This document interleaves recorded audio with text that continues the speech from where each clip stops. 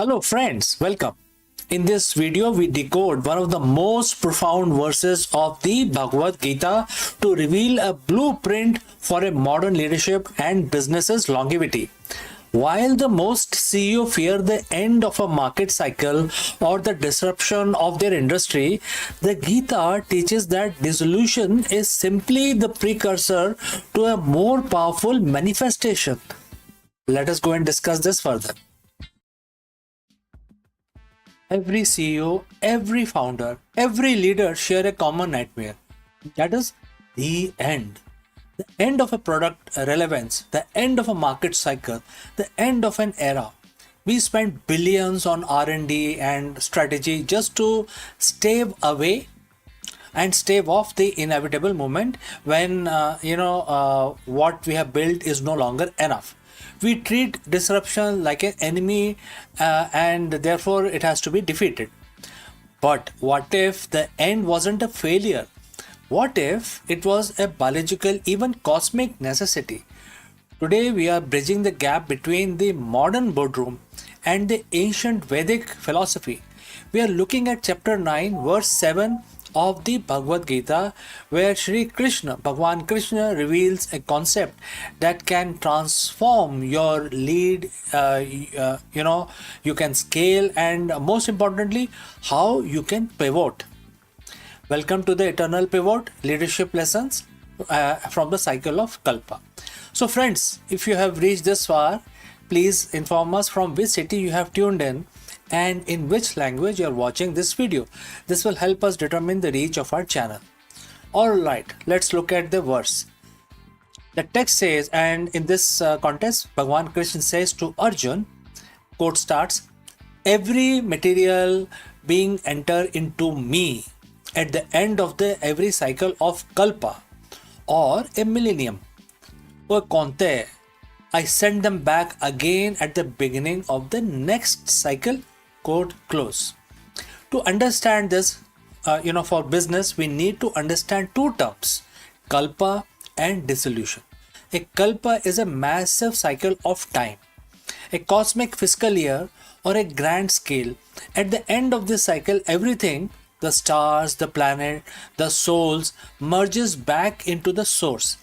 Nothing is destroyed in the scene, in a sense of vanishing into nothingness. It is simply pulled back into a state of potential. Potential energy, right? Then Bhagwan Krishna says, I send them back again. This is a first grade leadership lesson. Existence is cyclic, not linear. In business, we often try to force linear growth forever. But the Gita reminds us that everything that manifests must eventually be pulled back into the source, which is the core idea, the raw talent, the capital, etc., before it can be projected outward again in a better, more evolved form. Why do legacy companies fail? Because they try to fight the end of their kalpa. Think of Kodak, Nokia, or Blockbuster. They viewed their current form, their specific product, as permanent. When the cycle ended, they resisted the pullback to the source. They refused to dissolve their old identity, and as a result, they couldn't be sent back as something new. As a leader, your job is to identify when a cycle is closing. Is your current business model is being that has reached the end of the kalpa, or holding on to strategic simply because it worked in the last millennium? Very profound question, isn't it? I think all of you can try and answer in your business. Bhagwan Krishna's wisdom here is about strategic detachment. He doesn't mourn the end of kalpa. He facilitates it because he knows the next cycle is already planned. A Gita-aligned CEO doesn't see a market crash as a catastrophe. They see it as the universe clearing the whiteboard for a new, more efficient design. So how do you apply this? We call it the eternal pivot. The eternal pivot is the ability to withdraw your energy, resources, and talent from a dying cycle and bring them back to the source, which in your case is your core purpose. When you pivot, you aren't changing who you are changing how you manifest. There are several things that you need to take care. First, identify the end of the cycle signal. High customer acquisition cost, stagnation in innovation, or a shift in the cultural values. These aren't just problems, they are the kalpa signals. Number two, embrace the dissolution. Don't just fix a broken department. Sometimes you have to dissolve it completely. Let the talent and the capital return to the center. Number three, remanifestation. Ask yourself, if you were starting from scratch today with the wisdom of the past, what would I send back into the world? This is exactly what Krishna does. He doesn't just repeat the previous cycle. He sent beings back again, fresh, renewed, and ready for the new era. Leading from the verse 7 means leading with a cosmic perspective. It removes the ego from the pivot. If you believe you are your current product, a pivot feels like a personal death. But if you see yourself as the facilitator of the cycle, like Bhagwan Krishna of your organization, then the pivot becomes your greatest act of creation. You become a leader who's unshakable. When the industry is in chaos, you are calm because you understand the mechanics of the kalpa. You know that for something to be born, something must first return to the source. You aren't just managing people, you are managing the rhythm of evolution. Next time, when you face a major transition, a failed venture, or a shifting market, don't look at it as an ending of the your career, etc. Look at it through the lens of chapter 9 and verse 7. The cycle is closing so that the new one can begin. Your material being, your current project, is just returning to you so that you can send it back out, stronger, wiser, and more aligned with the future. Master this cycle, embrace the dissolution, and always be ready for the next kalpa. So friends, thanks for watching and thanks for listening. Now you go forth and lead the next cycle. If you have any questions, please feel free to send it across. Before I leave you today, a word about our affiliate partner. Stop settling for a good enough video. If your built-in laptop camera looks like a grainy mess, it is time for an upgrade. Want to instantly level up your video presence? I like to present the Lenovo Performance FHD webcam. This is a game changer for your desktop setup. Technically, this is packed. It has a very sensitive RGB sensor, very crisp photographs it takes. Also comes with 2 microphones on board, which helps you to record very clear voice in stereophonic format. And these microphones are very sensitive. You can actually move away from the camera up to 2 meters and these microphones will pick up your voice without any problem. This is a very strong piece. This is very sturdy.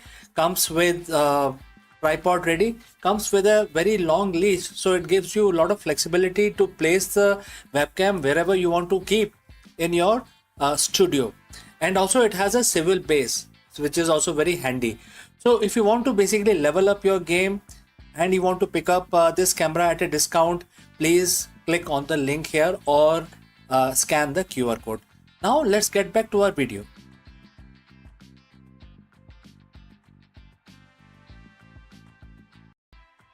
Friends, the universe isn't just expanding, it is going somewhere. From the mysterious great attractor to the inevitable big freeze, where everything actually heading? That's a very big question that we want to address today. In this video, we trace the ultimate trajectory of every star, galaxy, and atom in existence.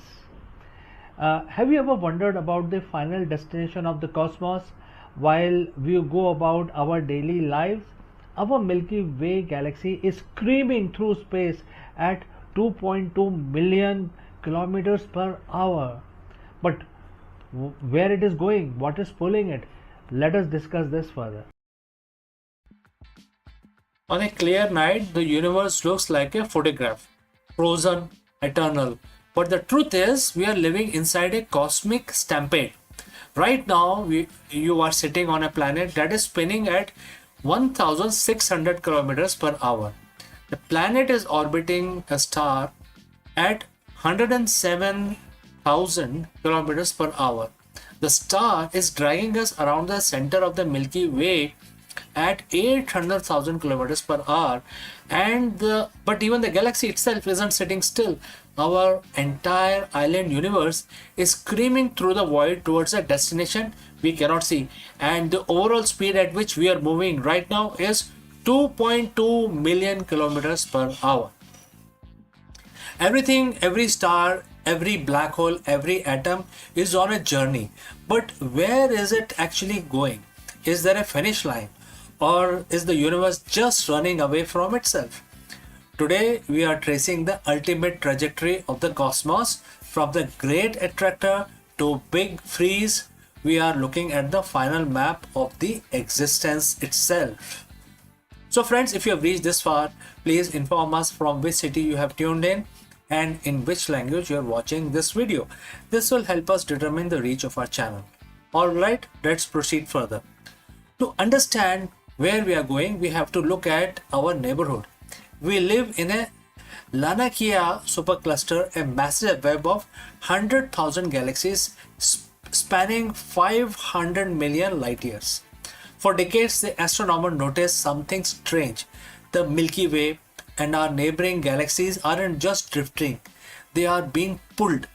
We are moving towards a specific region of space hidden behind the zone of avoidance, an area obscured by our own galaxy's dust, and therefore we actually cannot see clearly what is where we are going and what is pulling our galaxies.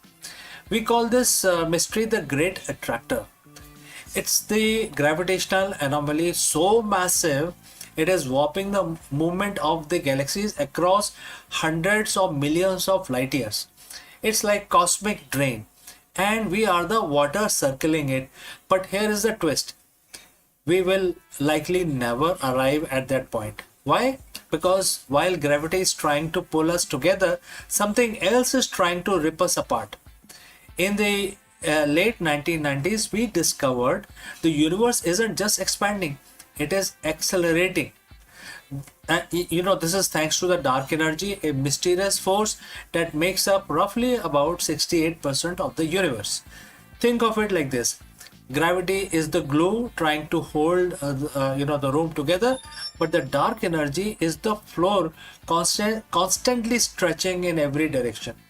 Because space is expanding faster than the speed of light at great distances, the great attractor is actually losing the tug of war.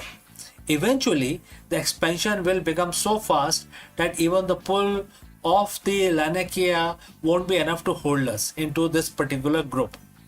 We are entering an era of the great divorce. In few billion years, every galaxy outside our local group will disappear beyond the cosmic horizon. They will be moving away so fast that their light will never reach us again. We will be left in a lonely, dark neighborhood. So if we aren't hitting the great attractor, what is our immediate destination then in that case? So in about 4.5 billion years, our own galaxy has a date with destiny. The Andromeda galaxy is currently heading straight for us at 110 kilometers per second, very high speed. This isn't a crash, it's a dance. The two galaxies will pass through each other, their stars rarely colliding because the space is so empty. Gravity will eventually pull them back together, merging them into a single massive elliptical galaxy dubbed as Milkomeda. By the time this happens, our sun will have become a red giant, likely swallowing the Earth. The solar system as we know it will be done. But the atoms that made up our body will be part of the brand new giant star system. But where does the journey finally end? If the expansion continues forever, we reach the ultimate destination, the big freeze, also known as the heat death of the universe. As the space stretches, the gas needed to create stars become too thin. One by one, the light of the universe goes out. The stelliferous era ends, which is known for star formation, and therefore the stars will stop forming. And the degenerate era will begin. Only white dwarf, neutron stars, and black hole will remain. The black hole era will be the third one, when black holes eventually evaporate through Hawking radiation. So, what is left? A universe at a uniform temperature of nearly absolute zero, no energy, no movement, no time. Everything that was once a planet, a person, or a galaxy will be reduced to thin mist of photons and electrons drifting in an infinite cold dark. It sounds bleak, but look at in another way. We are living in the golden age of the universe, a brief, brilliant window where the stars are close enough to see and the galaxies are close enough to touch. Everything is moving away, yes, but that makes the fact that we are here right now witnessing it, and all the more miraculous things are going to happen in the near future. We might not like where the universe is going, but we can only imagine what a view we have on the way there, right? So friends, thanks for watching, and if you want to keep exploring the edge of the cosmos, subscribe and join for the next journey.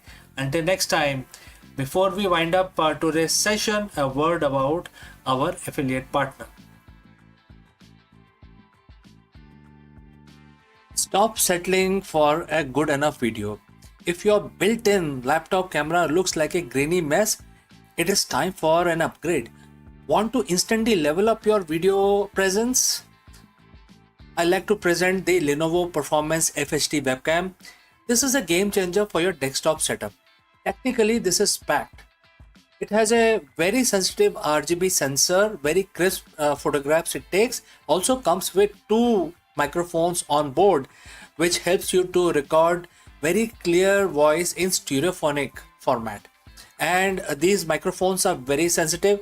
You can actually move away from the camera up to 2 meters, and these microphones will pick up your voice without any problem. This is a very strong piece. This is very sturdy. Comes with tripod ready. Comes with a very long leash, so it gives you a lot of flexibility to place the webcam wherever you want to keep in your studio. And also it has a swivel base, which is also very handy. So if you want to basically level up your game and you want to pick up this camera at a discount, please click on the link here or scan the QR code. Now let's get back to our video. Hello friends and namaskaram. What would happen to the global economy if the humans suddenly lost the ability to lie? Very important question, and therefore in this video we dive into the fascinating thought experiment. If honesty became the only option for every human on earth, which major industries would collapse first? From high-stake advertising to political campaigning to the complex world of corporate PR and everyday sales, we analyze the business model that depends entirely on the white lie. Let's go. Imagine waking up tomorrow in a world where white lies are physically impossible. You go to work, your boss asks, how was your weekend? And instead of the polite, it was great, thanks, you are compelled to say, it was miserable. I spent the whole time stressed about this presentation. Now imagine that the same filter or lack of thereof applied to every transactions, every advertisement and every political speech on the planet. Today we are embarking on a thought experiment. If the humanity suddenly lost the ability to deceive, which industries would crumble under the weight of the absolute truth? We are looking at the sectors built on foundation of the lie. First, let's look at the titan of the industry that might face the swiftest collapse, which is Advertising. Market is often described as the art of persuasion, but let's be honest, it frequently relies on misleading implications. Think about the weight loss supplement that claims this pill will help you shed pounds. Is it a lie?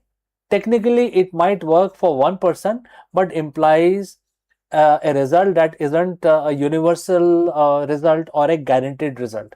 If human couldn't lie, ads would have to become terrifyingly literal. No more the best coffee in the world. Just this coffee is produced by a factory that pays its employee minimum wage and use medium quality beans. The industry spent billions on creating a vibe rather than conveying the data. If we strip away the aspirational imagery and exaggerated promises, the entire multi-trillion dollar advertising machine would grind to an halt. Then there is the classical industry, which is used in the as a car salesman. We have all heard the stories about the cars that is in perfect condition, right up until the moment it leaves the garage. This industry relies on information asymmetry, the idea that the seller knows the flaws and the buyer doesn't. If a salesperson was suddenly incapable of omitting the fact that the transmission is failing or that the vehicle was in floods, business model would implode instantly. It's not just cars. It's any business where the seller holds more information than the buyer. In a world of absolute truth, buyer beware disappears, replaced by seller forced to confess. Without the ability to bury the bad news, these transactions would become either brutally honest or non existent. So, friends, if you have reached this far, please inform us from which city you have tuned in and in which language you are watching this video. This will help us determine the reach of our channel. Now, let's talk about the industry that thrive on the spin, which is politics. The public relation is in many ways the art of controlling a narrative by selecting which truth to be highlighted and which to bury. If the politicians are incapable of lying, the standard campaign trail would disappear overnight. Imagine a debate where a candidate is asked, "How will you fund the tax cut?" And they are forced to say, "I have no idea. I'm just saying this to get your vote." The political apparatus, which is built on campaign promise that was rarely kept, would require a total restructuring. It wouldn't just be very embarrassing, it would be immediate crisis of legitimacy for governments worldwide. We have to touch on the corporate office too. The white lie is a grease that keeps the professional engine running. Your presentation was great. I will get right on that. Or it's not you, it is the company restructuring. Research shows that maintaining these lies take immense mental and physical energy. While honesty is generally better for our health and stress levels, our professional culture is built on a layer of social cushioning. If that layer vanishes, the HR department would be overwhelmed and the professional relationships would either shatter or become purely fictional, right? The office wouldn't be necessarily go bankrupt, but the culture of modern workplace would be unrecognizable. So if the marketing, used car sales, political campaigning are in the danger zone, what would survive then? The industry is based on hard facts and tangible value, engineering, scientific research, and logistics. When you are building a bridge, you cannot spin the structural integrity. The truth is forced upon by the gravity itself. The company would survive and thrive are the ones that have been selling truth all along. In a world without lies, transparency becomes the ultimate competitive advantage. Ultimately, a world without lie would be a world of radical efficiency, but it would also be incredibly painful. We rely on these little lies to maintain our social fabric. So, what do you think, friends? If we had to choose one industry to wipe off from the map of the earth, would it be advertisers, the politicians, or the car salesmen? Let me know in the comments below, and don't forget to subscribe for more deep dives into what if of our world. Thanks for watching. I will catch you again very soon. Friends, the universe isn't just expanding, it is going somewhere. From the mysterious great attractor to the inevitable big freeze, where everything actually heading? That's a very big question that we want to address today. In this video, we trace the ultimate trajectory of every star, galaxy, and atom in existence. Have you ever wondered about the final destination of the cosmos while we go about our daily lives? Our Milky Way galaxy is screaming through space at 2.2 million kilometers per hour. But where it is going, what is pulling it? Let us discuss this further. Hello, friends. By now, we know that the 21-hour marathon peace talk between US and Iran have officially collapsed. What does this mean for the global stability and your wallet as well as mine? Therefore, in this video, we break down the dramatic failure of the Islamabad Peace Summit, where Vice President J.D. Vance and the Iranian negotiators failed to reach a ceasefire after nearly 21 hours of high-stake diplomacy. Following the expiration of the temporary 2-week ceasefire, the Middle East is now bracing for the return to active hostility and a massive economic ripple effect. Let us discuss this further. It's being called the most consequential 21 hours in the modern diplomacy. In a high-stake hotel room in Islamabad, Pakistan, the world held its breath as the Vice President J.D. Vance and the Iranian negotiators sat face to face for the first time in decades. What was the goal? The goal was very set: to stop a war that has already crippled global trade and brought the Middle East to its knees. But as of this morning, which is April 13, 2026, the silence from the Serena Hotel was broken by a single devastating sentence from the US delegation: no deal has been reached. The temporary 2 weeks ceasefire has now also expired. The peace deal has collapsed, and as the diplomats head back to the airport, the markets are already reacting. Oil is spiking, gold is hitting record high, and the drums of war are beating louder than ever. Today we dive deep into understanding what exactly is going on, and why the Islamabad Peace Summit failed, and what this means for the global economy as we brace for the fallout. So friends, if you have reached this far, please inform us from which city you have tuned in and in which language you are watching this video. This will help us determine the reach of our channel, and I will also know who's watching which segment, etc. Now let's proceed further. To understand why this failed, we have to look at the clock. The talks began with a glimmer of hope. President Trump had sent high-powered team headed by Vice President J.D. Vance, Special Envoy Steve Witkoff, and Jared Kushner. They were meeting an Iranian delegation led by Mohammad Bagher Kalibaf. For 15 hours, the talk were described as expert-level discussions. They were exchanging text, debating the finer points of a 15-point proposal. But by hour 20, the atmosphere completely shifted. US presented, what they called their best and final offer. The core of the American demand was simple: Iran must provide an affirmative commitment to stop all nuclear enrichment and immediately, unconditionally reopen the Strait of Hormuz. The Iran response, they called the demand excessive. Tehran counter-offered with their own 10-point plan, demanding the immediate withdrawal of all US forces from the Middle East and lifting of all sanctions before a single ship moved through the Strait of Hormuz. By 4 a.m. local time, the deadlock was absolute.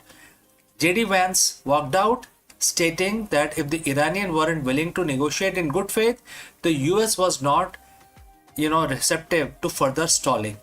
The open hand of diplomacy has been replaced by a closed fist. This isn't just a political failure, it's an economic catastrophe. Why does a meeting in Pakistan matter to someone in New York, London, or Tokyo? There is only one answer, and that is Hormuz. The Strait of Hormuz is the world's most important oil artery. Currently, it is under an effective stranglehold. During the ceasefire. There was a hope that the blockade could be lifted. Instead, no deal news has sent oil prices into a vertical climb. Analysts at Goldman Sachs and S&P Global are warning that if the hostility resumes, we are looking at a price of $150 per barrel, and this is going to become a reality. But it is not just oil. Let's look at gold. We have seen gold surge over $100 an ounce in mere minutes, hitting record height as investors flee to safer havens. The Gulf economies, nations like Qatar and Kuwait, which rely entirely on the strait, are looking at potential recession of up to 5% this year. Supply chain. Let's look at how this will impact supply chain. From semiconductor to food imports, the Middle East, stress test is basically completely failing, and it is going to basically create a major problem for the world. Iran has already struck Amazon data centers in Bahrain and UAE earlier this year.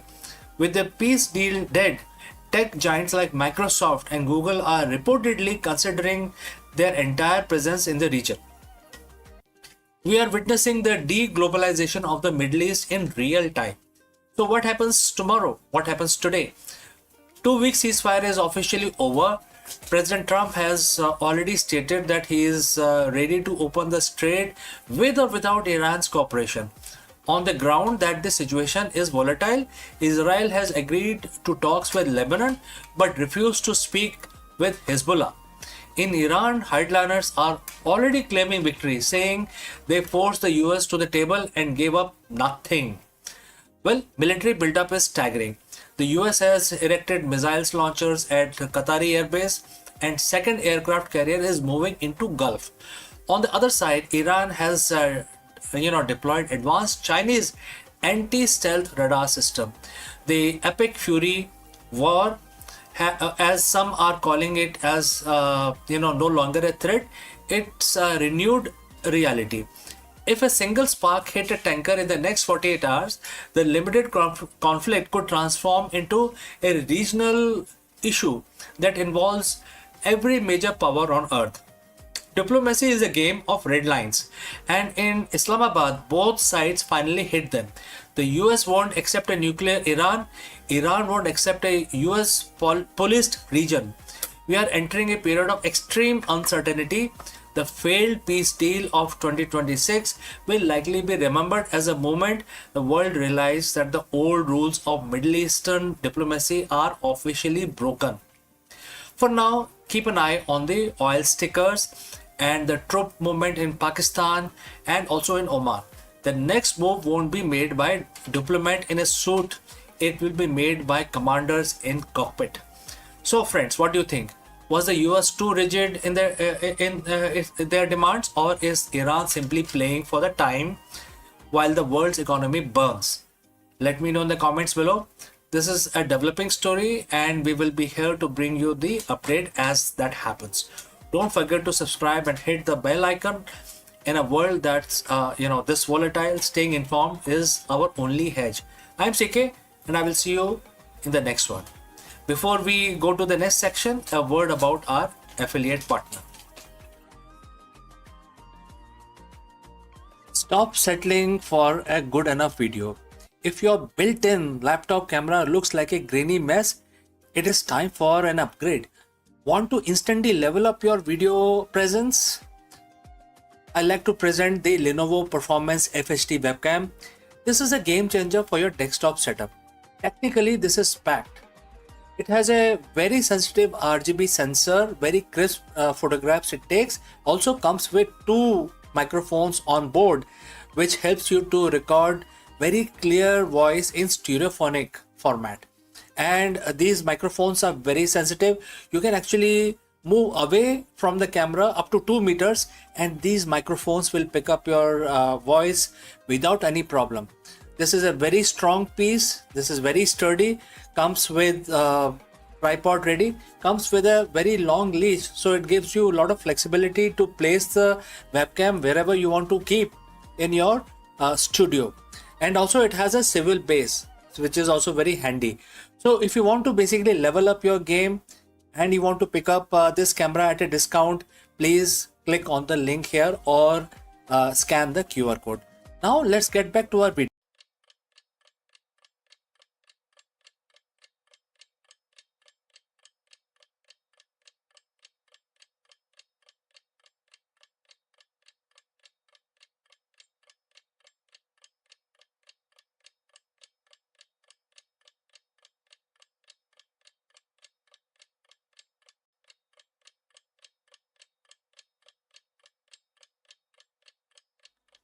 Imagine a darkness so deep it lasts 336 hours, where temperatures plummet to a lethal minus 170 degrees Celsius. If our technology fails for even a second, the Artemis base camp batteries will freeze solid, ending the mission forever. Here is how we use the fission power to survive the shadow. So in this video, we will learn more about it. NASA is about to build the ultimate fortress on the surface of the lunar South Pole. But there is one giant problem: the brutal 2 week night. By deploying a towering vertical solar array and burying the habitats under the protective lunar regolith, we are finally hacking the moon's environment. Therefore, in this video, friends, we will be studying the engineering behind our lunar survival. Let's go. Welcome once again, everyone. When we talk about returning to the moon, we often focus on the excitement of the landing, the dust kicking up, the iconic first steps, and the exploration of the lunar surface. But there is a silent, invisible antagonist that has claimed more missions than any other, which is the lunar night. For those living on Earth, night is brief 12-hour cycle, but on the moon, the sunset and doesn't return for 14 Earth days.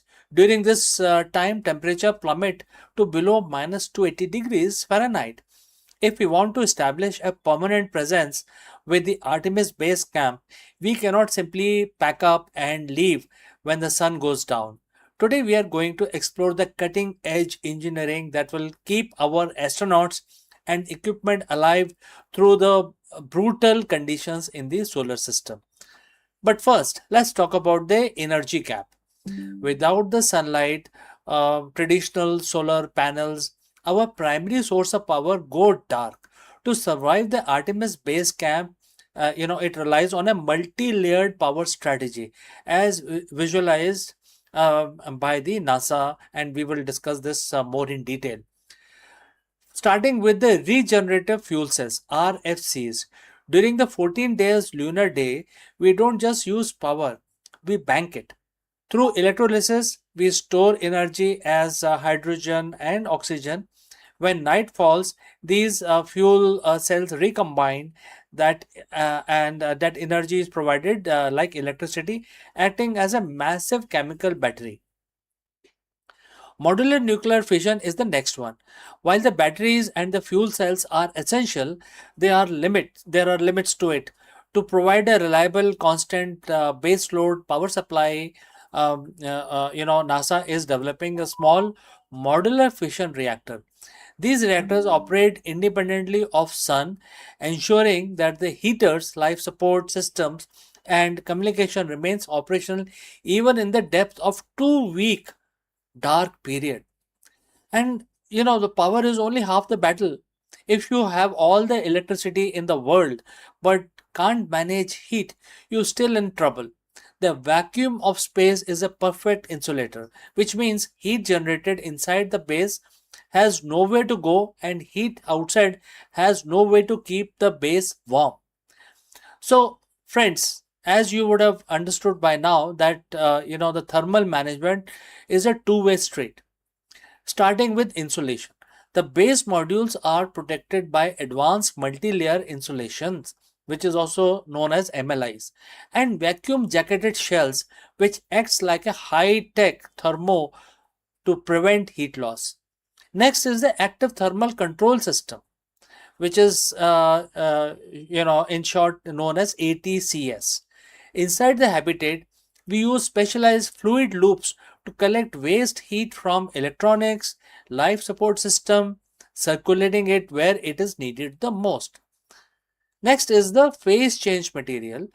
We also use thermal mass as buffer. Think of this as thermal sponges. During the day, they absorb excess heat. During the night, they release that energy slowly to keep the interior's climate stable. This survival isn't just hardware; it is a strategy.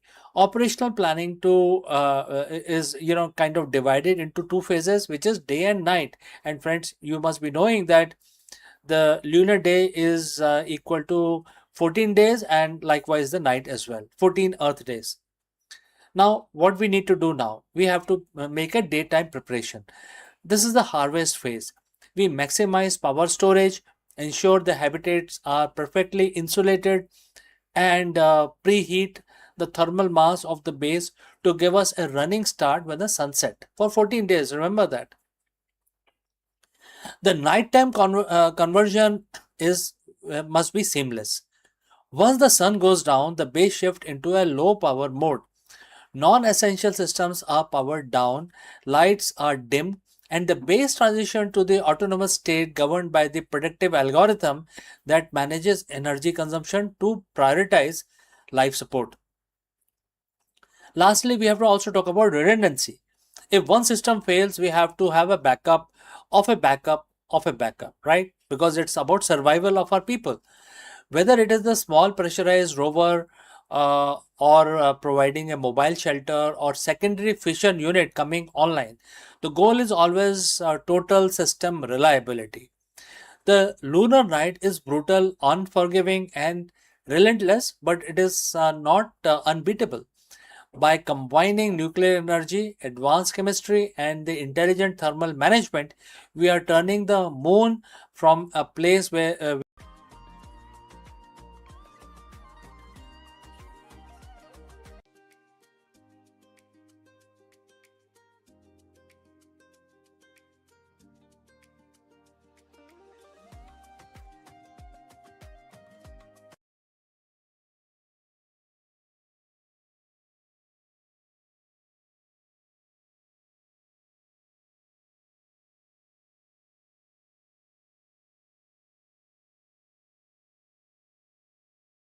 Hello, friends. Welcome once again. The biggest question in the boardroom today is the CEO or the leadership burnout. And it's becoming a very big problem in the 21st century, especially in 2026. So, let me ask you, can ancient wisdom solve the 21st century burnout crisis? Therefore, in this video, we dive deep into Bhagavad Gita to uncover the secret weapon of the world's most effective CEOs, the inward gaze. While most leadership training focuses on the external strategy, the Gita teaches that the true power comes from the internal mastery. Let us explore this further. Friends, close your eyes for a second, but not that long because you got a company to run. Think about your morning. How many notifications did you get before you wake up, right? So as you waking up, you see so many notifications in your email, right? A market dip in Asia, a key hire resignation, a competitor's aggressive new acquisition. As a CEO, your mind is battlefield. You are expected to be most external person in the organization, watching the charts, the people, and the future as well.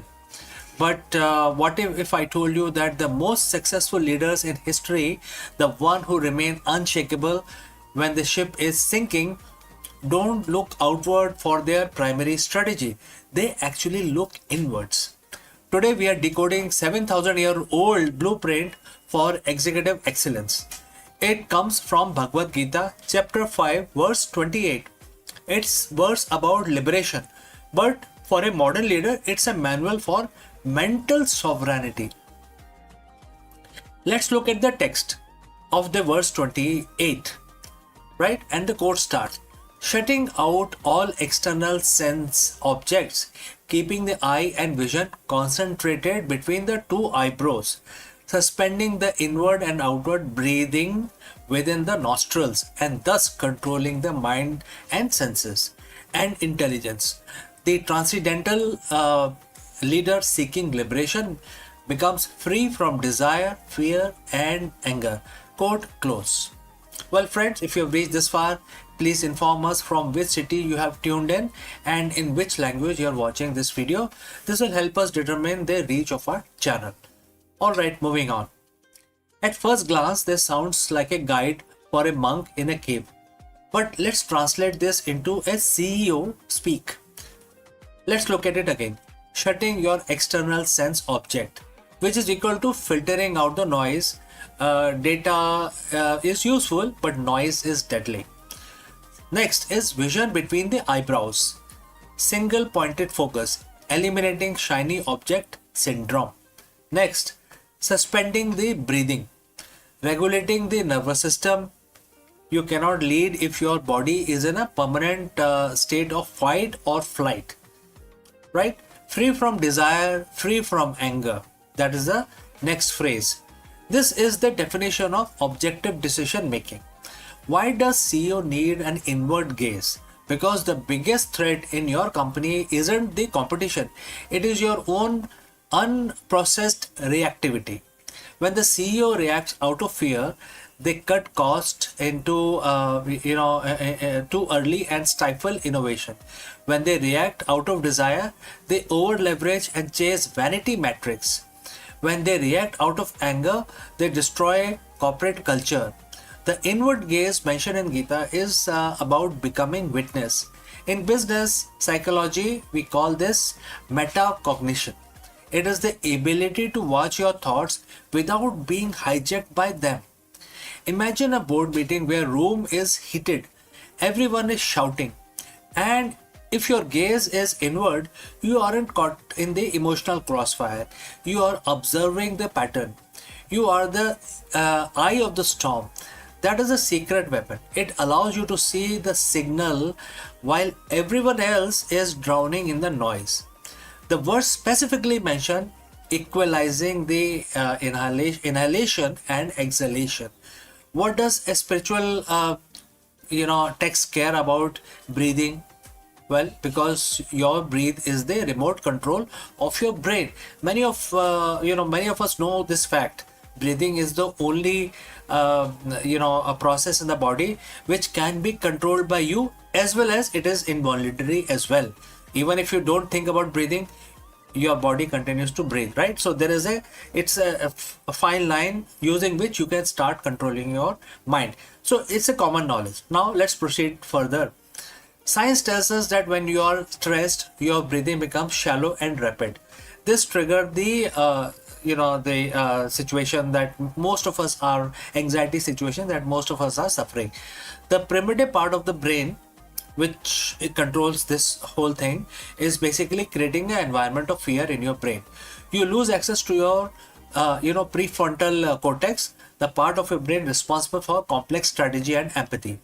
The Gita was teaching biohacking long before the term even existed. By equalizing the breathing, you manually reset your nervous system. The boardroom application, how does it apply in the boardroom? Before you walk into a high stress negotiation, or before you hit that send button on a difficult email, you practice verse 28. You equalize the breathing. You move from state of threat to the state of resourcefulness. This is how you command a room without saying a word. And that is a true executive presence. The final part of the verse says this path leads to liberation. For a CEO, what is liberation?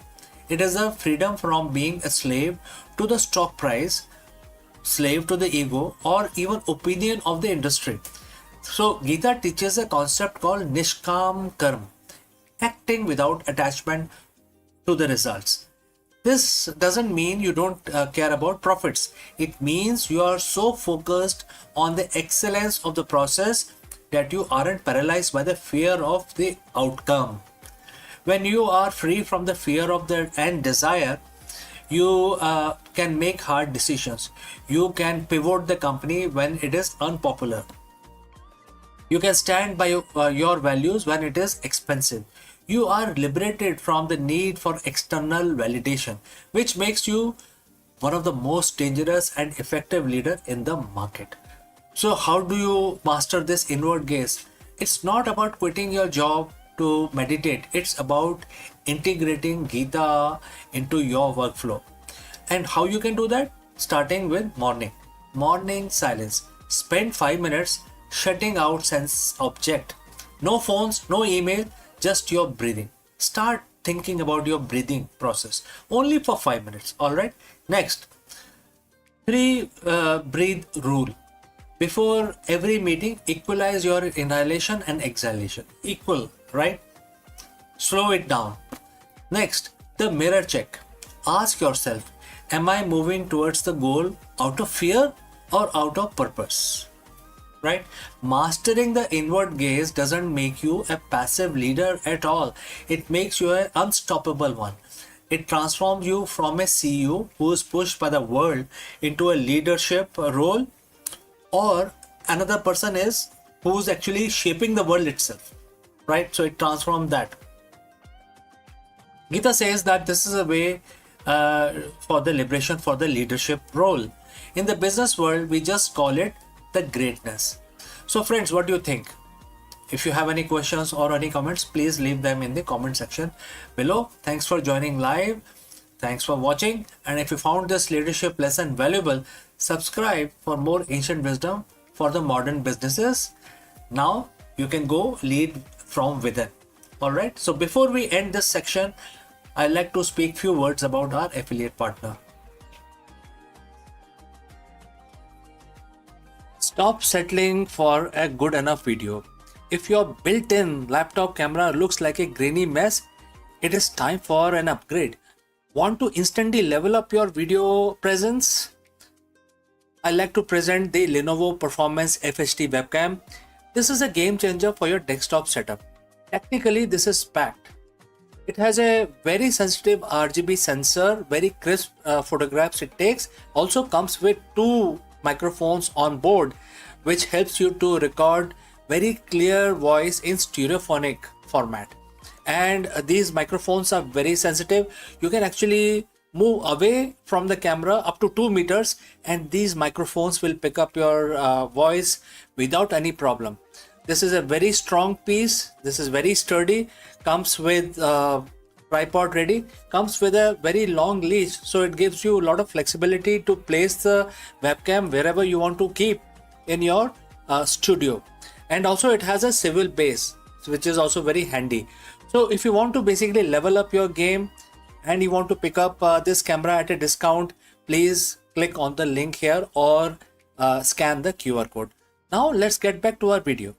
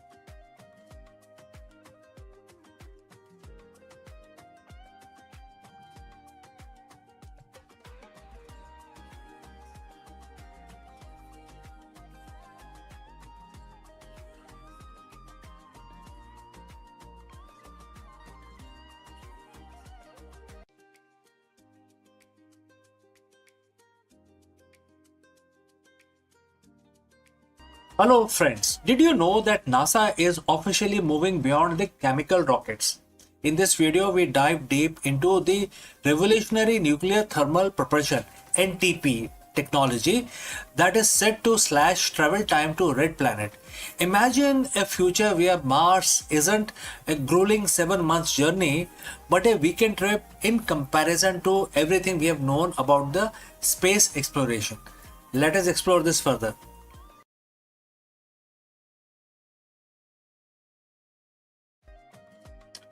So for 60 years, we have been stuck. Every time we look at Mars, we are staring at a 7 to 9 months commute between Earth and Mars. That isn't just a long time; it is dangerous time. Every day, every day in deep space is another day of the cosmic radiation, muscle atrophy, and the psychological toll of the isolation. But what if we could break that speed limit of space travel? What if we could treat the journey to the red planet not in months, not in years, but in few days, right? Like a weekend trip in comparison to the current tech. NASA has just officially crossed the Rubicon with the announcement of SR1 Freedom and a roadmap of 2028. The era of chemical rocket is ending. Today we are looking at the nuclear engine that are finally turning science fiction into an interplanetary reality. So friends, if you have reached this far, please inform us from which city you have tuned in and in which language you are watching this video. This will help us determine the reach of our channel. Alright, moving on. To understand the future, we have to look at why we cannot reach at this point in time, and currently why it is slow. Our best rockets today are chemical combustion. We all know that liquid hydrogen and liquid oxygen. They are very powerful, but they are incredibly inefficient. Think of it like this. A chemical rocket is like a high performance dragster. It's a massive oomph at the start, but it burns through its fuel in minutes. Once you are in orbit, you are basically a glider. By switching to nuclear, we aren't just adding more fuel, we are doubling the energy we get out of every gram of the propellant. So how does a nuclear engine actually works? Unlike the nuclear power in a plant on Earth basically that makes electricity, a nuclear thermal rocket NTR is much more direct, and it has several components starting with core. We have a compact fission reactor using high assay low enriched uranium, right? And it then create energy, which then send it to the nozzle, etc. And therefore we have to talk about the propellant. We pump the liquid hydrogen through the white hot core reactor, and then it basically comes out of the other side at very high speed. So now we have to talk about expansion. In less than a second, the hydrogen goes from minus 420 degrees Fahrenheit to 5000 degrees Fahrenheit, which then creates a huge thrust. So now let's talk about this thrust. The superheated gas screams out of the nozzle at a speed no chemical fire could ever reach. This is the holy grail of the propulsion. It gives us the high thrust of a rocket with a very long-term efficiency of an electric drive. We are currently in the pivotal year. As of April 2026, the design is right now on the drawing table. However, there is a roadmap, and that is June 2026. The final hardware development begins, and the mission will be SR1. It's a design as a nuclear electric hybrid. It uses the reactor to generate massive amount of electricity, powering high efficiency thruster to basically increase the speed. And it can run for months. It can go for very long time. And what is the goal? The goal is a direct Mars mission capability by 2028. This isn't just a lab experiment anymore. We are building the flight hardware right now. So when we say weekend trip, we are talking about relative transit time. By cutting the journey to Mars from 250 days down to 100 or even 60 days, we solve the two biggest threats to human life. Number one is radiation. Less time spent in the void, which is open space, lower the dose of the solar particles or any cosmic radiation. Number two is the abort capability. Nuclear engines allow us to turn around or change course. Well, in a chemical rocket, once you are on your path, you are committed. Nuclear gives the pilot a steering wheel. Our multi-planetary future, which is to the stars, will have, will always remain a dream if we do not have faster mode of transport. We just don't have the engine to reach them. Why, right? So if we want to go to other worlds, other stars, we need faster mode of transport. So with the breakthrough that we are going to see in 2026, the gap between Earth and Mars is finally closing. We are no longer limited by how much fire we can make. We are now limited only by our ambition to explore. So friends, we have come to the end of our discussion today. My name is CK and you are watching Akulmach.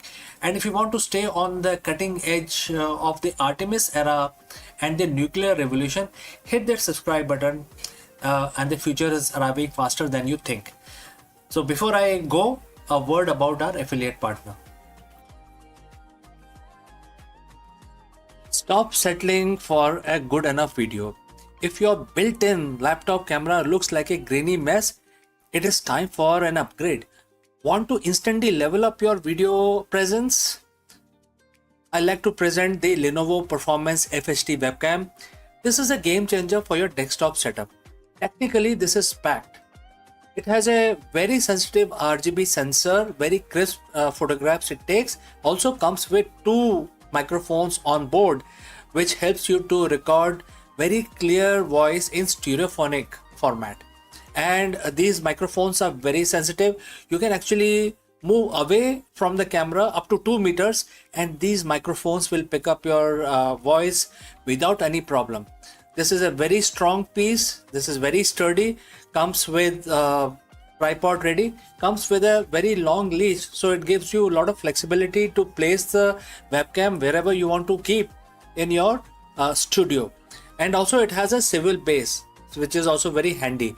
So if you want to basically level up your game and you want to pick up this camera at a discount, please click on the link here or scan the QR code. Now let's get back to our video.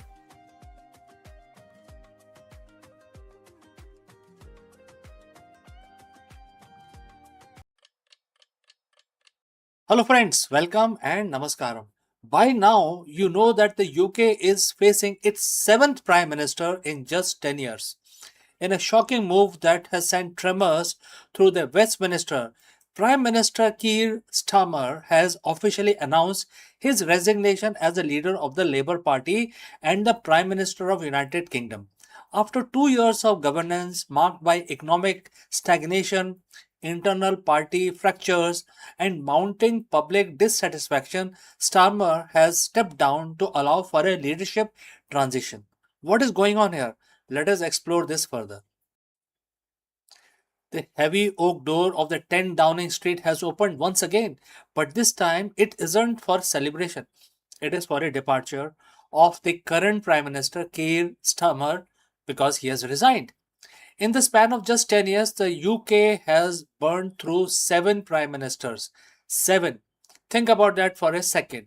That is not just a leadership crisis, that is a systemic failure, a revolving door that seems to have been broken off its hinges. Today, we aren't just talking about the resignation, we are talking about a nation at its breaking point. We're talking about a country caught in a crossfire of unresolved history and struggling economy and an electorate that is frankly exhausted. Today, we are diving into the chaotic, messy, and crucial reality of Britain in 2026. How did we get here? And more importantly, where do we go next? So, friends, if you have reached here so far, please let us know from which city you have tuned in. This will help us determine the reach of our channel. Now, let's continue. The resignation didn't happen in a vacuum. The rumors had been swirling for weeks. The internal polling was toxic. The backbenchers were restless, and the public was checked out. When Stammer walked into that room, the air in Westminster was heavy. There was no grand strategy, no triumph exit. It was an acknowledgement of a reality that everyone in the country had felt for months. The government was paralyzed. You see, the narrative around Stammer's exit isn't just about his specific policies, it's about the burden of the crisis cycle. Every PM for the last decade, during the last decade, has inherited a house on fire, only to pour gasoline on it instead of water.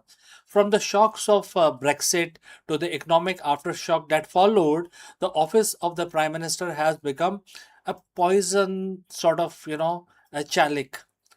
This wasn't just a political defeat, it was a total collapse of the authority, and when that authority crumbles, the nation follows. To understand why Stammer resigned, we have to talk about the elephant in the room, or rather, the elephant that never left, which is the Brexit. 10 years ago, the country voted to leave the European Union. Many promised that it would be by a new dawn. Instead, it became a decades of negotiation, litigation, and stagnation. We were told it would get done. It never really did. The division created in 2016 did not disappear. They fossilized. They paralyzed the parliament. They split the public. The Sturmer promised a reset. He promised to fix the trade relationships, to stop the infighting. But you cannot fix a foundation that is still shifting. Business sentiment has been battered, investment has been shy, and while the politicians were busy debating the fine prints of the trade deals, the cost of living was quietly and then loudly shredding the middle class. By the time Sturmer took the keys, the country was looking for a savior, but the math just didn't add up. Let's look at the numbers because at the end of the day, that is what this is all about. It is about your wallet. It's about the price of milk. It's about the mortgage rate, and that have kept the families awake at night. The UK economy is sluggish. We have seen the growth stall, inflation lingers, and the global market look at the London with a mix of pity and concern. When a country changes its leader as often as some people changes their cars, global investors get nervous. And when they get nervous, they pull their capital. The Sturmer's tenure was supposed to be the stability era. That was the pitch. But the stability requires political capital, and the Sturmer spent his capital trying to please too many factions. He tried to bridge the divide between the traditionalists and the modernizers, the Brexit leavers and the remainers. And trying to please everyone, he ended up pleasing no one. The national crisis isn't just a buzzword, it is the inability to pass long term policy because the government is always one scandal away from a leadership challenge. So here we are, June 2026, a vacancy at number 10 once again. So who steps in now? Who steps in into Stammer's shoes? Who wants the job? And more importantly, who can do this job? We are facing a leadership race that will likely be more about survival than vision. The next person to step into that office will inherit the same problems: the fractured economy, the divided public, and the parliament that has forgotten how to work together. The question isn't who will be the eighth prime minister. The question is, can the eighth prime minister survive? When I say eighth prime minister, which is the eighth prime minister in last one decade. The British public is tired. They have been promised change for 10 years. They have been promised getting Brexit done, leveling up, resetting the economy, and stability. They are tired of slogans. They just want results. Britain is at the breaking point, but every breaking point is also a turning point. Maybe the cycle of stability forces a change in how the government is run. Maybe it forces a return to real substantive policy over sound bites, or maybe it is a warning. So, friends, I want to hear from you. We have seen 7 leaders in a decade. Has the system failed, or is it the just the price of modern democracy? Drop a comment below and let's keep this conversation civil but be honest. If you found this breakdown helpful, please hit that like button. It helps us getting this analysis to more and more people. And don't forget to subscribe. We will be tracking every development of this leadership race right here. Thanks for watching. Stay informed, and I will catch you again in the next one.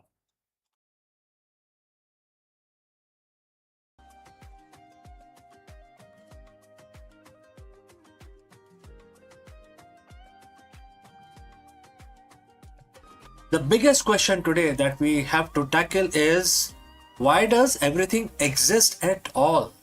For decades, the physicists have been haunted by the antimatter mystery.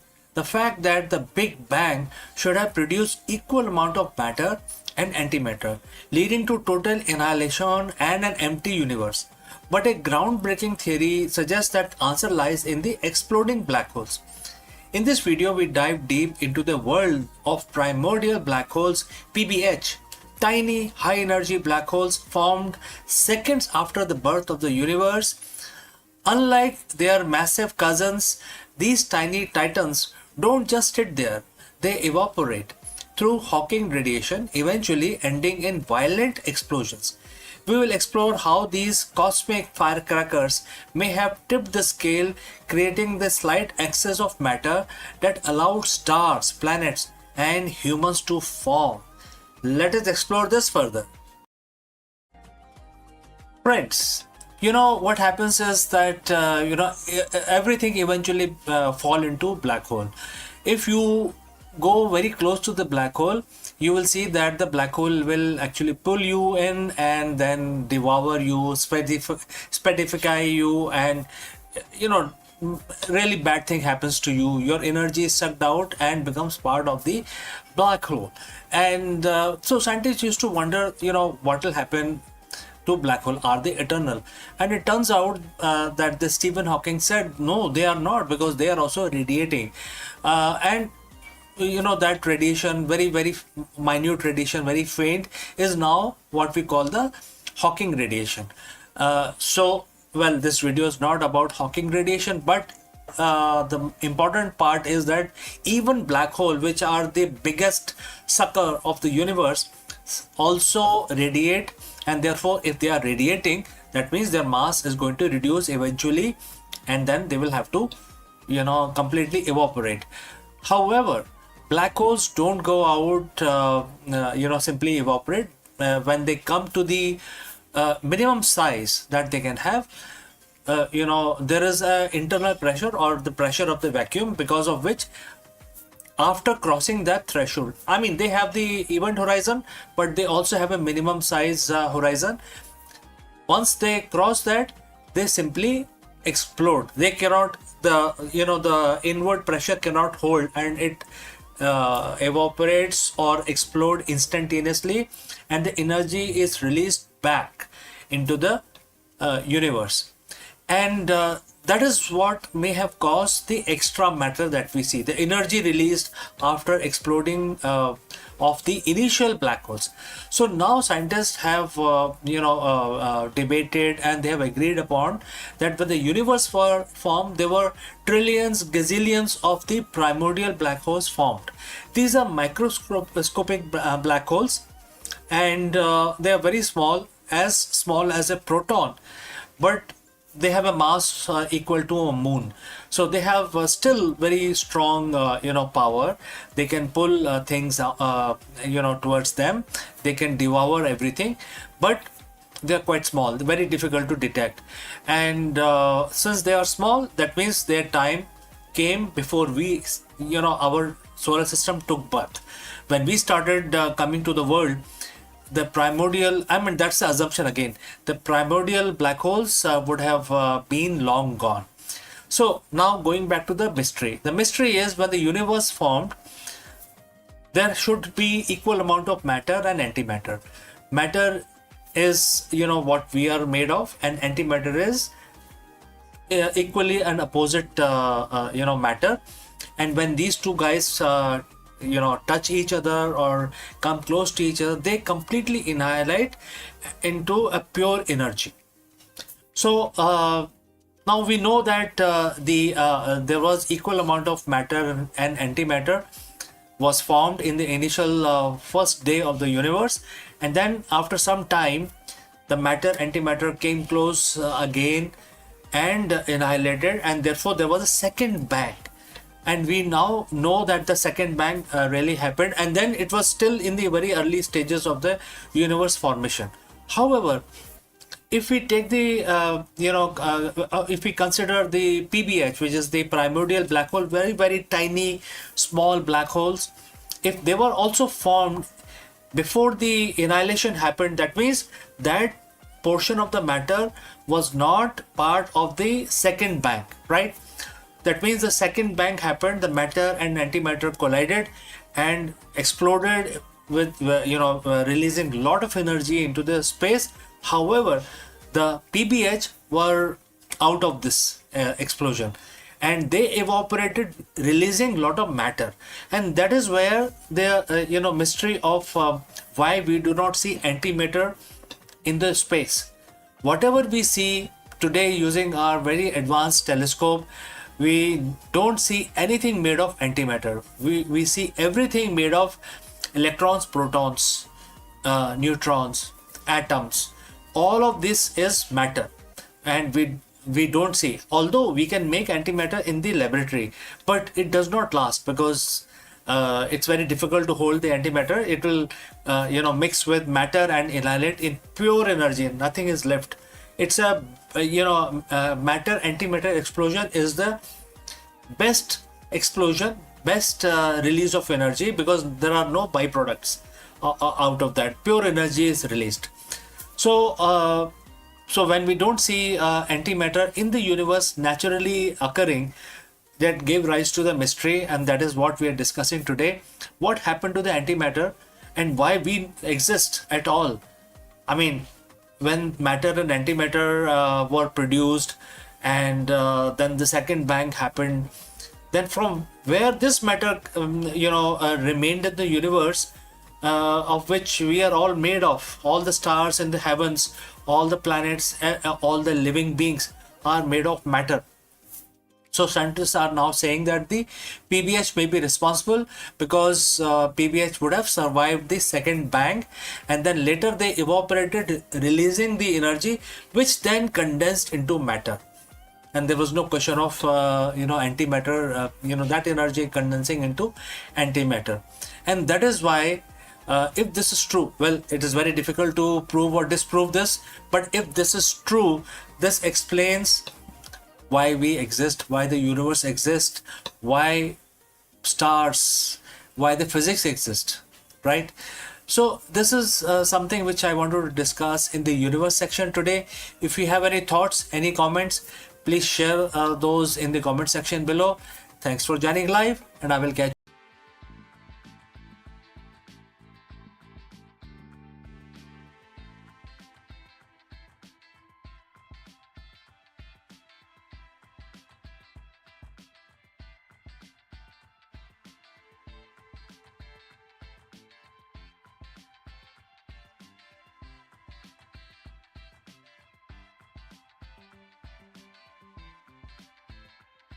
In every cafe, the ritual of espresso feels like alchemy. Steam hisses, aroma bloom, and the tiny cup promises intensity beyond its size. Yet, behind this daily magic lies a hidden order, a choreography dictated not by chance but by physics. Water under pressure doesn't simply sip through the coffee. It navigates labyrinth of particles, carving channels and balancing resistance, and of course unlocking flavors in a precise sequence. The perfect shot, that exclusive harmony of sweetness, acidity and bitterness, is less an accident of artistry than a triumph of fluid dynamics. To understand the espresso is to glimpse the invisible law that governs the flow, pressure, extraction, and where the science and the taste coverage in a single sip. So let's find out more. In the quiet hum of cafe, where the hiss of steam and the clink of porcelain cups form a familiar symphony, lies a mystery that has puzzled baristas and scientists alike. Why is espresso is so difficult to make in consistently? So one day the shot is rich, velvety, and crowned with a golden crema. The next it is thin, bitter, or sour. So behind this fickleness is not just art but physics. An intricate dance of water, pressure, and porous coffee grounds. At its heart, espresso is a story of flow. Hot water, driven by 9 bars of pressures, must weave its way through a tightly packed bed of ground coffee, and each particle is tiny labyrinth and offering resistance, redirecting streams and shaping flavor. But here lies the paradox. Coffee grounds are not uniform. They are a chaotic mix of fine dust and larger granules, creating uneven pathways. So water, ever obedient to physics, seeks the path of least resistance. It carves the channel, rushing through the looser pockets while the neglecting dense one. So the result is uneven. Extraction, some grounds surrender their rich oils and sugar, while the other remains stubbornly untouched. So before we go further, if you have reached this far, please inform us from which city you have tuned in and in which language you are watching this video. This will help us to determine the reach of our channel. So let's understand the coffee more. So physicists studying espresso have turned to fluid dynamics and porous media theory to decode this puzzle. They discovered that the grind size and the distributions are critical. Too fine and the bed becomes near solid wall, choking the flow, producing bitterness. Too coarse and the water gushes through and leaving the flavor behind. The sweet spot lies in balance, a grind that allows water to permeate evenly, neither flooding nor suffocating. But the grind alone is not enough. Packing the ground, known as tamping, introduces another layer of physics. A uniform tamp creates a level surface, ensuring pressure is distributed evenly. An unseen tamp tilts the battlefield, encouraging water to rush through one side, creating a dreaded channeling and experiment with this high-speed cameras and sensors have shown how even slightest inconsistencies in tamps can alter the trajectory of water, changing the chemistry of the cup. So temperature too also plays a vital role. Water at 92 or around 96 degrees centigrade extract a soluble compound differently depending on its heat. Sugar dissolve quickly and acids more slowly, and the bitter alkaloid last of all. So a stable temperature ensure these compounds emerge in harmony, producing the balance complexities Expro is known for. So fluctuation, however, is like a timeline. It creates a timeline, and too cool and acidity dominates, too hot and the bitterness overwhelm. So recent breakthrough came when the physicist modeled espresso extraction using computational simulations. They created the coffee bed as a porous medium, alike to soil or sandstone, and applied equation of fluid flow.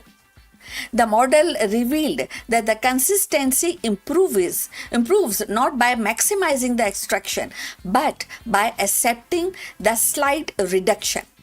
In other words, aiming for 20% of extraction rather than pushing towards 25% yield more reliable results. So this counterintuitive insight reframe the espresso not as a quest for perfection in every particle, but a balance across the whole bed. For baristas, these findings are liberating. So they suggest that the precision tool grinding with uniform burrs and tempers with calibrated pressure machines with stable thermal systems are not luxuries but necessities for consistency. So they also highlight the artistry of restraint. Knowing when to stop purchasing the last drop of flavor and instead embracing the physics of flow. So, beyond the cafe, the implication ripples outward. Espresso became a metaphor for complexities in porous system.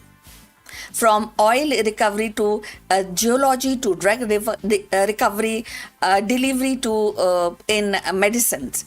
The same equation that describe water through coffee grounds can model fluid through tissues or rocks. So in this way, the humble espresso shot connects the morning ritual to scientific frontiers. And so the next time when you sip perfectly balanced espresso, remember it is not just the skill of barista nor the quality of beans, but the invisible hand of physics guiding every drop. So within that small cup lies a universe of equation, a symphony of flow, and the quiet triumph of science over chaos. So in the end, the pursuit of perfect espresso is not simply about taste. It is about harmony between science and ritual. So every shot embodied the law of flow and the resistance, the balance of heat and pressure, the subtle choreography of countless particles yielding their essence to water. So what once seemed like a chance is revealed by physics in motion and a quiet order beneath the chaos. So each cup becomes more than a beverage. It is a distillated lesson in precision, patience, and the beauty of natural laws. So to savor the espresso is the savior of triumph of science made tangible, where the flavor flows as predictably as equation, yet still feels like a magic in the hand. So we have come to the end. Thanks for watching. We look forward for your comments. Please like and subscribe our channel and see you in the next one. But before we end, a few words from our affiliate partner. Stop settling for a good enough video. If your built-in laptop camera looks like a grainy mess, it is time for an upgrade. Want to instantly level up your video presence? I like to present the Lenovo Performance FHD webcam. This is a game changer for your desktop setup. Technically, this is packed. It has a very sensitive RGB sensor, very crisp photographs it takes. Also comes with two microphones on board, which helps you to record very clear voice in stereophonic format. And these microphones are very sensitive. You can actually move away from the camera up to 2 meters and these microphones will pick up your voice without any problem. This is a very strong piece. This is very sturdy. Comes with tripod ready, comes with a very long leash, so it gives you a lot of flexibility to place the webcam wherever you want to keep in your studio. And also it has a swivel base, which is also very handy. So if you want to basically level up your game and you want to pick up this camera at a discount, please click on the link here or scan the QR code. Now let's get back to our video.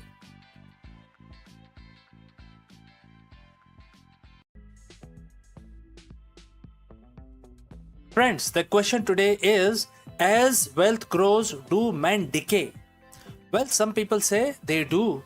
Today, we will dive deep into the paradox of progress and the hidden cost of wealth accumulation.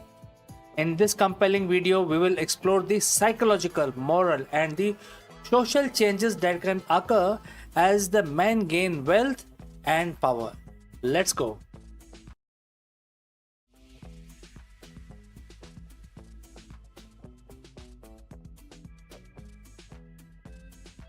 We live in a world that glorifies the wealth. From the moment we are old enough to understand, we are taught that success, comfort, and happiness are often measured by the size of our bank account. We chase promotions, dream of bigger houses, covet the latest tech, and all under the assumption that more is always better. But what if that wasn't entirely true? What if beneath the shimmering surface of the prosperity, there is a hidden cost, a silent erosion that impacts the very core of who we are, especially for men as well as for women? Today, we are going to ask a provocative, perhaps even unsettling question: as the wealth grows, do men decay? When we talk about decay, we are not just talking about the physical aspect of it. This isn't about aging, it's about something deeper. It's about the erosion of the character, the fading of the purpose, the fracturing of the genuine connection. It's about the hollowness that creep in even as the external success reaches its peak. For centuries, men have been conditioned to be a provider, protector, conquerors, etc. Our identity often intrinsically linked to our ability to achieve and acquire. So when that acquisition reaches unprecedented levels, what happens to the man himself? Does the very fuel that drives the men, the ambitious for generating wealth, ultimately consumes the man? We are not here to demonize the wealth. Far from it. Wealth can be a tool for good, for freedom, for impact, but like any other powerful tool, it demands respect, awareness, and a clear understanding of the potential pitfalls. Think about the traditional male identity. Historically, it was often forged in the purpose, building, creating, providing, etc. A man's worth was in his contribution, his skill, his character. But in the modern pursuit of wealth, particularly extreme wealth, identity can subtly shift. Instead of driving self-worth from who they are or what they do, it can become dangerously tied to what they own. The endless pursuit of more can create a hamster wheel. You buy the dream car, a bigger house, a private jet. For a moment there is a thrill, but then the novelty wears off and the void remains. The next logical step is to acquire something even grander. This isn't sustainable. It transforms a man from a purposeful being into a consumer, an accumulator. The drive shifts from internal fulfillment to the external validation. And when your identity is built on possessions, what happens when those possessions inevitably fail to satisfy or worse, are lost? One of the most insidious form of decay that wealth can inflict is in our own relationship. Genuine connections, intimacy, vulnerability, these are the foundation of the true human flourishing. But wealth can act as an isolation chamber. Firstly, the sheer demand of acquiring and maintaining wealth often means sacrificing time with family, with friends, with community, long hours constantly constant travel, endless strategizing. These can create physical and emotional distances. Secondly, wealth can breed suspicion. Is this person genuinely interested in me, or in what I can do for them? Are they my friend or my access point? This constant questioning can make genuine vulnerability incredibly difficult, leading to a guarded existence. Thirdly, the lifestyle associated with extreme wealth can be exclusive. It can separate men from their roots, from the everyday experience that fosters empathy and connection with the wider world. When your circle shrinks to only those who share your specific, often insular economic reality, you lose touch with the richness and the diversity of the human experience. This social decay leaves men feeling profoundly alone even when surrounded by others. Human beings, and men in particular, often thrives on challenge, on purpose, on overcoming obstacles. There is a certain edge that comes from striving, from feeling the grit of the struggle. It forges resilience, gratitude, and a deeper appreciation for achievement. But when wealth removes all obstacles, when every need is immediately met and every comfort is readily available, that edge can dull the shine of your life. The drive to create, to innovate, to even feel deeply can be replaced by a passive acceptance of ease. Why build when you can buy? Why strive when you can simply command? This isn't to say comfort is inherently bad, but unchecked, it can become a crutch that prevents growth. It can lead to state of a sort of emptiness, a profound boredom that even greatest luxuries cannot remove. The man becomes soft, not physically but spiritually. He loses the internal, strength built by facing adversities. The path to immense wealth is rarely a straight line. It often presents choices, difficult dilemmas, where moral integrity can be tested. In the pursuit of profit, ethical lines can become blurred, shortcuts are often taken, compromises are made, and suddenly the means to begin to justify the end, no matter how questionable they are. This isn't about blaming wealthy individuals, but acknowledging a systemic pressure. When stakes are high and the potential rewards are astronomically very high, and temptation to bend the rules is higher, to exploit the loopholes or to neglect the human cost of business decisions can be immense. Over time, these small compromises can accumulate, eroding a man's moral compass.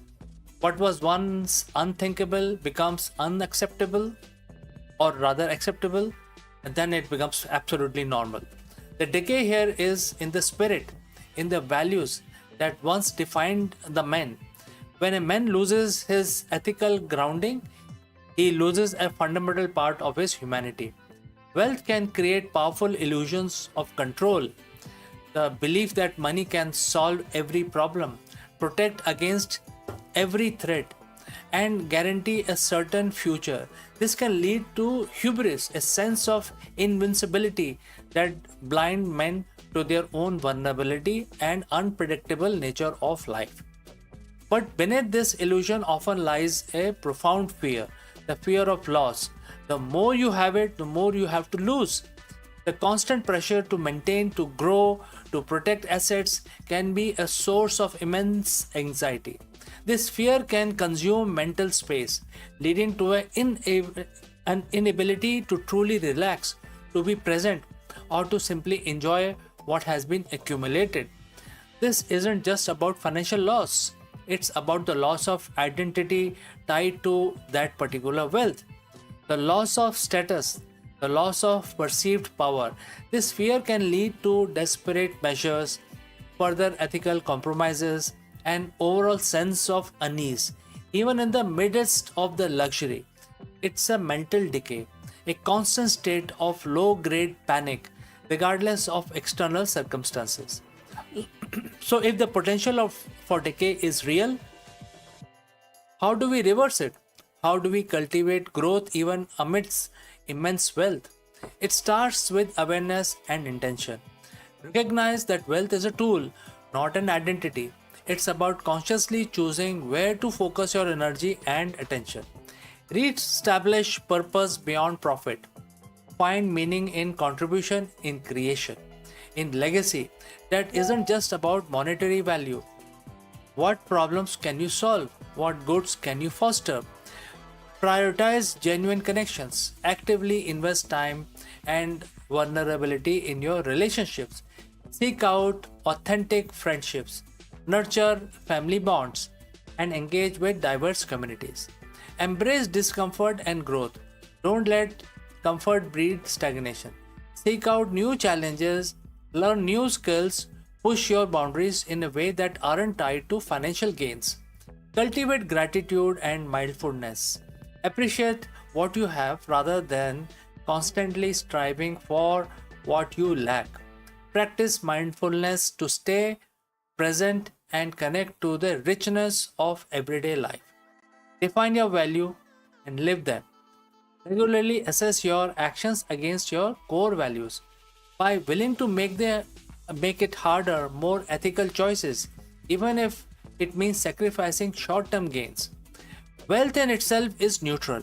It is the human response to it, the choice we make, the value we hold, that determine its ultimate impact. The question is, as wealth grows, do men decay? Isn't meant to be condemn a success or glory of the rich man, but to invite deeper introspection. It is a reminder that a true prosperity isn't just about what you accumulate, but about you become what you become in the process. The greatest riches a man can possess are not found in the vaults, but in the character, his relationships, his purpose, and his peace of mind. Let us strive not just for financial growth, but for human flourishing. Let us use wealth as a means to build a richer life, not a hollow one. Because in the end, the only thing that truly decays is that what which is neglected. And let us not neglect the men who we are in the pursuit of wealth as we desire. So, friends, I'd like to know if you have any comments, any suggestions, or any questions. Please leave them in the comment section below, and I will catch you again in the next one.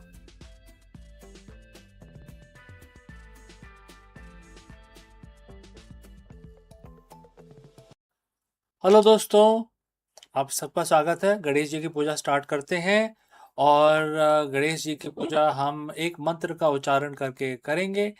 आप सबको पता है कि हम हर रोज़ अपने काम शुरू करने से पहले भगवान को याद रखते हैं और उस मंत्र का उच्चारण करते हैं। तो ठीक है जी, अपना हाथ जोड़ लीजिए और मेरे साथ इस मंत्र का उच्चारण 11 दफ़ा करेंगे। ओम गम गणपते नमः। ओम गम गणपते नमः। ओम गम गणपते नमः। ओम गम गणपते नमः। ओम गम गणपते नमः। ओम गम गणपते नमः। ओम गम गणपते नमः। ओम गम गणपते नमः। ओम गम गणपते नमः। ओम गम गणपते नमः। ओम गम गणपते नमः। ओम गम गणपते नमः। ओम गम गणपते नमः। ओम गणपते नमः। तो हमारी पूजा संपन्न हुई। हम अपना दिन शुरू करेंगे और इस आशा के साथ हम आपसे विदा लेते हैं कि आपका दिन मंगलमय हो। नमस्कार।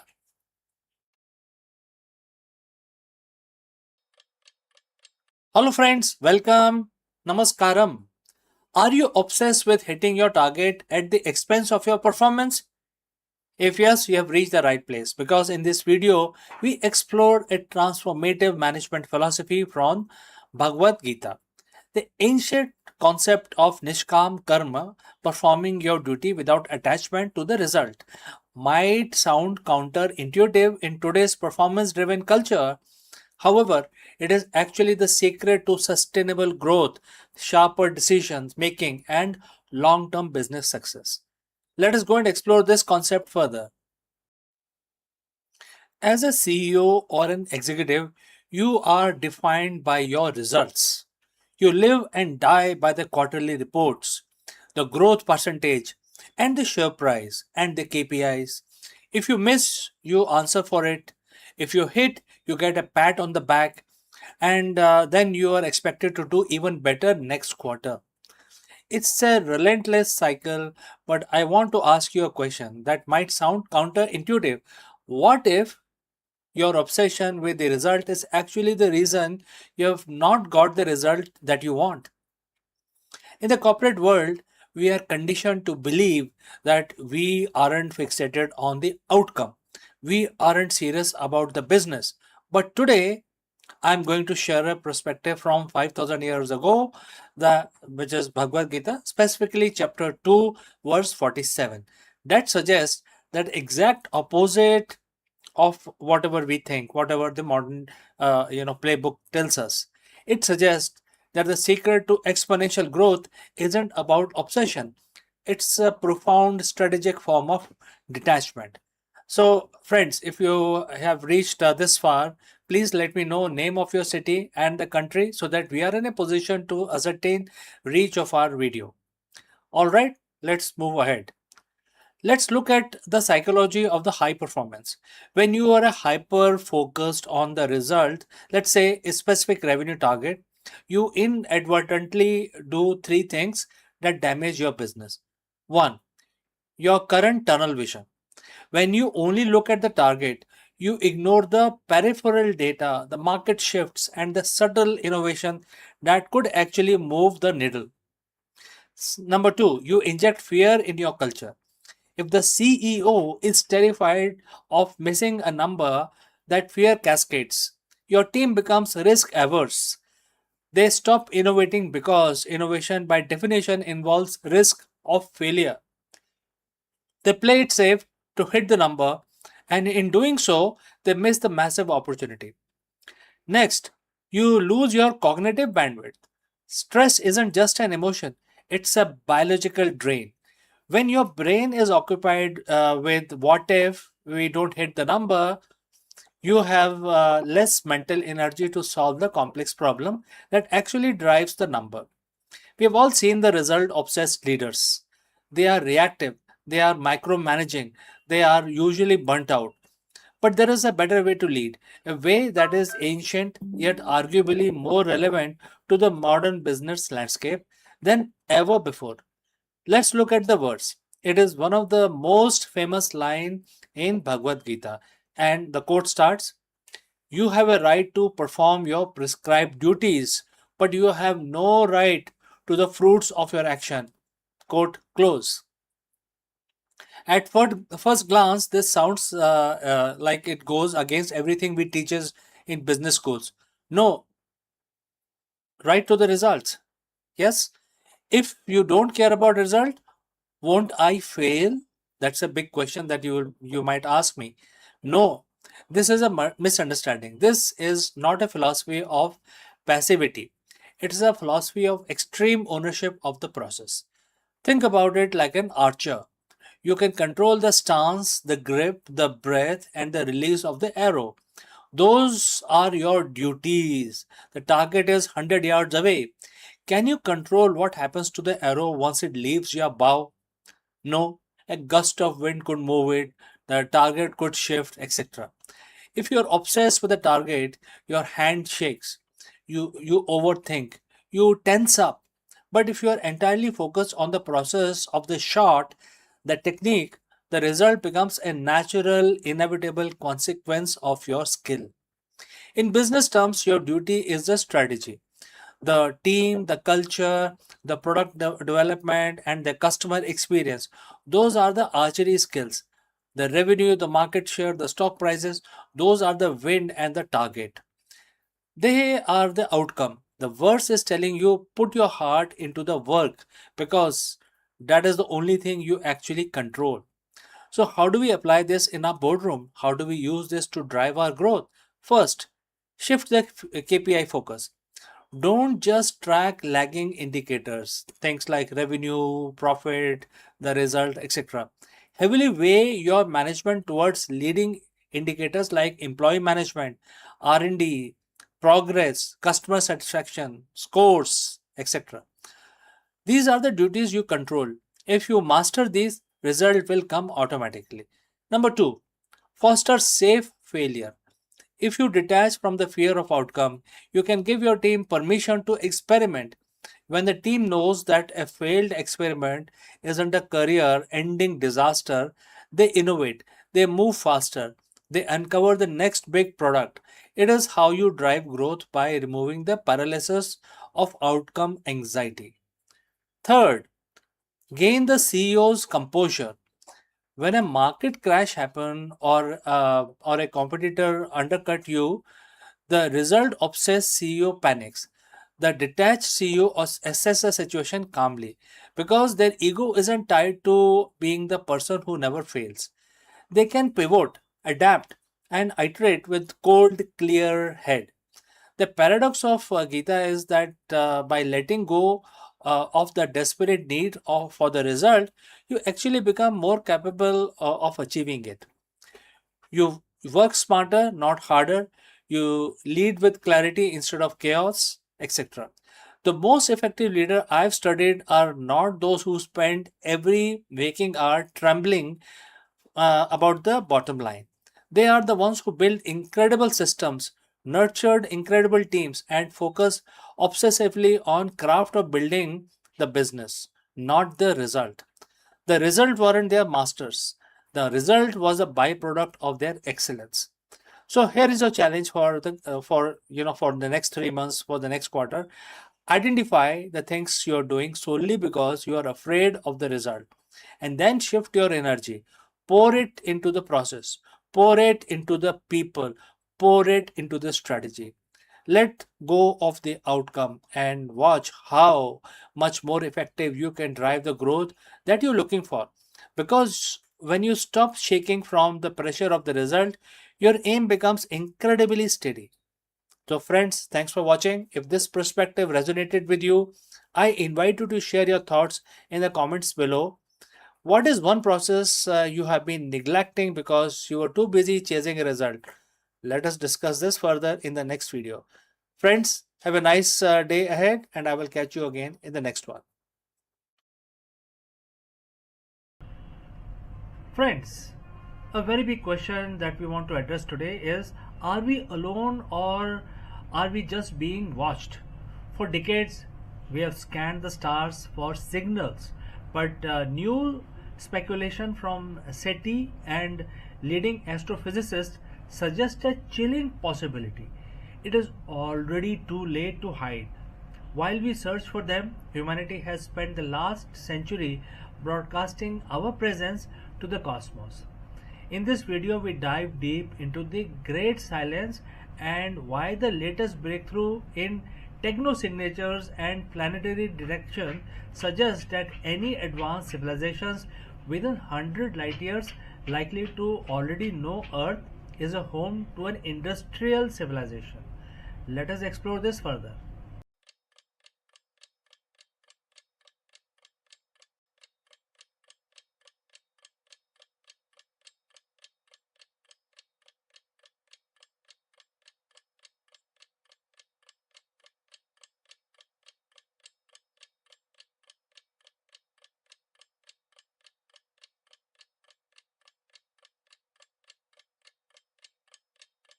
Hello, friends. Let me ask you, are you leading your business with the clarity needed for the modern market? In this video, we explore a powerful leadership lesson hidden in Bhagavad Gita, chapter 1, verse 14. By analyzing the imagery of Arjun and Madhav, which is Lord Krishna's another name, on their divine chariot, we uncover the ancient blueprint for the strategic alignment, decisive action and leadership focus. Just as the divine conch signaled readiness for the battle ahead, the CEOs and the business leaders today must ensure their team, vision, and strategy are perfectly aligned before making your next big move. Discover how integrating these timeless principles can help you and lead your organization with greater purpose and competitive edge. Let's go and explore this further. Welcome. If you are a CEO or a leader in the modern boardroom, you know that the greatest challenge isn't just having a vision, it is the execution. It is ensuring that every department, every manager, and every employee is pulling in the same direction at the exactly the same time. In the corporate world, we call this strategic alignment. But what if I told you that one of the most sophisticated blueprint for alignment was documented thousands of years ago, and therefore today we are looking at the Bhagavad Gita's wisdom, specifically mentioned in chapter 1, verse 14. The verse read, from Pandav camp, the Madhav and Arjun blew his divine conch from the glorious chariot drawn by the white horses. And this is basically a glorious chariot drawn by the white horses. On the surface, this is a scene of the preparation for war, but for the modern executive, this is the masterclass in organizational readiness. Let's break down how this ancient signal translate into a high-stake modern business strategy. Let us deconstruct the verse. You have the chariot, the white horses, and the divine conch.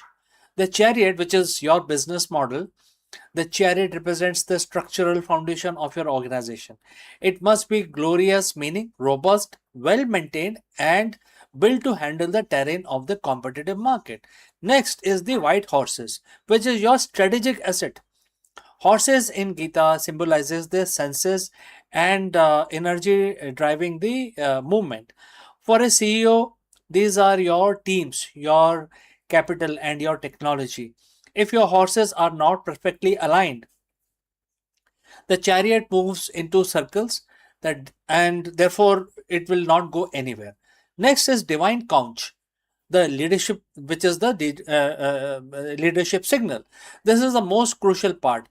Before we blow this conch, which is the signal, it is what a movement of unified communication. So what Krishna is trying to tell you is that it is basically about the unified communication. So why do so many companies fail? It is rarely a lack of resource, it's a lack of alignment. As a CEO, your job is to blow the conch.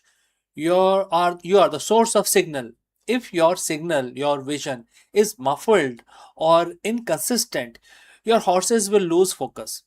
Unified decision making definitely is important here.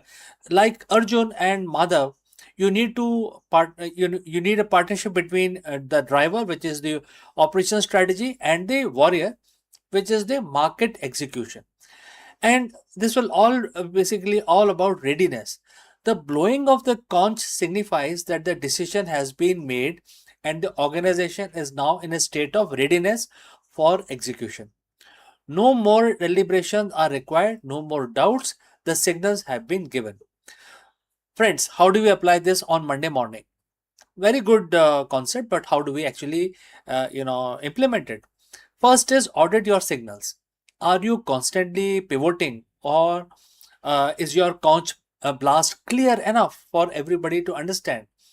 If you have to repeat your vision daily, it means it hasn't been integrated into the teams yet. Ensure your white horse, which is the health or organizations, are your resources, your teams, and technology healthy and prepare for the intensity of the market. And aligned strategy fails if the asset pulling the chariot are exhausted or mismanaged. The feedback loop.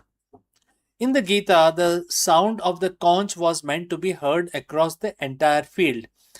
Your internal communication must have every level of your organization from C suite to the front line. To conclude, chapter 1, verse 14 is not just description of the battlefield, it is a description of the leadership integrity. When leadership is aligned, the strategy is executed with divine precision. Your business is your chariot, your teams are your horses, your vision is the sound of your conch shell. When you blow the signal with absolute clarity, the market listens, and more importantly, your organization moves as one entity towards your ultimate goal. So, friends, this is a lesson from Bhagavad Gita. Thanks for joining this exploration of the ancient wisdom for the modern CEO. If you found this helpful, take a moment to look at how your own chariot is aligned today. So, friends, I will catch you again very soon in the next one. Please do not hesitate to send across your opinion or any question you might have. See you in the next one.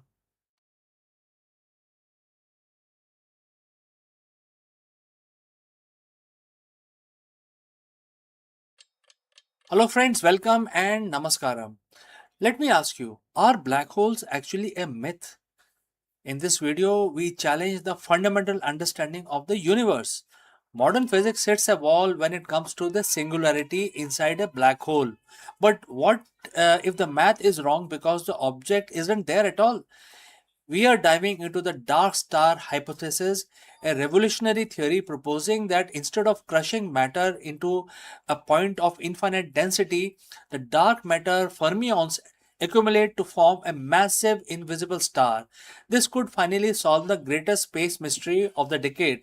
How did the massive black holes grow so large so quickly? Let us explore this fact further. Black holes, they are the ultimate cosmic boogeyman. They are the most dense, most powerful, and most mysterious objects in our universe.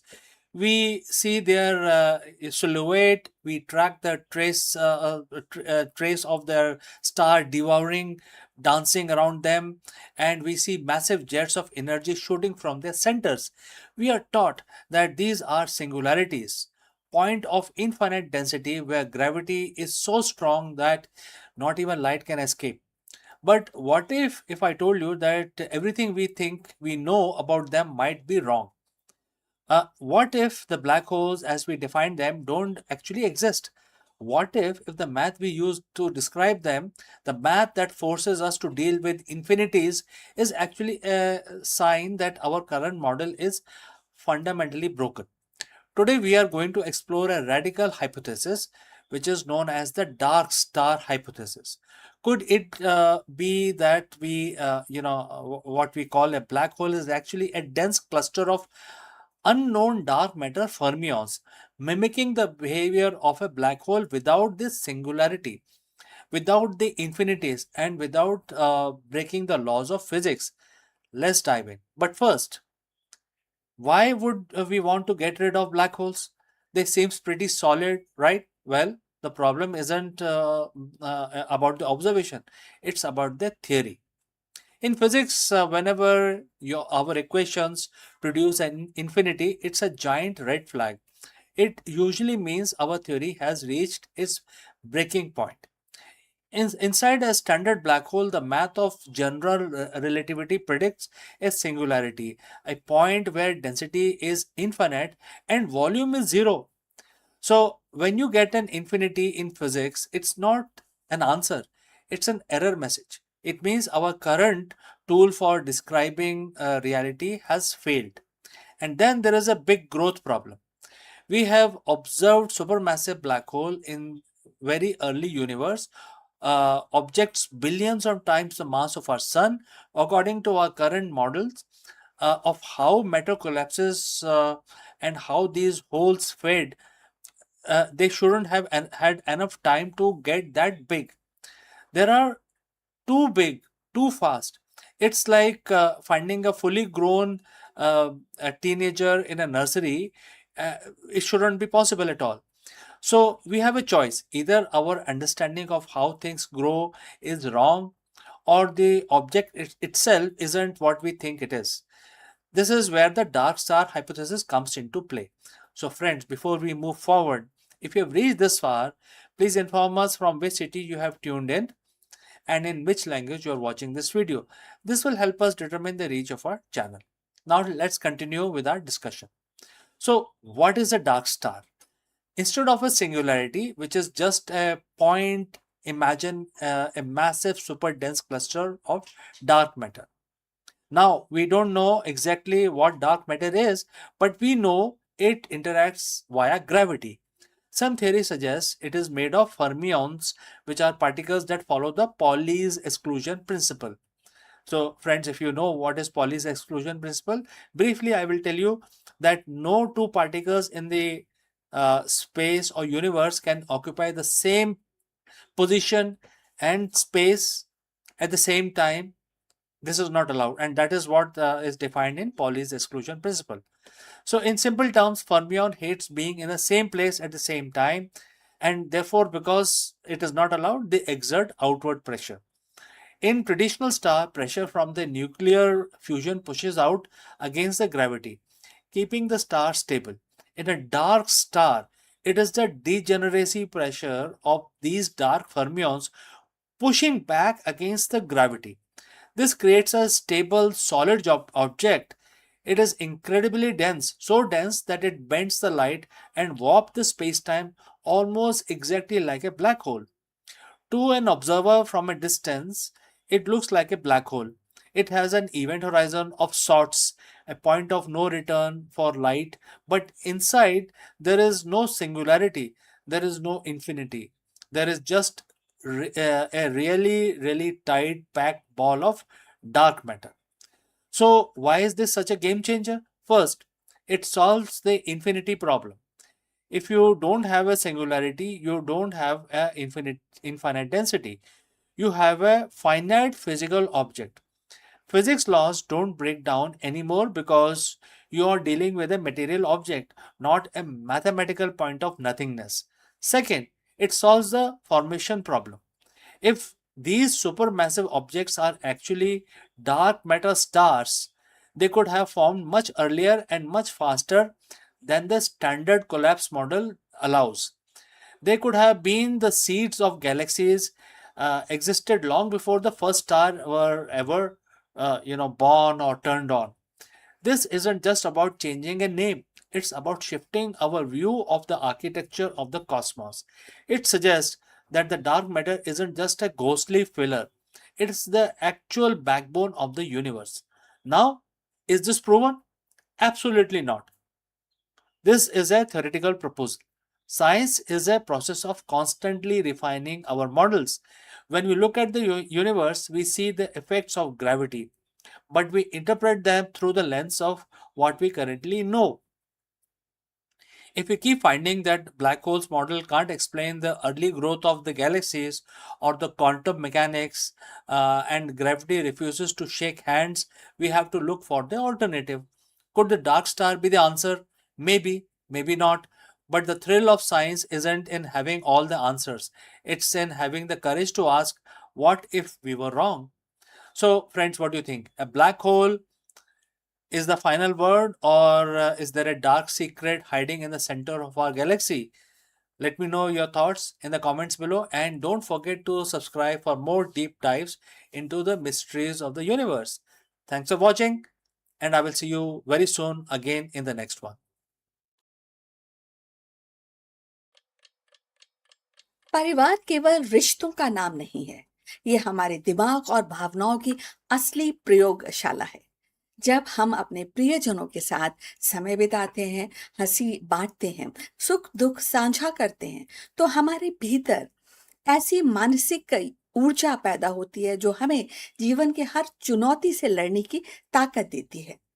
हाल के अध्ययनों ने यह साबित किया है कि परिवार का साथ दिमाग की कार्य क्षमता को बढ़ाता है और भावनात्मक दृढ़ता को पीढ़ी दर पीढ़ी मजबूत करता है। आज की तेज रफ्तार दुनिया में जहां तनाव और अकेलापन बढ़ रहा है, परिवार ही वह सुरक्षा आश्रय है जो हमें स्थिरता, आत्मविश्वास और मानसिक शांति प्रदान करता है। यह केवल एक सामाजिक इकाई नहीं है, बल्कि हमारी सोच, हमारी स्मृति, हमारी भावनाओं का आधार है। चलिए इसके बारे में और जानते हैं। मानव जीवन में परिवार केवल रिश्तों का समूह नहीं है, बल्कि ये हमारी मानसिक और भावनात्मक ऊर्जा का भी स्रोत है। हाल के अध्ययनों ने ये उजागर किया है कि परिवार के साथ समय बिताना दिमाग की कार्य क्षमता को बढ़ाता है और भावनात्मक दृढ़ता को पीढ़ी दर पीढ़ी मजबूत करता है।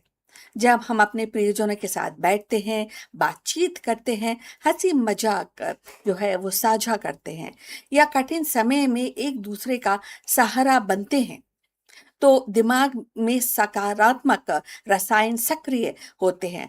ऑक्सीटोसिन और डोपामिन जैसे हार्मोन्स हमारे भीतर खुशी और सुरक्षा की भावना जगाते हैं। ये केवल क्षणिक आनंद नहीं, बल्कि दीर्घकालीन मानसिक स्वास्थ्य का आधार है।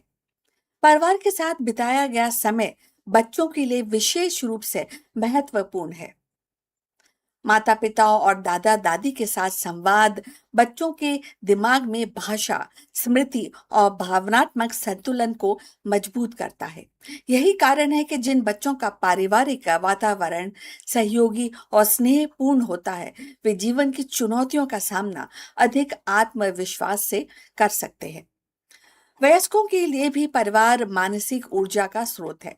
कामकाज और सामाजिक दबावों के बीच परिवार का साथ तनाव को कम करता है। जब हम अपने प्रियजनों के साथ भोजन करते हैं, कहानियां सुनते हैं या बस साथ में बैठते हैं, तो दिमाग की थकान दूर होती है और सोचने समझने की क्षमता बढ़ती है। अध्ययनों ने ये भी इस दिखाया कि परिवार का साथ बिताने से भावात्मक दृढ़ता, जिसको कि इमोशनल रेजिलियंस कहते हैं, वो भी बढ़ती है। इसका अर्थ ये है कि व्यक्ति कठिन परिस्थितियों में भी टूटता नहीं है एक्चुअली, बल्कि संभल कर आगे बढ़ता है। ये दृढ़ता केवल एक पीढ़ी तक सीमित नहीं रहती, बल्कि बच्चों और आने वाली पीढ़ियों में भी ट्रांसफर होती है।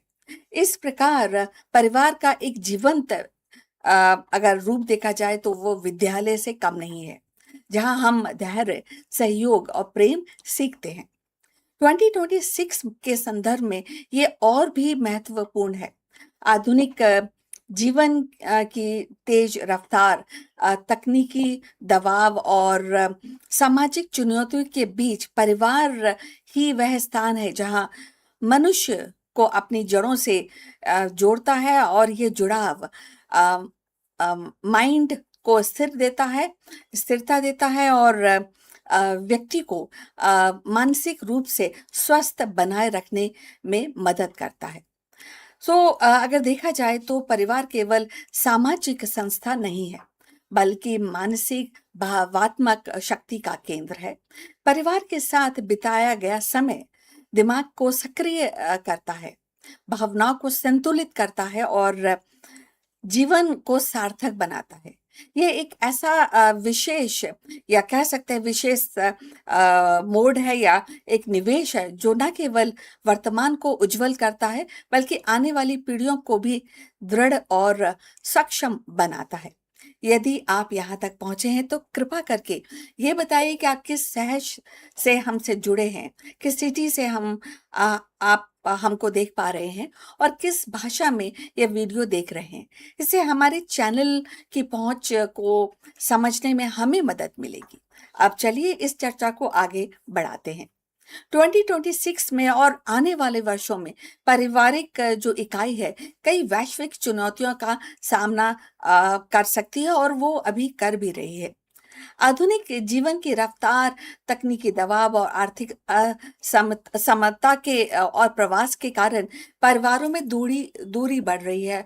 थोड़े वो अलग हो रहे हैं, न्यूक्लियर हो रहे हैं, लेकिन वास्तविक समय और आत्मीयता को कम कर दिया गया है इस पूरे प्रकरण में। और कई देशों में तो एकल परिवारों की संख्या बढ़ रही है, जिसमें बुजुर्गों का अकेलापन, बच्चों का भावात्मक असंतुलन सामने आ रहा है। इन चुनौतियों का समाधान परिवार के भीतर सचेत प्रयास से ही संभव है। सबसे पहले परिवार को समय देना आवश्यक है। साझा भोजन, बातचीत, उत्सवों में भागीदारी से भावात्मक जुड़ाव मजबूत होता है। दूसरा, तकनीक का संतुलन उपयोग करना चाहिए ताकि डिजिटल दुनिया वास्तविक संबंधों पर हावी ना हो। और तीसरा कि शिक्षा और सामाजिक नीतियों में परिवार केंद्रित दृष्टिकोण अपनाना होगा, जिससे बच्चे और बुजुर्ग दोनों को सहयोग और सुरक्षा मिले। तो अब हम अंत तक पहुंच चुके हैं और ये एक बार और आपके लिए दोहराना चाहते हैं कि परिवार केवल सामाजिक संरचना नहीं है, बल्कि मानसिक और भावनात्मक शक्ति का आधार है। यदि हम 2026 और आगे की चुनौतियों का सामना करना चाहते हैं, तो परिवार को प्राथमिकता देनी होगी ताकि वह शक्ति और दिमाग को स्थिर करने में सहयोग दे और भावनाओं को और भी दृढ़ बनाती रहे, और ये पीढ़ी दर पीढ़ी जीवन को संतुलित और सार्थक बनाए रख सकती है। सो ये आज का डिस्कशन था।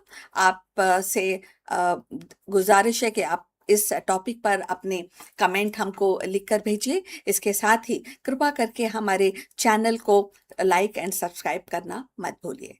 मिलते हैं दूसरे एक डिस्कशन में, तब तक विदा, नमस्कार।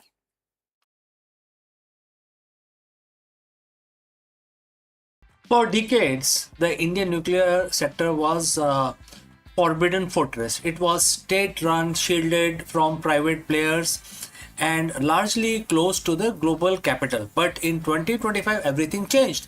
The Atomic Energy Commission, AEC, just cleared a policy that effectively ends the nuclear isolation era by allowing up to 49% foreign direct investment, also known as FDI, in small modular reactor SMRs.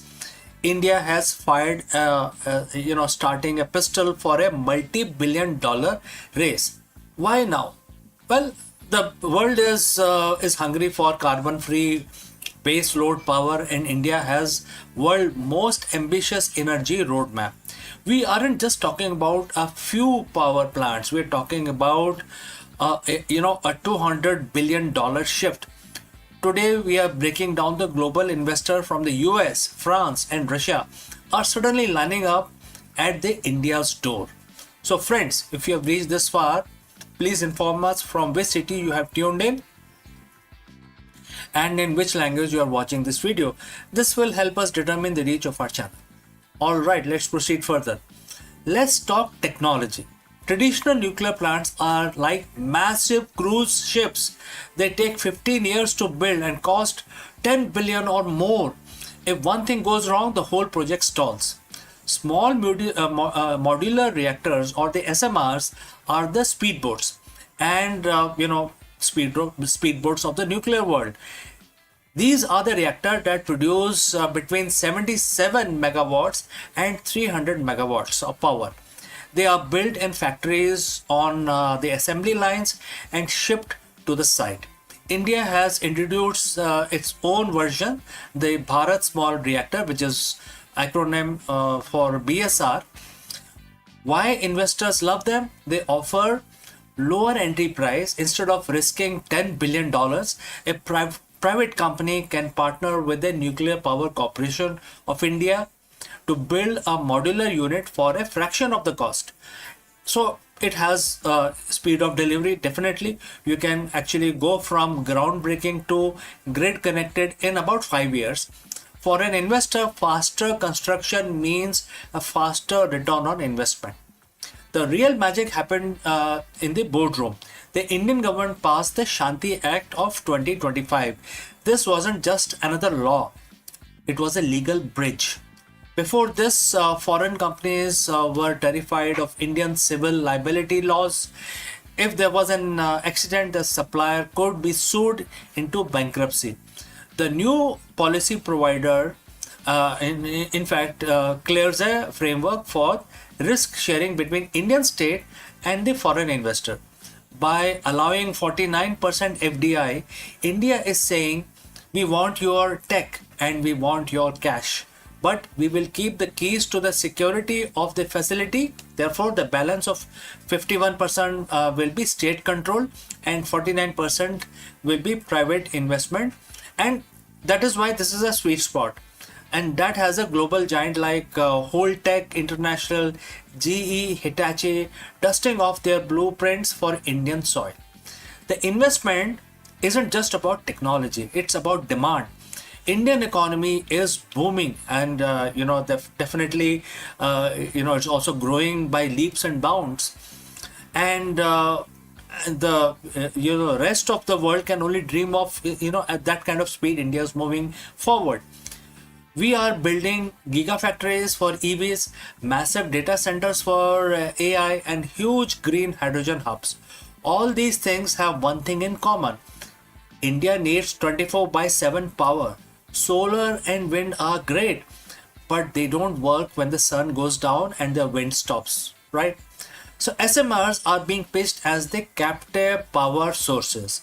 Imagine massive steel plants in Odisha or a tech park in Bengaluru having its own dedicated SMR right next door. Investors see this industrial demand as the guaranteed revenue stream. It is not just selling power to the grid, it is powering the future of the global manufacturing. Now let's talk about the long game. India has the world's largest reserve of thorium, believe it or not. The traditional reactors runs on uranium, which India has to import. But thorium, we have enough of it in our beaches to power the country for centuries. And what is the catch here? There's always a catch, right? You cannot just put thorium in a standard reactor. You need a breeder process. So SMRs are perfect test bed for this. By inviting FDIs into SMRs, India is accelerating its three-stage nuclear program. The global investors provide capital today for uranium-based SMRs are essentially helping build the infrastructure that will eventually run on thorium. It's a transition that could make India the OPEC of the 22nd century. So why are the global investors eyeing India at this point in time? It is a perfect storm of the clear policy, which is based on FDI, proven demand, which is the industrial growth, and the futuristic tech, which is based on thorium. India's goal is to hit 100 gigawatt of nuclear power by 2047. It's a massive mountain to climb, but for the first time, India isn't climbing it alone. With global capital and private innovation now in the mix, the atomic age of India hasn't just arrived. It is actually going to get onto overdrive. So friends, what do you think?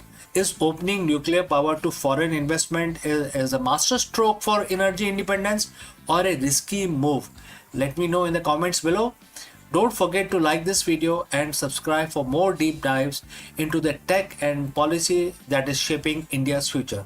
Thanks for watching, and I will catch you again in the next one. Before I leave, a word about our affiliate partner. Stop settling for a good enough video. If your built-in laptop camera looks like a grainy mess, it is time for an upgrade. Want to instantly level up your video presence? I like to present the Lenovo Performance FHD webcam. This is a game changer for your desktop setup. Technically, this is packed. It has a very sensitive RGB sensor, very crisp photographs it takes. Also comes with two microphones on board, which helps you to record very clear voice in stereophonic format. And these microphones are very sensitive. You can actually move away from the camera up to 2 meters, and these microphones will pick up your voice without any problem. This is a very strong piece. This is very sturdy.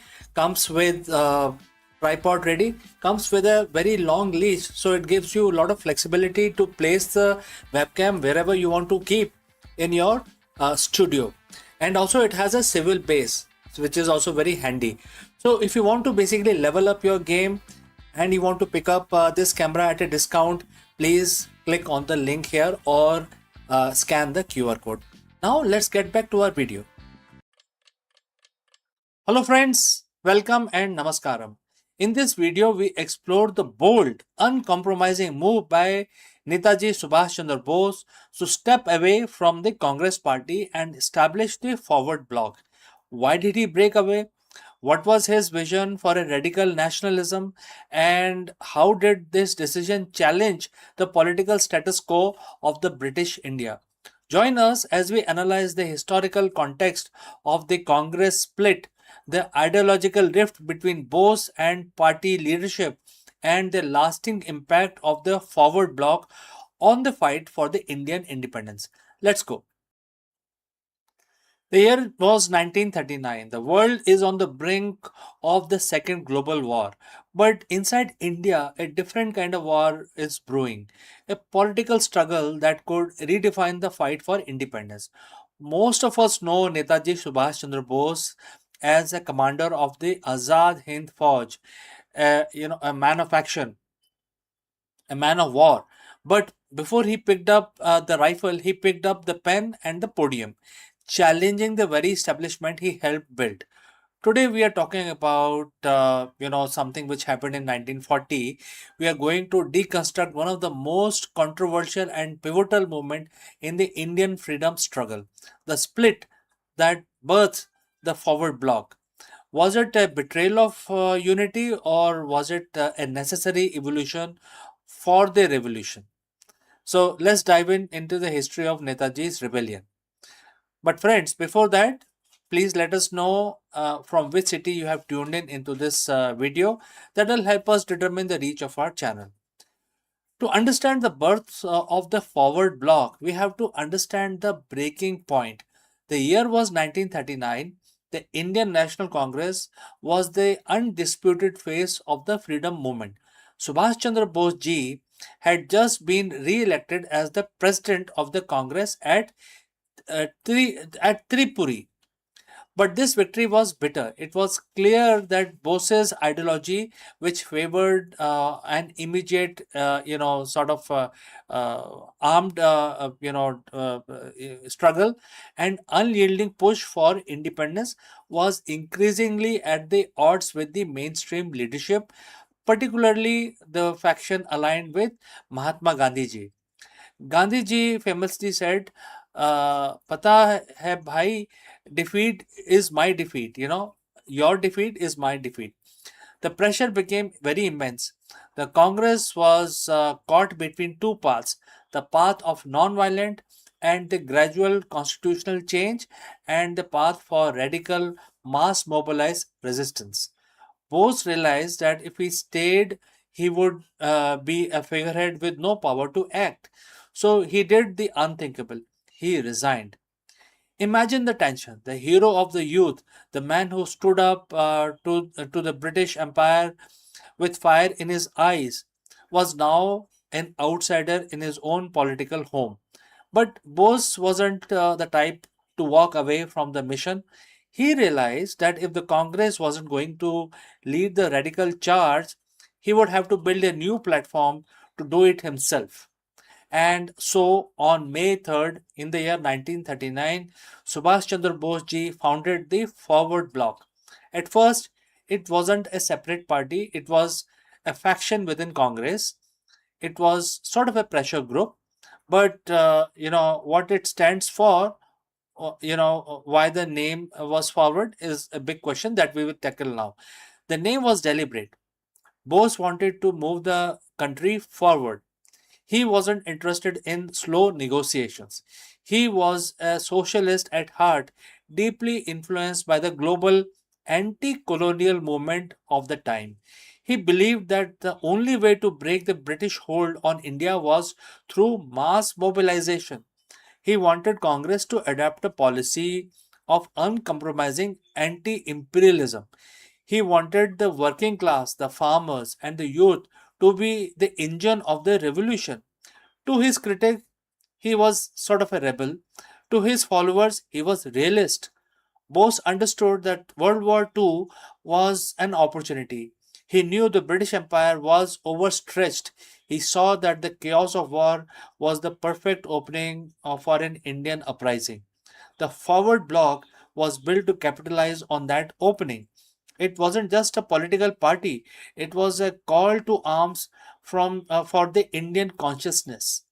This led us to 1940, the transition from a faction to a rebellion. While mainstream Congress leadership was hesitant, keeping one foot in the door of negotiations, Bose convinced the anti-compromising conference at Ramgarh in the March of 1940.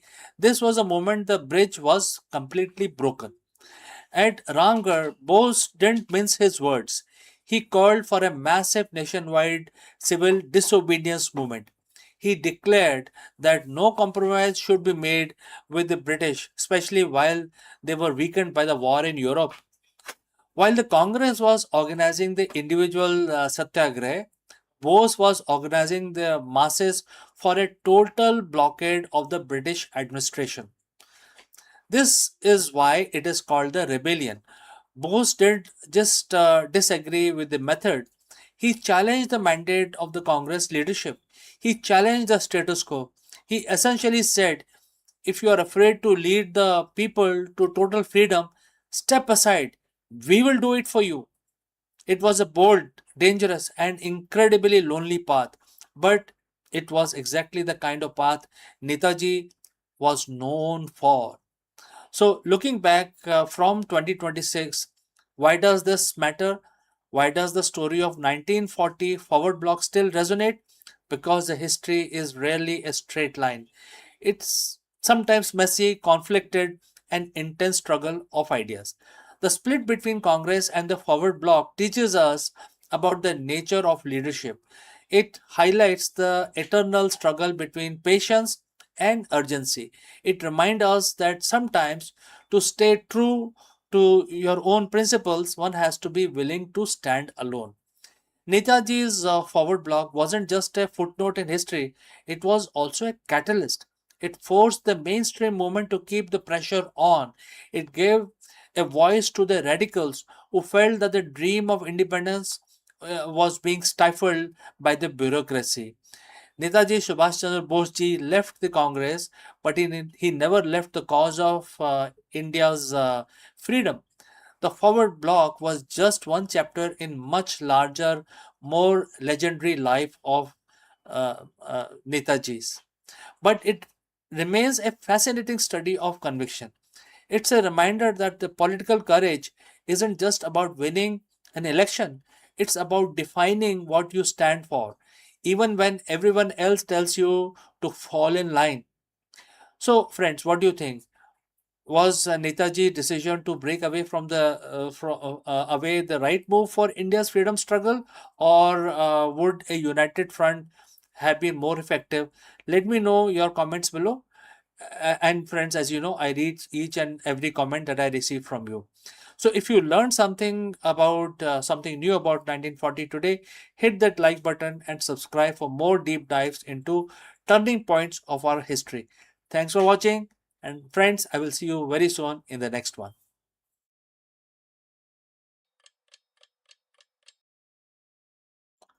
Hello दोस्तों, नमस्कारम। आप सभी का स्वागत है। और आज सोमवार है, 29 जून है। तो आज को सबको पता है कि जो सोमवार का जो दिन होता है वो भगवान शंकर के लिए समर्पित होता है। तो आज के दिन हम उनकी पूजा, उनकी स्तुति कर सकते हैं।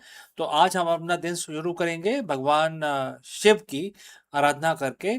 और हर रोज की तरह हम इस एक मंत्र का उच्चारण करेंगे। आप भी मेरे साथ जुड़ें और इस मंत्र का उच्चारण करें। 11 दफा करेंगे। ये मैं काउंटर यूज करता हूँ, आप देखिए। आप जैसे मर्जी करना चाहें कर सकते हैं, आप माला का इस्तेमाल करें, लेकिन याद रहे 11 दफा करना है। और तो चलिए हम भगवान का नमन करते हैं, हाथ जोड़ के उनका ध्यान करते हैं। और अब हम अपना मंत्र चालू करते हैं। ये महामृत्युंजय का मंत्र होगा। दोस्तों चलिए आंखें बंद कर लीजिए और अपना जाप शुरू कर दीजिए। ओम त्र्यंबकं यजामहे सुगंधिं पुष्टिवर्धनम् उर्वारुकमिव बन्धनान् मृत्युर्मोक्षीयमामृतात् सद्यो जातं प्रपागमि भगवन्तं मृत्युं जय शिवम् अभयामि। ओम त्र्यंबकं यजामहे सुगंधिं पुष्टिवर्धनम् उर्वारुकमिव बन्धनान् मृत्युर्मोक्षीयमामृतात् सद्यो जातं प्रपागमि भगवन्तं मृत्युं जय शिवम् अभयामि। ॐ त्र्यम्बकं यजामहे सुगन्धिं पुष्टिवर्धनम् उर्वारुकमिव बन्धनान् मृत्युर्मोक्षीयमामृतात् सद्यो जातं प्रपागमि भगवन् मृत्युं जय शिवम् अवयामि। ॐ त्र्यम्बकं यजामहे सुगन्धिं पुष्टिवर्धनम् उर्वारुकमिव बन्धनान् मृत्युर्मोक्षीयमामृतात् सद्यो जातं प्रपागमि भगवन् मृत्युं जय शिवम् अवयामि। ॐ त्र्यम्बकं यजामहे सुगन्धिं पुष्टिवर्धनम् उर्वारुकमिव बन्धनान् मृत्युर्मोक्षीयमामृतात् सद्यो जातं प्रपागमि भगवन् मृत्युं जय शिवम् अवयामि। ॐ त्र्यम्बकं यजामहे सुगन्धिं पुष्टिवर्धनम् उर्वारुकमिव बन्धनान् मृत्युर्मोक्षीयमामृतात् सद्यो जातं प्रपागमि भगवन् मृत्युं जय शिवम् अवयामि। ॐ त्र्यम्बकं यजामहे सुगन्धिं पुष्टिवर्धनम् उर्वारुकमिव बन्धनान् मृत्युर्मोक्षीयमामृतात् सद्यो जातं प्रपागमि भगवन् मृत्युं जय शिवम् अभयामि। ॐ त्र्यम्बकं यजामहे सुगन्धिं पुष्टिवर्धनम् उर्वारुकमिव बन्धनान् मृत्युर्मोक्षीयमामृतात् सद्यो जातं प्रपागमि भगवन् मृत्युं जय शिवम् अभयामि। ॐ त्र्यम्बकं यजामहे सुगन्धिं पुष्टिवर्धनम् उर्वारुकमिव बन्धनान् मृत्युर्मोक्षीयमामृतात् सद्यो जातं प्रपागमि भगवन् मृत्युं जय शिवम् अवयामि। ॐ त्र्यम्बकं यजामहे सुगन्धिं पुष्टिवर्धनम् उर्वारुकमिव बन्धनान् मृत्युर्मोक्षीयमामृतात् सद्यो जातं प्रपागमि भगवन् मृत्युं जय शिवम् अवयामि। ॐ त्र्यम्बकं यजामहे सुगन्धिं पुष्टिवर्धनम् उर्वारुकमिव बन्धनान् मृत्युर्मोक्षीयमामृतात् सद्यो जातं प्रपागमि भगवन् मृत्युं जय शिवम् अवयामि। तो हमारी पूजा आज 29 जून की सोमवार की समाप्त होती है। तो अब हम अपना दिन शुरू करेंगे। आपका दिन भी मंगलमय रहे और लाभ की तरह बढ़े, इस कामना के साथ मैं आपसे अब अनुमति चाहता हूँ। मिलता हूँ अगले ही वीडियो में जल्द ही।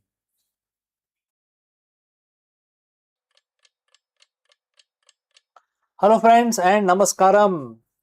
In this video, we will analyze the aggressive race happening between Tata Motors and Reliance Industries to dominate India's growing electric bus market. As the country shifts towards sustainable mobility and large-scale EV adoption, these two corporate giants are making massive moves to secure their leadership in the e-bus segment. Let us go and explore this further. The streets of India are changing. If you listen closely, the roar of the diesel engine is being replaced by hum of an electric motor. But this isn't just about the cleaner air. It's about a multi-billion-dollar industry race to define the future of Indian mobility. Today we are looking at two titans, which is Tata Motors and Reliance Industries, and their aggressive expansion into India's EVs bus market. This is the race for India's road, and the stakes couldn't be more higher than this. Alright friends, so if you have reached this far, please inform us from which city you have tuned in and in which language you are watching this video. This will help us determine the reach of our channel. Alright, let's start with the player currently leading the charge, which is Tata Motors. For Tata, this isn't a new experiment. They have already deployed over 3,300 electric buses over 10 cities, clocking in a massive 210 million kilometers. Their strategy is built on uptime, delivering a best-in-class 95% operational reliability by leveraging the wider Tata ecosystem, including Tata Power for charging infrastructure. They have built a turnkey model that makes it incredibly easy for city transport authorities to make the switch. They aren't just selling a vehicle, they are selling a proven operational system that has already transformed urban transit. But then there is Reliance. If Tata is the master of the vehicle, Reliance is positioning itself as the master of energy that powers it. Reliance isn't just betting on electricity alone. Their strategy is a multi-pathway approach integrating EV with hydrogen-powered vehicles and compressed biogas, which is also known as CBG. They have joined government-backed hydrogen pilot projects, signaling that they see the future of heavy transport as a mix of technologies. They are playing a longer capital intensive game, focusing on building infrastructure ahead of demand and reimagining fuel stations as experience led destinations. So, why the aggression now? Because the numbers are finally moving. In financial year 26, electric buses counted for about 4.5% of the total bus sale, a steady climb from previous years. With government schemes like PM E-Bus Seva and PM E-Drive target the deployment of 50,000 plus e-buses by 2029. The order books are overflowing. We are looking at the market where domestic production capacity is hitting 32,000 units annually. This is no longer a niche market. It is the new backbone of public procurement. So, friends, who will win this race? Tata is the incumbent with hardware, the service network, and the trust of municipal corporations. Reliance is the energy giant aiming to control the infrastructure and alternative fuel that will power the next 50 years. One is perfecting the machine, the other is redesigning the ecosystem. As India moves to replace thousands of aging, polluting buses in cities like Delhi, Mumbai, etc., both companies are positioning to benefit from the massive replacement cycle. One thing is certain, the race for India's road is accelerating, and the real winner will be the Indian commuter, Indian consumer. So, friends, if you found this perspective shift valuable, I want to hear from you what do you think about this.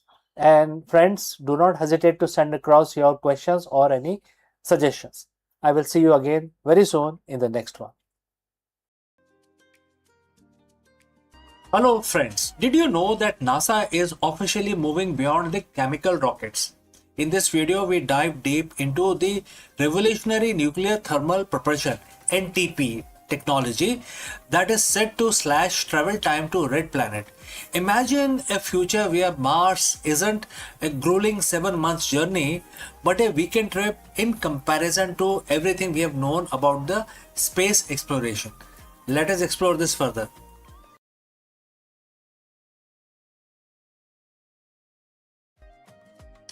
So for 60 years we have been stuck. Every time we look at Mars, we are staring at a 7 to 9 months commute between Earth and Mars. That isn't just a long time, it is dangerous time. Every day, every day in deep space is another day of the cosmic radiation, muscle atrophy, and the psychological toll of the isolation. But what if we could break that speed limit of space travel? What if we could treat the journey to the red planet not in months, not in years, but in few days, right? Like a weekend trip in comparison to the current tech. NASA has just officially crossed the Rubicon with the announcement of SR-1 Freedom and a roadmap of 2028. The era of chemical rocket is ending. Today we are looking at the nuclear engine that are finally turning science fiction into an interplanetary reality. So friends, if you have reached this far, please inform us from which city you have tuned in and in which language you are watching this video. This will help us determine the reach of our channel. Alright, moving on. To understand the future, we have to look at why we cannot reach at this point in time, and currently why it is slow. Our best rockets today are chemical combustion. We all know that liquid hydrogen and liquid oxygen. They are very powerful, but they are incredibly inefficient. Think of it like this. A chemical rocket is like a high performance dragster. It's a massive oomph at the start, but it burns through its fuel in minutes. Once you are in orbit, you are basically a glider.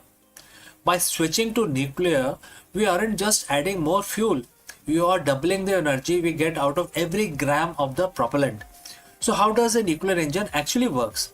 Unlike the nuclear power, in a plant on Earth basically, that makes electricity, a nuclear thermal rocket NTR is much more direct, and it has several components starting with core. We have a compact fission reactor using high assay low enriched uranium, right?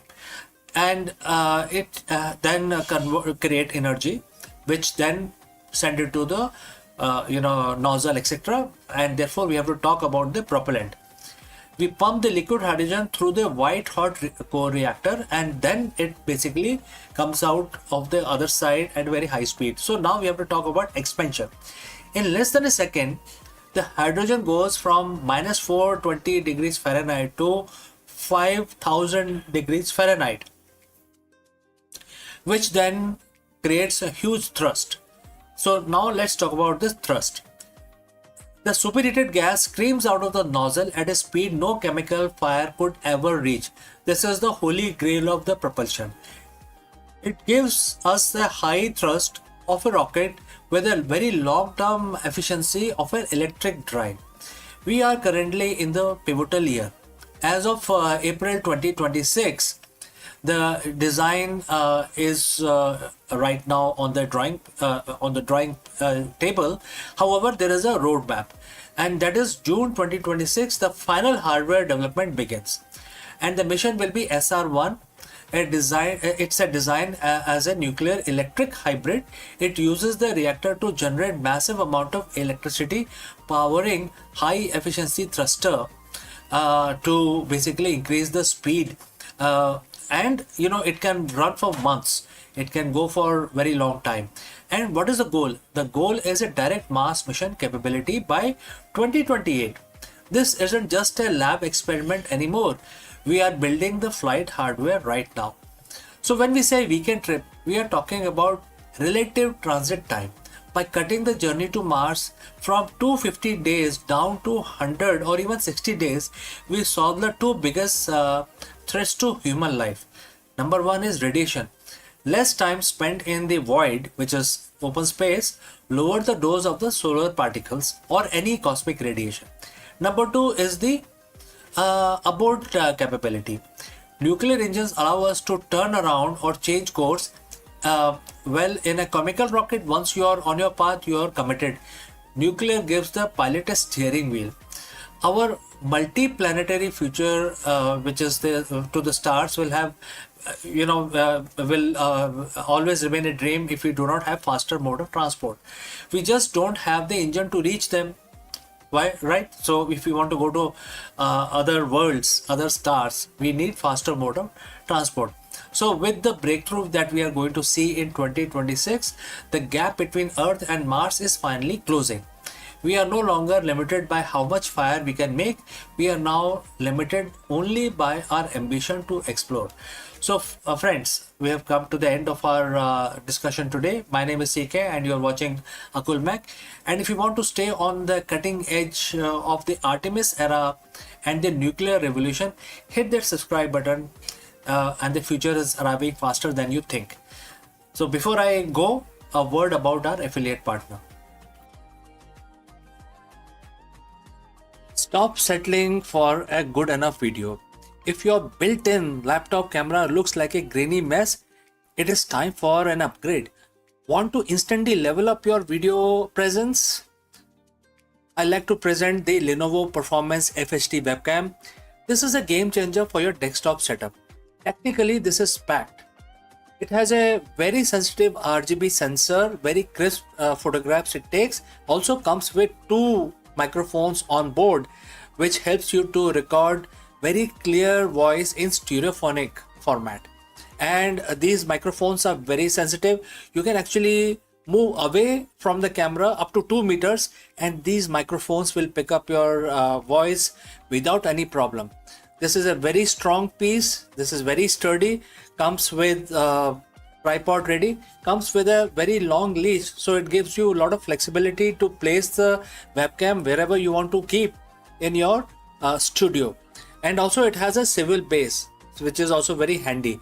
So if you want to basically level up your game and you want to pick up this camera at a discount, please click on the link here or scan the QR code. Now let's get back to our video.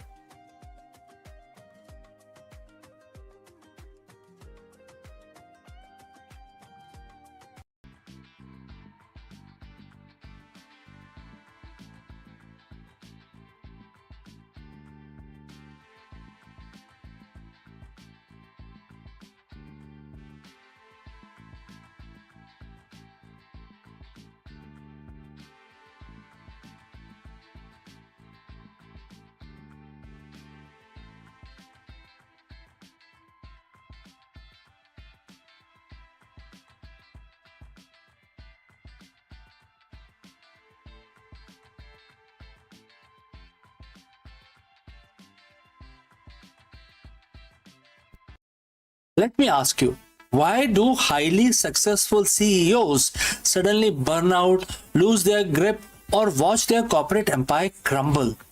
The answer isn't found in a modern business textbook. It was written thousands of years ago in Bhagavad Gita.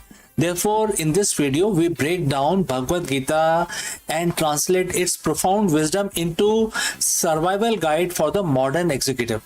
Let's go. What is the ultimate destination for a highly successful CEO? Very profound question, but very difficult to answer.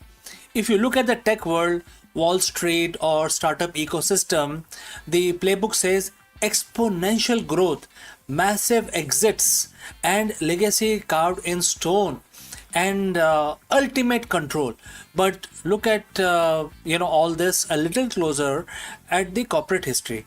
Why do some of the most brilliant minds, leaders who build empires suddenly burn out? Why do they make catastrophic ethical lapses? Why do they watch their organizations crumble from within? Most businesses and training institutes and schools will tell you it's a failure of a strategy, a shift in the market dynamics, or a poor risk management. But thousands of years ago, a profound spiritual text diagnosed the true cause of this corporate collapse. It is not the failure of strategy, it is a failure of identity. Today, we are diving deep into Bhagavad Gita, chapter 9, verse 24. We are going to look past the religious context and uncover a brutal, timeless, psychological warning that every modern founder, executive, and leaders need to hear before it's too late. So friends, if you have reached this far, please inform us which city you have tuned in and in which language you are watching this video. This will help us determine the reach of our channel. Alright, let's proceed further. Those who do not understand that I am the real enjoyer and the supreme lord of each and every sacrifice, they fall down and remain in the cycle of life and death, and the quote close. Let's unpack this because to a modern executive, words like sacrifice and lord sound detached from Q4 KPIs and the boardroom meetings. But if we translate the core metaphysics into leadership psychology, the wisdom is startling.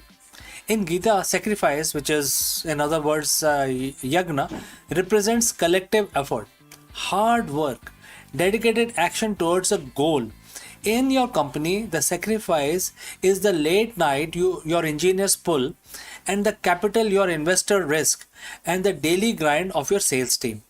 The verse states there is a real enjoyer, a supreme purpose, a greater collective good, a universal force. But here is a pitfall. The verse warns that those who do not recognize this truth, those who believe they are the ultimate owner and the sole enjoyer of all these collective efforts, will inevitably fall down. This brings us to the ego trap. When an entrepreneur starts a company, they are driven by a vision. They sacrifice their comfort, their sleep, and their time. But as the company grows and success pours in, a subtle shift happens in leadership leader's psychology, the ego takes over. The CEO begins to think, I built this. This $1 billion valuation is because of my genius. The employees are sacrificing their time so that I can enjoy the profit and the fame. They declare themselves the real enjoyer. When the leader makes this mental shift, they detach themselves from the reality. They become obsessed with the fruits of the labor rather than the quality of the work, and this is what the Gita calls attachment to the result. Look at the corporate giants of the last few decades who fell from the grace, from Enron to spectacular crashes of certain modern tech unicorns. It's almost never a lack of intelligence. It is always their hubris. The leader begin to believe they are above the rules, above the ecosystem, and completely responsible for the sun rising and setting on their industry. And just as the verse warns, they plummet. The second part of the verse says that because they don't understand this truth, they remain in the cycle of life and death. In a corporate context, this is the exhausting, endless cycle of cyclic failure and burnout. When you believe you are the sole enjoyer and bearer of the company's burden, you carry an unsustainable weight. Every market dip feels like a personal attack. Every failed product feels like an existential crisis. You find yourself trapped in a loop. You chase temporary success. You achieve milestones and your ego inflates. Because your ego is inflated, you make a blind, arrogant decision. The business takes a hit, leading to loss of purpose and intense anxiety. You scramble frantically to fix it, restarting the cycle, etc. This is the corporate, sansar, or the world, the cycle of the professional life and death. You are constantly fighting to protect your self image rather than steering the ship. You aren't building a legacy. You are running an emotional treadmill fueled by fear and pride.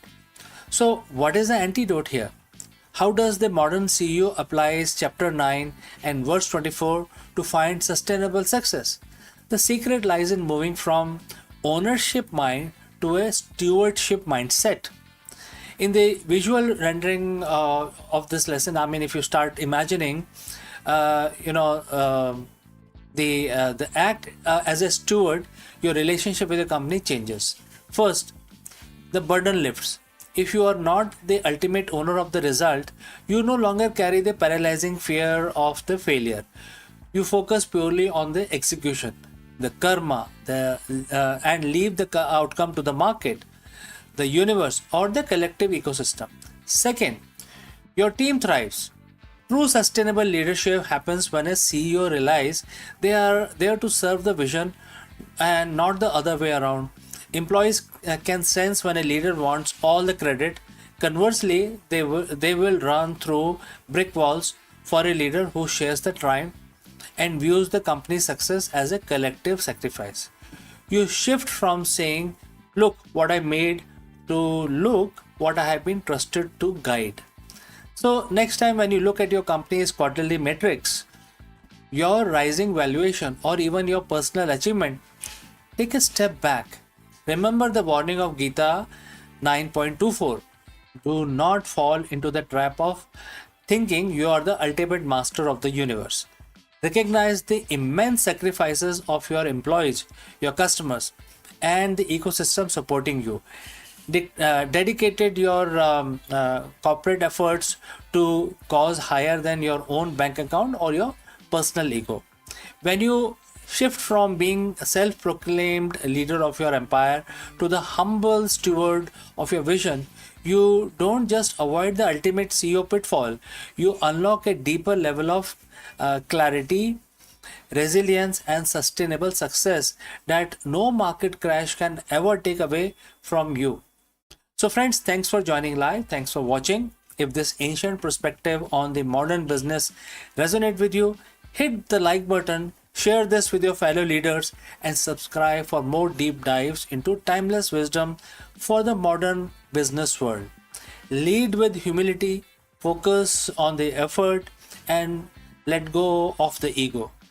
So friends, I will see you in the next video. Before I go, a word about our affiliate partner. Stop settling for a good enough video.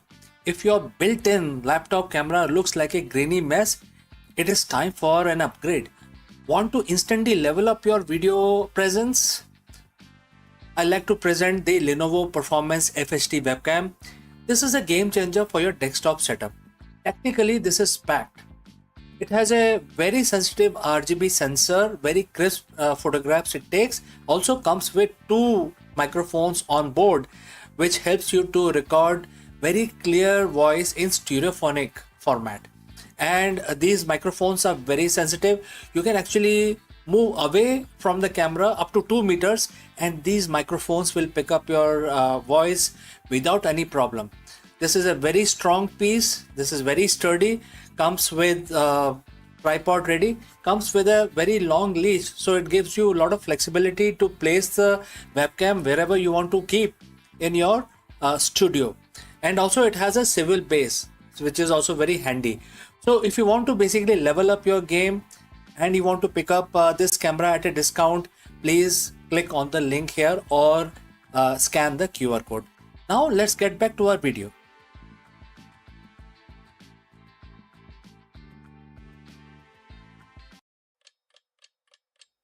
Hello दोस्तों, नमस्कारम। आप सभी का स्वागत है। आज हमारे सामने एक बहुत ही इम्पोर्टेंट क्वेश्चन है जिसका आंसर हमें ढूंढना बहुत ही जरूरी है। ये क्वेश्चन है, क्या आज के आधुनिक बिजनेस वर्ल्ड में धर्म और रणनीति का कोई स्थान है या कोई स्थान रह गया है? इस क्वेश्चन का आंसर बहुत ही इंपॉर्टेंट है और हमें इसका डिस्कशन करना है। चलिए आगे बढ़ते हैं। एक सीईओ के रूप में अनिश्चितता और कठिन निर्णयों के बीच आप अपना कर्तव्य कैसे निभा सकते हैं? इस वीडियो में हम भगवत गीता की सहायता लेंगे और हम जानेंगे कि भगवान कृष्ण ने हमें क्या सीख दी है और इस इम्पोर्टेंट सवाल का आंसर खोजने में हम भगवत गीता की सहायता लेंगे। चलिए आगे बढ़ते हैं। एक सीईओ की कुर्सी जो होती है काफी चमकदार होती है, बहुत ही अट्रैक्टिव होती है, लेकिन इसके पीछे बहुत ज्यादा अनसर्टेनिटी होती है, तनाव, हर दिन के जीवन के कठोर निर्णय। वो ये केवल वही जानता है जो उस कुर्सी पे बैठता है। जब जाने कि कोई लीडर है जो बहुत ही हाई हॉट सीट पे बैठा हुआ है। क्या आपने कभी इसको महसूस किया है कि आपकी सारी स्ट्रेटेजी फेल हो रही है? मार्केट गिरता ही जा रहा है, आप समझ ही नहीं पा रहे क्या करना है, टीम बिखरने लगी है और सब कुछ गलत हो रहा है और इसके बीच में एक लकीर खींची हुई है। आप उस लकीर पे क्या करना है वो आप तय करते हैं एज ए सीईओ। आज हम किसी मैनेजमेंट बुक की बात नहीं करेंगे। आज हम बात करेंगे दुनिया के सबसे पुराने, सबसे प्रभावशाली लीडरशिप गाइड भगवत गीता और खास तौर पे अध्याय 2 चैप्टर 2 श्लोक 31 में, जिसमें किसी भी सीईओ के लिए किसी वेपन की जो सीख दी गई है किसी वेपन से कम नहीं है। एक स्ट्रेटेजिक मास्टर क्लास की तरह ये हमारे सामने है। और इसका सीधा अर्थ है, अगर हम इस कोट को पढ़ें, इस वर्ष को पढ़ें, और कोट स्टार्ट्स, अपने क्षत्रिय धर्म, अपने यानी कि अपने कर्तव्य को देखते हुए भी तुम्हें विचलित नहीं होना चाहिए, क्योंकि धर्म के लिए ही, न्याय के लिए ही युद्ध करने से बेहतर एक योद्धा के लिए और कुछ भी नहीं है। And the quote close. तो दोस्तों, अगर आप यहाँ तक पहुंचे हैं तो हमें कमेंट करके ज़रूर बताएं कि आप कौन सी सिटी से, कौन सी कंट्री से हमारे साथ जुड़ रहे हैं और किस लैंग्वेज में हमारा वीडियो देख रहे हैं। तो चलिए आगे बढ़ते हैं। अब एक सीईओ के तौर पे आप सोचेंगे, मैं युद्ध कैसे कर सकता हूँ, मैं तो बिजनेस कर रहा हूँ। लेकिन जरा रुकिए, आज का बाजार किसी कुरुक्षेत्र से कम नहीं है और यहाँ पे कट थ्रोट कंपटीशन होता है। नैतिकता बनाम मुनाफा और टीम के बजाय टीम को बचाए रखने के लिए जद्दोजहद, क्योंकि टीम आपका कॉम्पिटिटर ले जाएगा। तो यही तो वो युद्ध है जो हमें हर दिन लड़ना होता है। सो इस श्लोक में बोला गया है कि क्षत्रिय अर्थ केवल वो नहीं जो तलवार उठाता है, इसका अर्थ वो है जो व्यक्ति जिम्मेदारी लेने से नहीं डरता। जब गीता में भगवान कृष्ण ने अर्जुन से कहा कि तुम विचलित मत हो, तो वो एक सीईओ को सिखा रहे हैं, एक सीईओ की तरह उनको सिखा रहे हैं और बोल रहे हैं कि आपको विचलित नहीं होना है, कितनी भी बड़ी मार्केट रियलिटी आपके सामने हो। और इन डिसीजन का अंत होना चाहिए। जब कोई बड़ा फैसला लेना हो तो आप स्वधर्म, अपनी जैसे कि अपनी कंपनी के विजन और मूल्यों को देखें, और अगर फैसला सही है तो परिणाम से मत डरें, डर का त्याग करें, अर्थात कांपना छोड़ें। एक सीईओ को का डर पूरी टीम में फैल जाता है। अगर आप डरे हुए हैं तो आपकी रणनीति भी डरी हुई होगी, क्योंकि न्याय के लिए खड़ा होना है, अक्सर मार्केट में टिके रहने के लिए और अनिकता, जिसको अनएथिकल बोलते हैं, रास्ते कई दफ़ा अपना लेते हैं कई लोग, क्योंकि खड़ा रहना है और अनएथिकल जो रास्ता होता है वो थोड़ा सा आसान दिखता है। श्लोक कहते हैं कि अधर्म के खिलाफ लड़ना आपका धर्म है। यही आपकी स्ट्रैटेजी होनी चाहिए, कि आपके मुनाफे से पहले आपकी वैल्यूज को आपको सामने रखना होगा। और अब इसको हम लीडरशिप में लगाएं तो इसको हम कैसे इम्प्लीमेंट करें, तो यहाँ पे मैं आपको 3 स्टेप बताऊंगा जिससे आप इसको धीरे धीरे अपने जीवन में डाल सकते हैं और अपने डिसीजंस बेटर ले सकते हैं। तो पहला है द पर्पस। पर्पस की परिभाषा करें। जब भी कोई मुश्किल आए, खुद से पूछें, क्या यह फैसला मेरी कंपनी के लिए वैल्यू के अनुरूप है? अगर हाँ, तो पीछे ना हटें, आगे बढ़ें। नंबर 2, कन्विक्शन के साथ लीड करें, क्योंकि आपने पहला पॉइंट आपने देख लिया है। श्लोक कहता है कि न्याय का युद्ध है ये। अगर आपकी रणनीति सही है तो आप पूरी ताकत से आगे बढ़ें।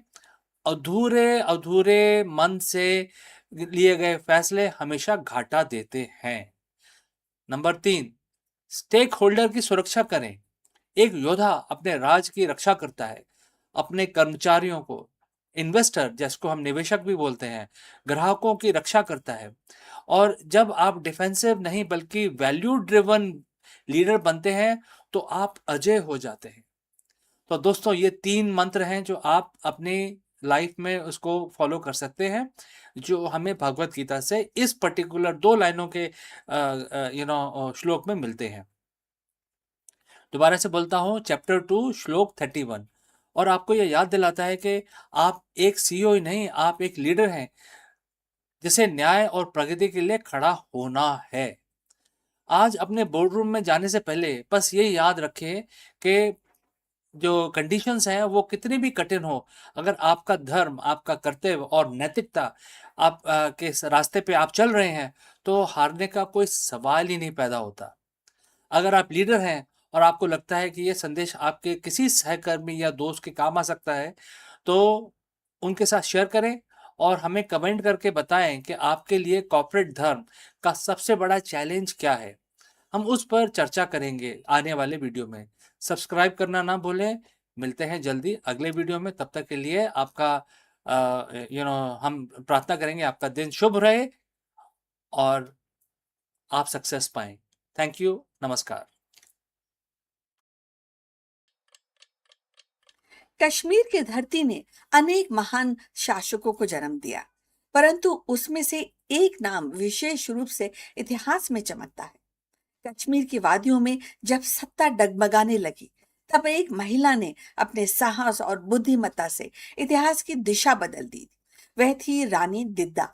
विकलांगता के बावजूद अदम्य इच्छा शक्ति वाली शासक, जिन्हें कश्मीर की आर्यन वुमेन के नाम से भी जाना जाता है।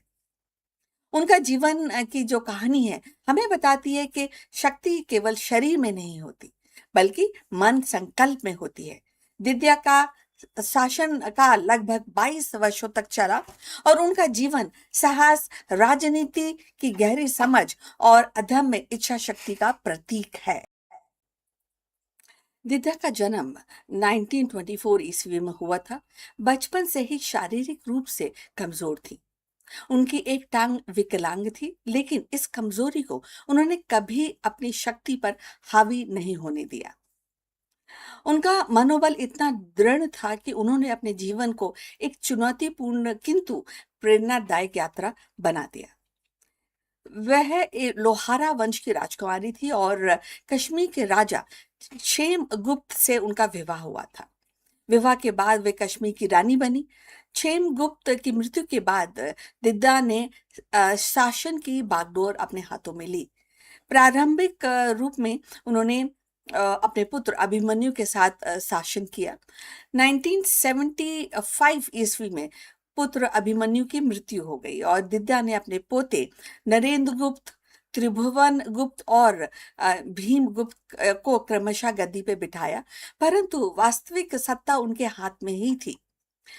एंड जल्द ही उन्होंने राजनीतिक क्षमता और कठोर निर्णय से इस पूरे क्षेत्र को एक वास्तविक सत्ता का केंद्र बना दिया। दिद्दा का शासन काल लगभग 22 वर्ष तक चला। इस दौरान उन्होंने अनेक षड्यंत्रों विरोधों का सामना किया। दरबार में उनके खिलाफ कई बार विद्रोह हुए, परंतु उन्होंने अपनी चतुराई और कठोर नीतियों को के साथ उन सभी को परास्त किया। कहा जाता है कि उन्होंने अपने विरोधियों को समाप्त करने के लिए कोई भी एक्चुअली संकोच नहीं किया, चाहे वो दरबारी हो या उनके रिश्तेदार। और अगर उनके प्रशासनिक सुधार की बात की जाए तो वो भी काफी बड़े उन्होंने उस समय किए थे, जैसे कि कर व्यवस्था को सुदृढ़ किया और सेना को संगठित किया, सीमाओं की सुरक्षा सुनिश्चित की। और उन्होंने सबसे बड़ी अगर उपलब्धि मानी जाए तो उन्होंने कश्मीर को राजनीतिक अस्थिरता से बाहर निकाला और राज्य को एक मजबूत प्रशासनिक ढांचे में ढाला। उन्होंने ये व्यवस्था को सुदृढ़ किया और कश्मीर की जो सीमाएं हैं उसको भी सुरक्षित किया। दिद्दा का शासन काल अगर कई इतिहासकार बोलते हैं कठोर था, परंतु प्रभावी भी था। उन्होंने ये साबित किया कि एक महिला चाहे शारीरिक रूप से कमजोर ही क्यों ना हो, दृढ़ इच्छा शक्ति, बुद्धिमत्ता से पूरे राज्य को संभाल सकती है। उनके शासन के बाद कश्मीर में लोहारा वंश की नींव और भी मजबूत हो गई। और यदि आप यहाँ तक पहुंचे हैं तो कृपा करके बताइए कि आप किस शहर से जुड़े हैं और किस भाषा में इस वीडियो को देख रहे हैं। इससे हमारे चैनल की पहुंच को समझने में हमें मदद मिलेगी। चलिए आगे बढ़ते हैं और इस चर्चा को आगे और बढ़ाते हैं। इतिहासकार जो हैं वो मानते हैं, कई इतिहासकार मानते हैं कि दिद्दा काफी निर्दयी शासक थी। तो कभी वो ये भी बताते हैं कि वो दूरदर्शी नेता भी थी। लेकिन इसमें कोई संदेह नहीं कि दिद्दा ने कश्मीर के इतिहास में अपनी अमिट छाप छोड़ी। उनकी कहानी हमें सिखाती है कि परिस्थितियां चाहे कितनी भी कठोर क्यों ना हो, साहस दृढ़ता से उन्हें बदला जा सकता है। रानी दिद्दा का जीवन हमें यह भी सिखाता है कि शक्ति शारीरिक सामर्थ्य में नहीं बल्कि दृढ़ संकल्प, दूरदर्शिता में निहित होती है। विकलांगता के बावजूद उन्होंने कश्मीर की सत्ता संभाली, षड्यंत्रों को परास्त किया और राज्य की स्थिरता बनाए रखी। उनके शासन काल ने यह प्रमाणित किया कि महिला भी कठोर निर्णय लेकर इतिहास की धारा बदल सकती है। अगर देखा जाए तो दिद्दा की कहानी साहस और नेतृत्व की है, जिसने अमित छाप कश्मीर के इतिहास पर छोड़ी है। कभी कई लोग उनको निर्दयी कहते हैं, कई दूरदर्शी कहते हैं, लेकिन उनकी गाथा हमें ये प्रेरणा देती है कि कठिन परिस्थितियों में भी यदि मनोबल अडिग रहे तो असंभव को भी संभव किया जा सकता है। तो अब हम अपनी चर्चा के अंत तक पहुंच चुके हैं। कृपा करके हमारे चैनल को लाइक और सब्सक्राइब कीजिए और विषय पर अगर आपकी कोई टिप्पणी हो तो उसको भी हमारे साथ साझा कीजिए। अब हम ये समाप्त करते हैं आज की मुलाकात। आपसे फिर बहुत जल्द मुलाकात होगी। तब तक अपना ख्याल रखिए। नमस्कार।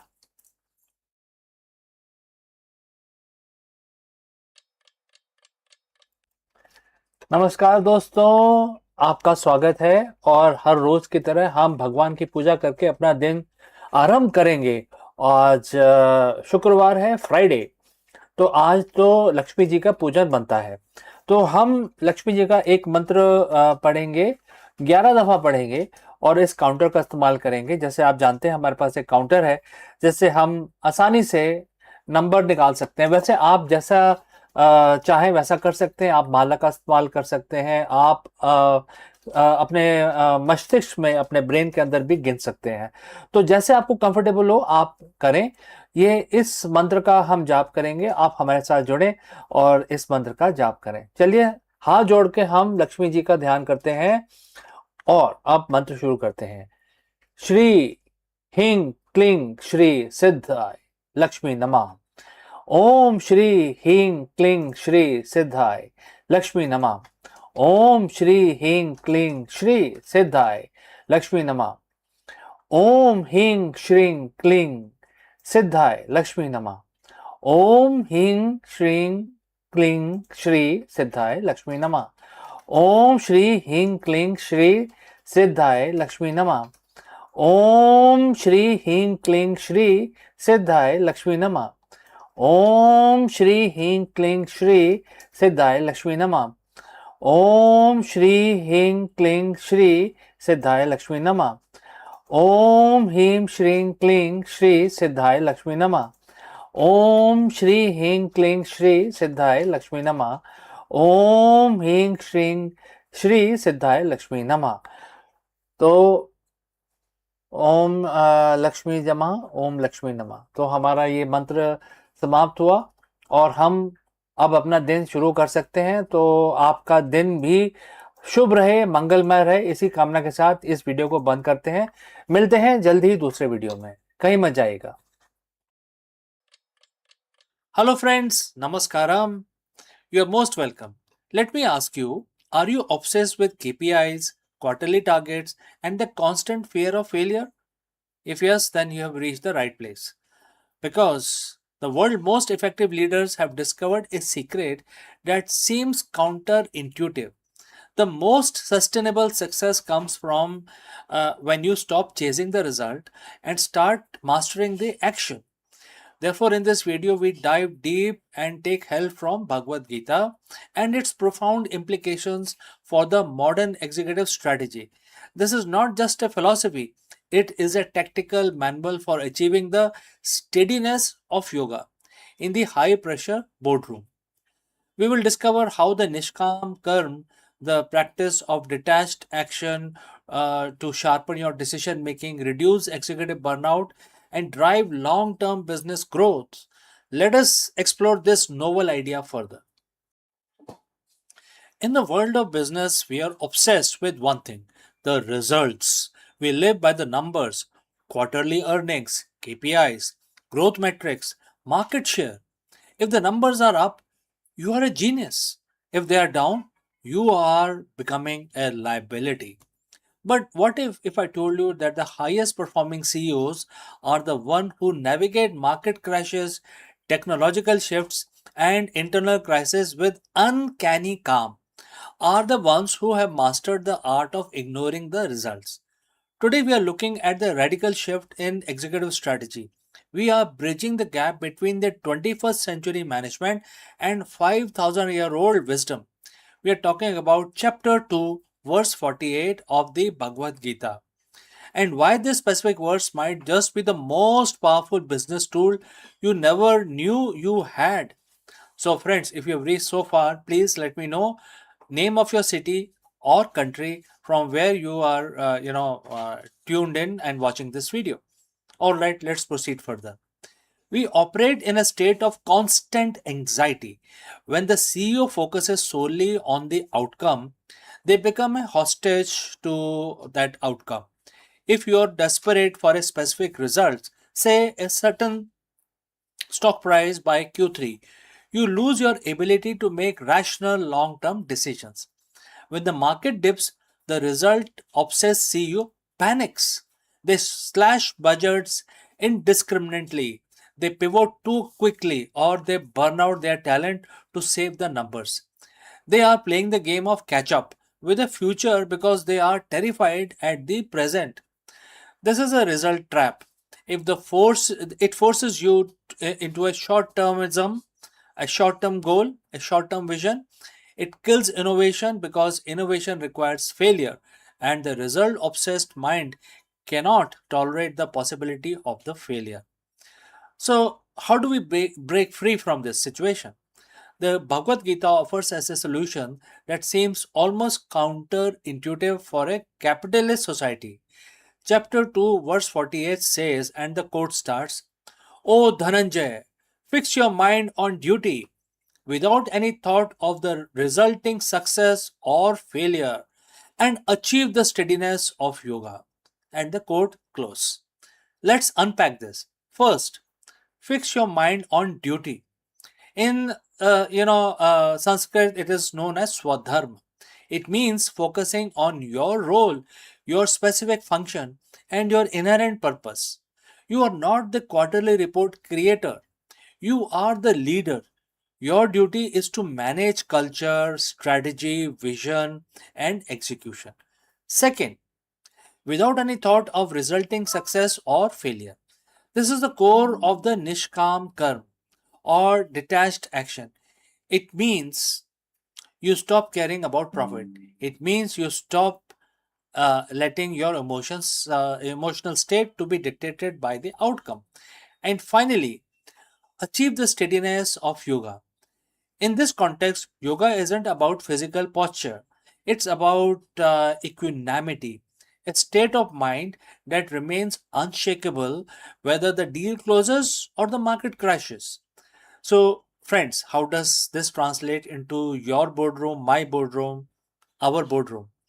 Think of it this way: you cannot control the market, you cannot control the global economic shift, you cannot always control if a competitor launches a game changing AI tool next Tuesday. But you can control the inputs. You can control the quality of your code. You can control the transparency of your communication. You can control the rigor of your research. When you fix your mind on the duty, on the excellence of the process, the results become a byproduct, not the source of your anxiety. The best CEOs are the one who shows up to the negotiation table, the product launch, or the crisis meeting with absolute presence because they aren't mentally living in that what if of the outcome. They are present in how of the execution. They are unshakable. They aren't reacting to the noise. They are dictating the tempo.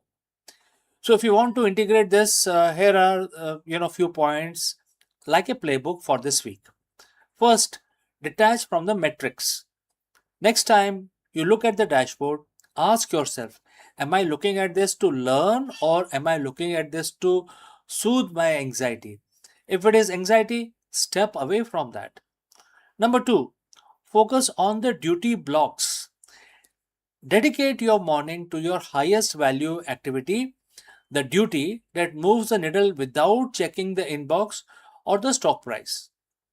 Third, practice equanimity. When you get bad news, pause for 10 seconds. Do not react. That 10-second gap is where you reclaim your steadiness of yoga. It allows you to respond with strategics instead of reflexes. Remember, you are the pilot, not the weather. You cannot control the turbulence, but you can control how you handle your aeroplane. The market will continue to fluctuate.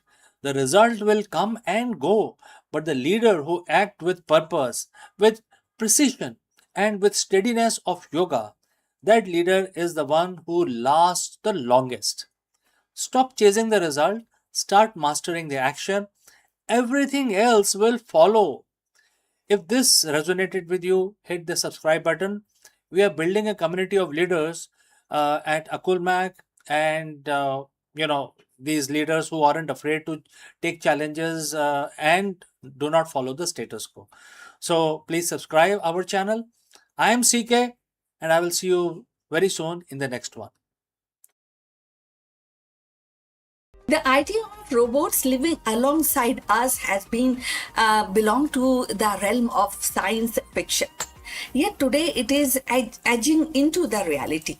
With the debut of AI-powered robot designed specially for home use, the boundary between futuristic imagination and everyday life is dissolving. These machines are no longer confined to factory floors or research labs. They are stepping into kitchen, living room, bedroom, promising to transform the domestic routine. The debut of AI robots for domestic use is not just a technological milestone, it is a cultural one also. It sparks curiosity, inspires hope, ignites debate. So, are we welcoming helpful assistants into our lives or surveillance device disguised as a companion? The answer may shape not only the future of our household but also the broader relationship between human and intelligent machine. Artificial intelligence has begun to step out of the research lab and corporate offices into the most intimate of the space, our home. So debut of AI powered domestic robots marks a turning point in consumer technology, one that blends convenience with controversy. So these machines are designed to handle everyday tasks, tidying rooms, monitoring energy use, assisting with cooking, or even offering companionship. And this appeal lies in the promise of freeing up time, reducing household stress, and creating a seamless, smart living environment. For many consumers, the idea of robot that can anticipate the need and act automatically and feel like natural is the next step after smart speakers and connected appliances. Yet the excitement is tempered by uneasy, and that is privacy debate over flared almost immediately. Unlike a vacuum robot that simply mop your floor plans, and these new AI robots can equipped with advanced sensory cameras, microphones. So they don't just clean, they observe, interpret, and learn.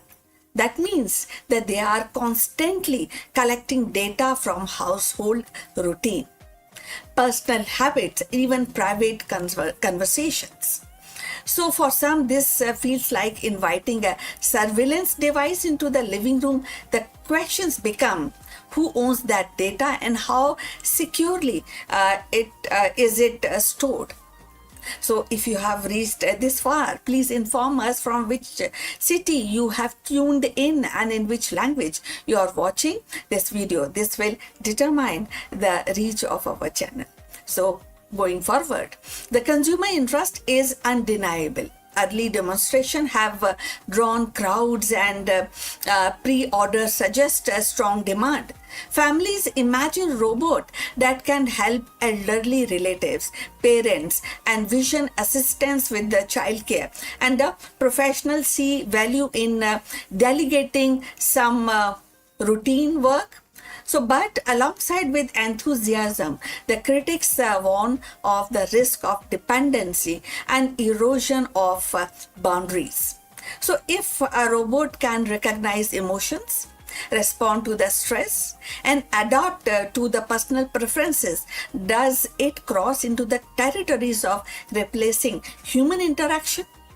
So, and if the companies monetize the insight gathered from these robots, does the home cease to be a private sanctuary? So this tension between innovation and intrusion defines the current debate. On one hand, AI robot for home use could actually revolutionize the domestic life. It can provide easiness in the domestic life, making home safer, more efficient, and more responsive. On the other hand, they raise profound ethical questions about autonomy, consent, and surveillance. The debut of these robots is not just a technological milestone, it is a cultural one too. It actually forces society to grapple with what we value more: convenience or privacy, automation or intimacy. For now, the spotlight remains on consumer curiosity. The allure of futuristic living is strong, and many are eager to experiment. But as adoption spread, the conversation will inevitably shift from novelty to accountability. The home, once the most private space, is becoming the next frontier for AI, and how we navigate this frontier will shape not only our domestic life but also our broader relationship with technology. The arrival of AI robots in our home is more than a technical upgrade. It is definitely, as we are discussing, cultural shift. These machines promise efficiency, they also promise safety, and even the companionship, yet they are that is a challenge of our notion of privacy, intimacy within the household. So, as consumer embrace this, and society must also confront the deeper questions: how much of our personal lives are we willing to share with the machines, and who ultimately control that information? So that is that whether they become a trusted helper or controversial intruders will depend only on the technological itself, but also value we choose to uphold as we invite artificial intelligence into our most private corners of our lives. So we have come to the end. Thanks for watching. Please like and subscribe our channel, and see you in the next one. But before we close this live streaming, few words about our affiliate partner. Stop settling for a good enough video. If your built-in laptop camera looks like a grainy mess, it is time for an upgrade. Want to instantly level up your video presence? I like to present the Lenovo Performance FHD webcam. This is a game changer for your desktop setup. Technically, this is packed. It has a very sensitive RGB sensor, very crisp photographs it takes. Also comes with 2 microphones on board, which helps you to record very clear voice in stereophonic format. And these microphones are very sensitive. You can actually move away from the camera up to 2 meters, and these microphones will pick up your voice without any problem. This is a very strong piece. This is very sturdy.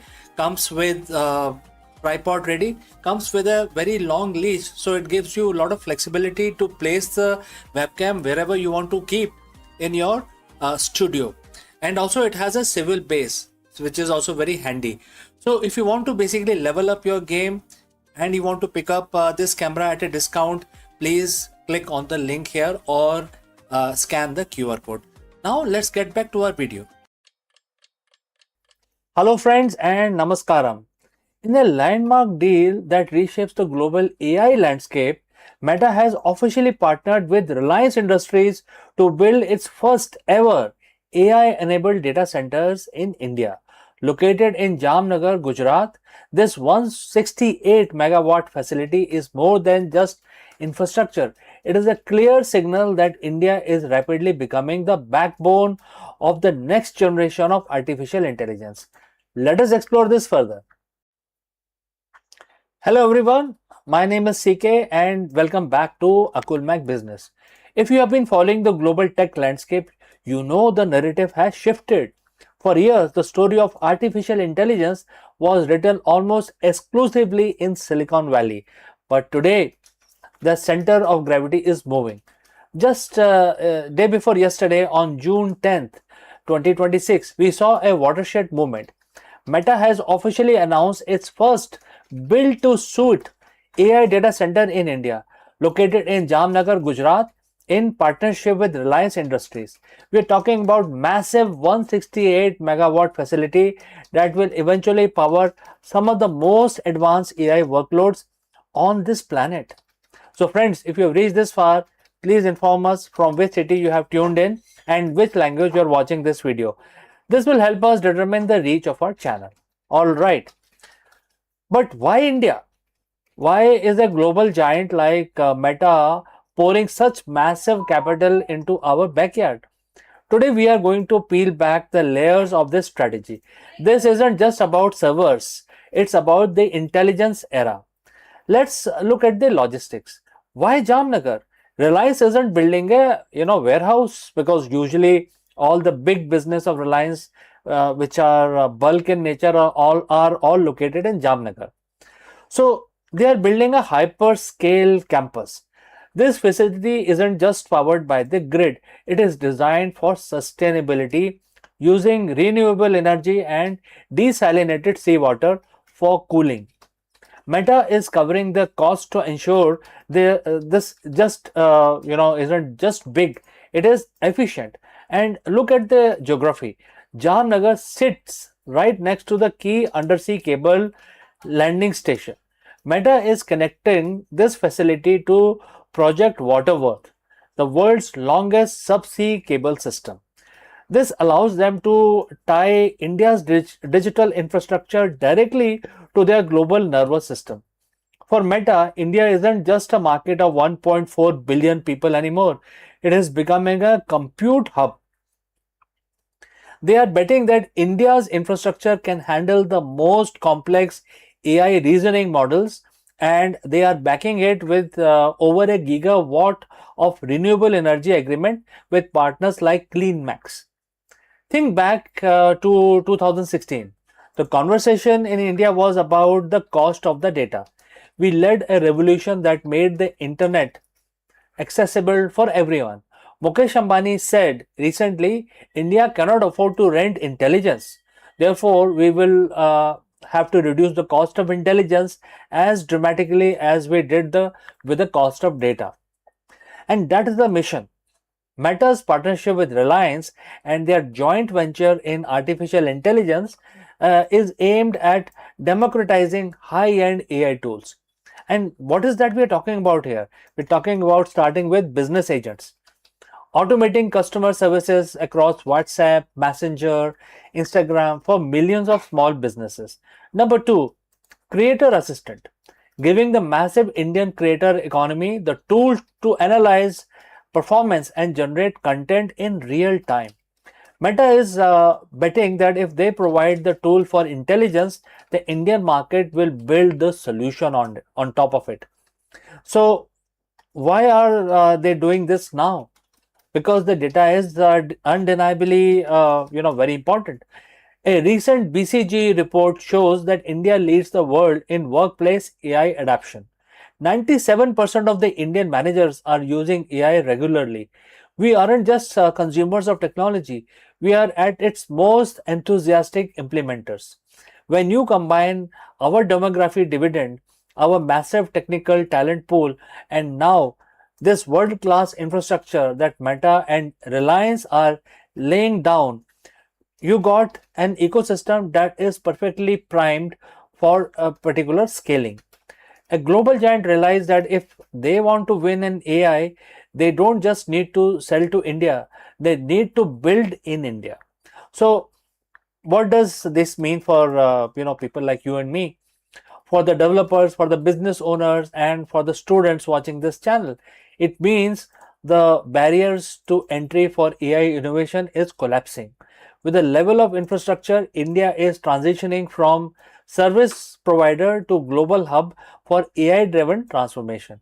We are no longer just outsourcing work, we are insourcing the intelligence revolution. As we see these data centers come online over the next 2 years, keep a close eye on the applications being built here. We are entering an era where your local business, your education system, your career will be powered by compute capacity that was previously unimaginable. So friends, Once again, my name is CK and this is Akulmach Business. If you found this deep dive valuable, hit that like button, subscribe subscribe to the channel, and let me know in the comments, do you think India will become the #1 global destination for AI development by 2030? Let us discuss it more, and I await your messages and opinions. See you in the next one.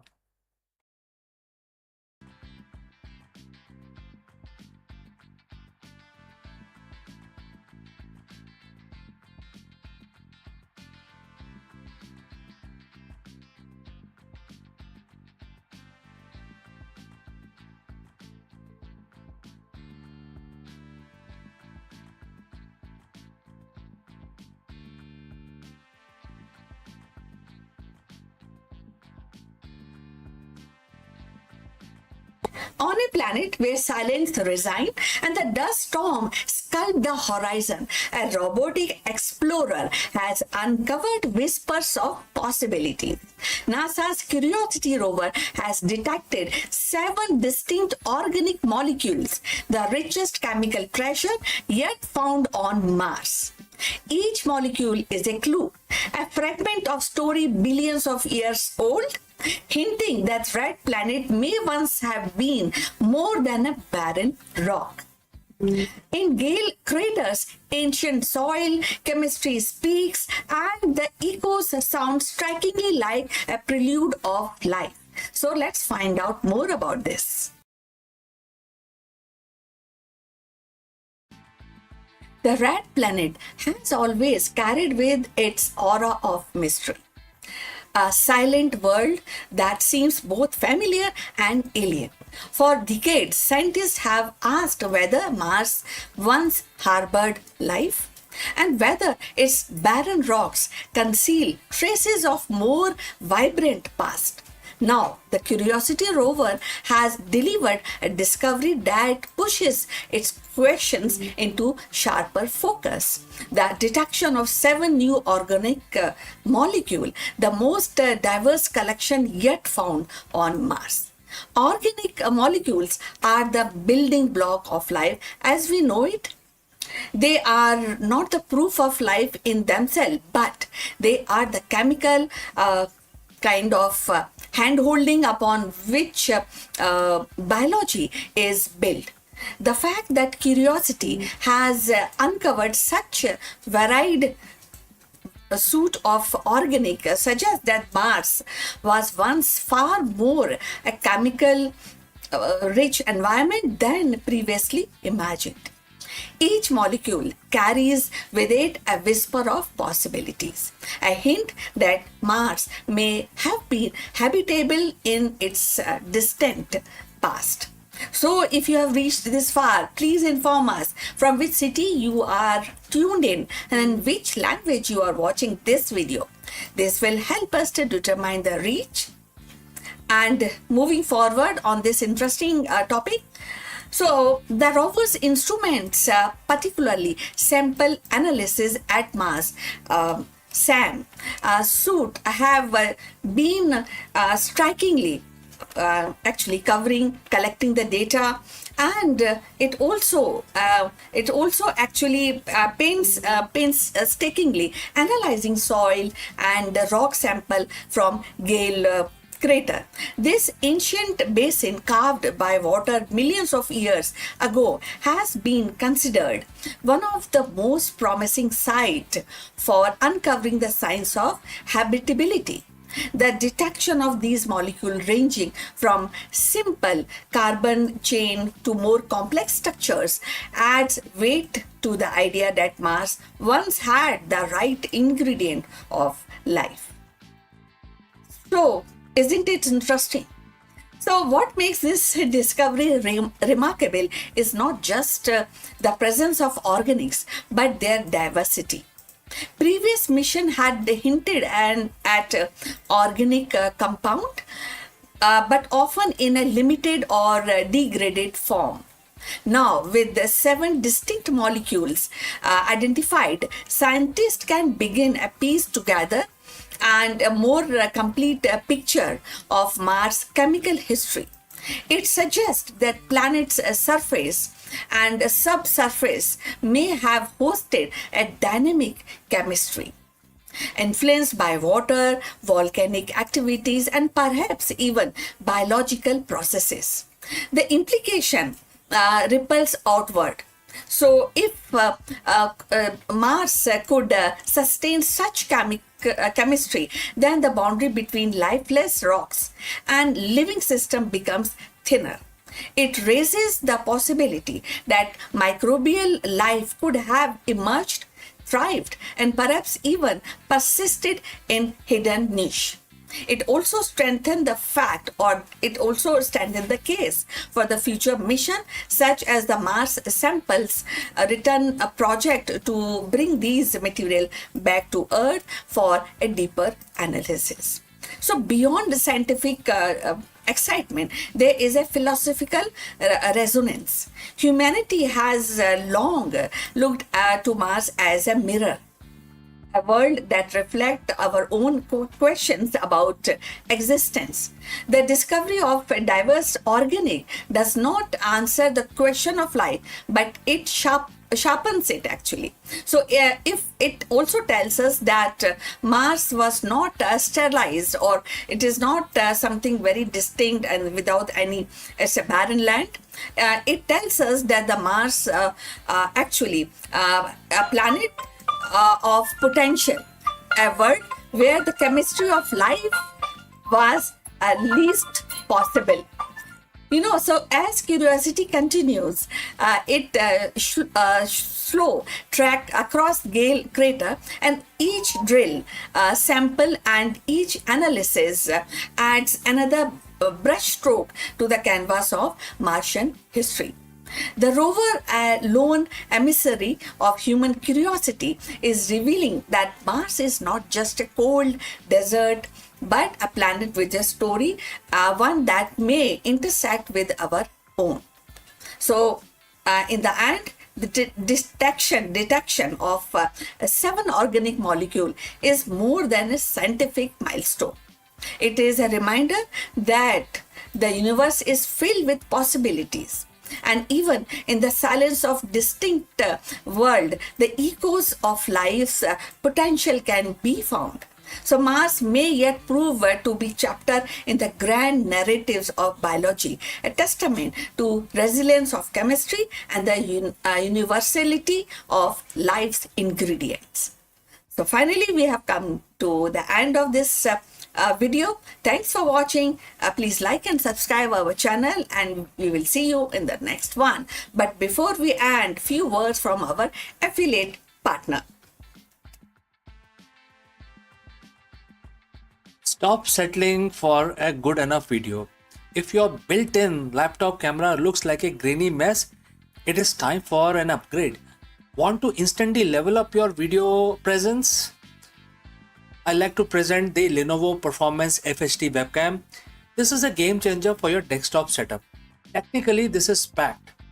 It has a very sensitive RGB sensor, very crisp photographs it takes. Also comes with 2 microphones on board, which helps you to record very clear voice in stereophonic format.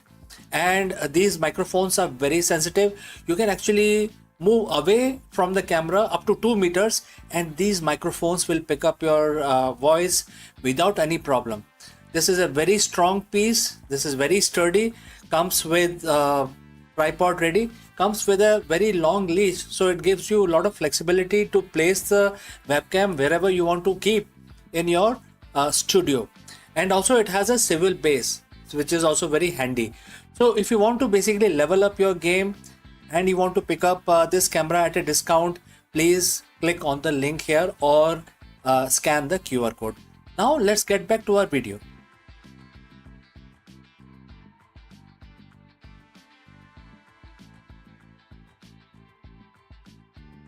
Hello friends, all of us sometimes get this feeling that our technical expertise or our hustle hold us back from our true potential for the true leadership. Everybody gets this kind of a feeling. Therefore, we dive deep into the most powerful leadership secrets from Bhagavad Gita. In a verse where Lord Krishna, Bhagwan Krishna, tells Arjun, "O Arjun, be a yogi."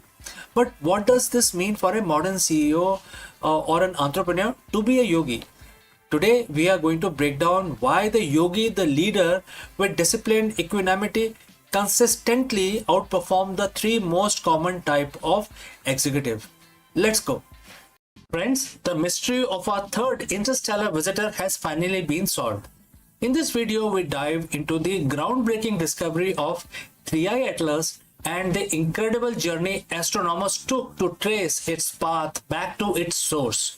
For years, we wondered where this high-speed wanderer originated, but the answer is more chilling than we ever imagined.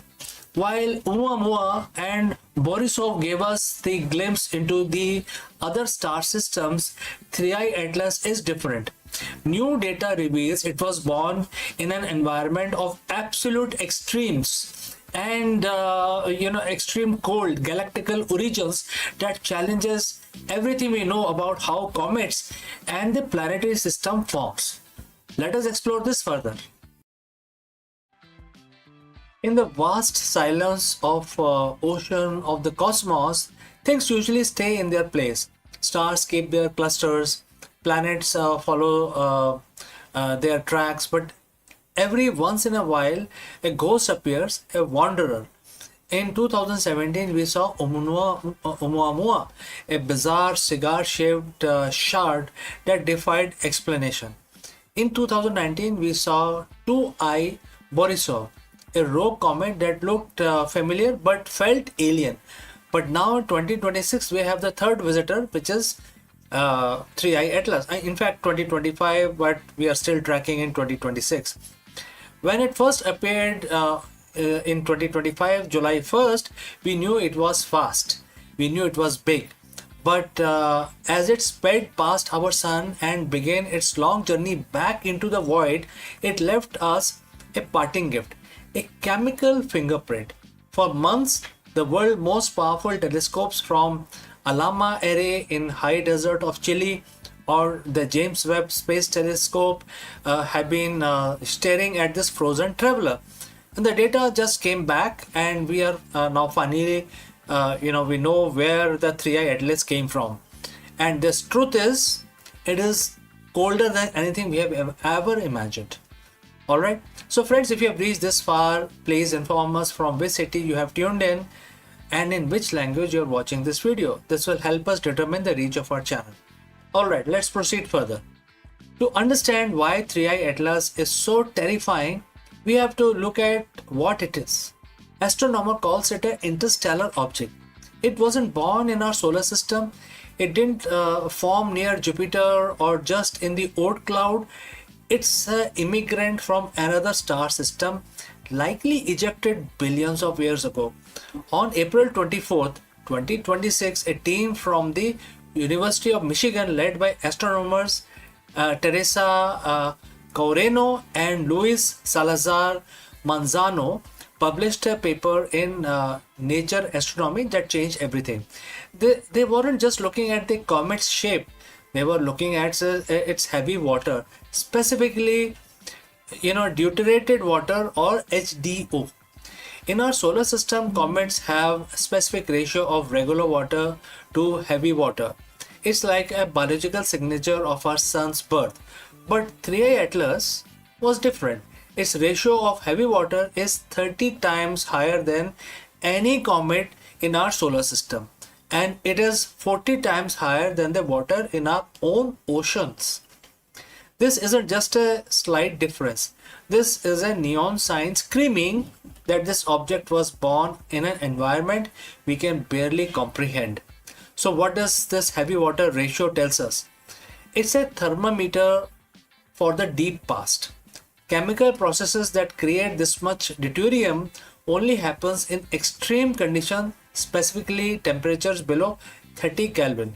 That is minus 406 degrees Fahrenheit or minus 253 degrees Celsius. Imagine a place so cold that even the atoms themselves seems to move in slow motion. This is where 3i Atlas was born. But here is a kicker. Astronomers think it didn't just come from a cold planet. It likely came from a loner star. Our sun was born in a crowded nursery surrounded by sibling stars that provided heat and radiation. But the home star of 3i Atlas, it was like outcasts born in a dark, isolated corners of the Milky Way, where there was no other star keeping the neighborhood warm. Scientists are calling it a cold galactic origin. This comet is essentially a 10 billion year old ice cube that has preserved the chemistry of a dead, frozen era of our galaxy. If the temperature doesn't haunt you, the age will definitely do. Our sun is roughly 4.6 billion years old, and we think that is ancient. But 3i Atlas initially estimated that it could be 11 billion years old. Think about that. When 3i Atlas was forming in its dark, frozen cradle, the Earth didn't even exist. Our sun didn't exist. The Milky was a completely different shape. This object has been drifting through the vacuum of space for twice as long as our entire world has been alive. It is a cosmic fossil. It has survived the death of its home star, the collision of galaxies, and the slow expansion of the universe, all to end up in our backyard for a brief month, right? You might be wondering, why does it matter if the rock is cold and old? It matters because 3i Atlas is the mirror. By studying its chemistry, we aren't just learning about the random comet, we are learning about the diversity of the universe. Until now, we thought our solar system's recipe was standard. We thought water was simply water. But 3i Atlas shows us that there are regions of galaxy where building block of life are fundamentally different. If the comet had crashed into a young planet in its home system, that planet would have ocean filled with heavy water. Would life even be possible there? Or would it be a world of heavy biology fundamentally incompatible with us? As we speak, 3i Atlas is moving at 137,000 miles per hour. It has already passed Jupiter. It is heading back into the interstellar dark, away from the warmth of our sun that briefly woke it up from its long slumber. We may never see it again. In a few years, it will be just another data point in our archives, but it leaves us with a terrifying, beautiful realization. The universe is much, much bigger, much older, and much colder than we dare to believe. We have just, warm up little campfire in a very, very cold forest, right? So friends, what do you think about this? If you have any question, do not hesitate to send it across. Thanks for joining live. Thanks for watching. And if you want to keep up with the latest from the deep freeze of space, hit that subscribe button and stay curious. This next visitor could be the right around the corner. So friends, see you in the next one. But before I leave, a word from our affiliate partner. Stop settling for a good enough video. If your built-in laptop camera looks like a grainy mess, it is time for an upgrade. Want to instantly level up your video presence? I like to present the Lenovo Performance FHD webcam. This is a game changer for your desktop setup. Technically, this is packed. It has a very sensitive RGB sensor, very crisp photographs it takes. Also comes with 2 microphones on board, which helps you to record very clear voice in stereophonic format. And these microphones are very sensitive. You can actually move away from the camera up to 2 meters and these microphones will pick up your voice without any problem. This is a very strong piece. This is very sturdy. Comes with tripod ready. Comes with a very long leash, so it gives you a lot of flexibility to place the webcam wherever you want to keep in your studio. And also it has a swivel base, which is also very handy. So if you want to basically level up your game and you want to pick up this camera at a discount, please click on the link here or scan the QR code. Now let's get back to our video.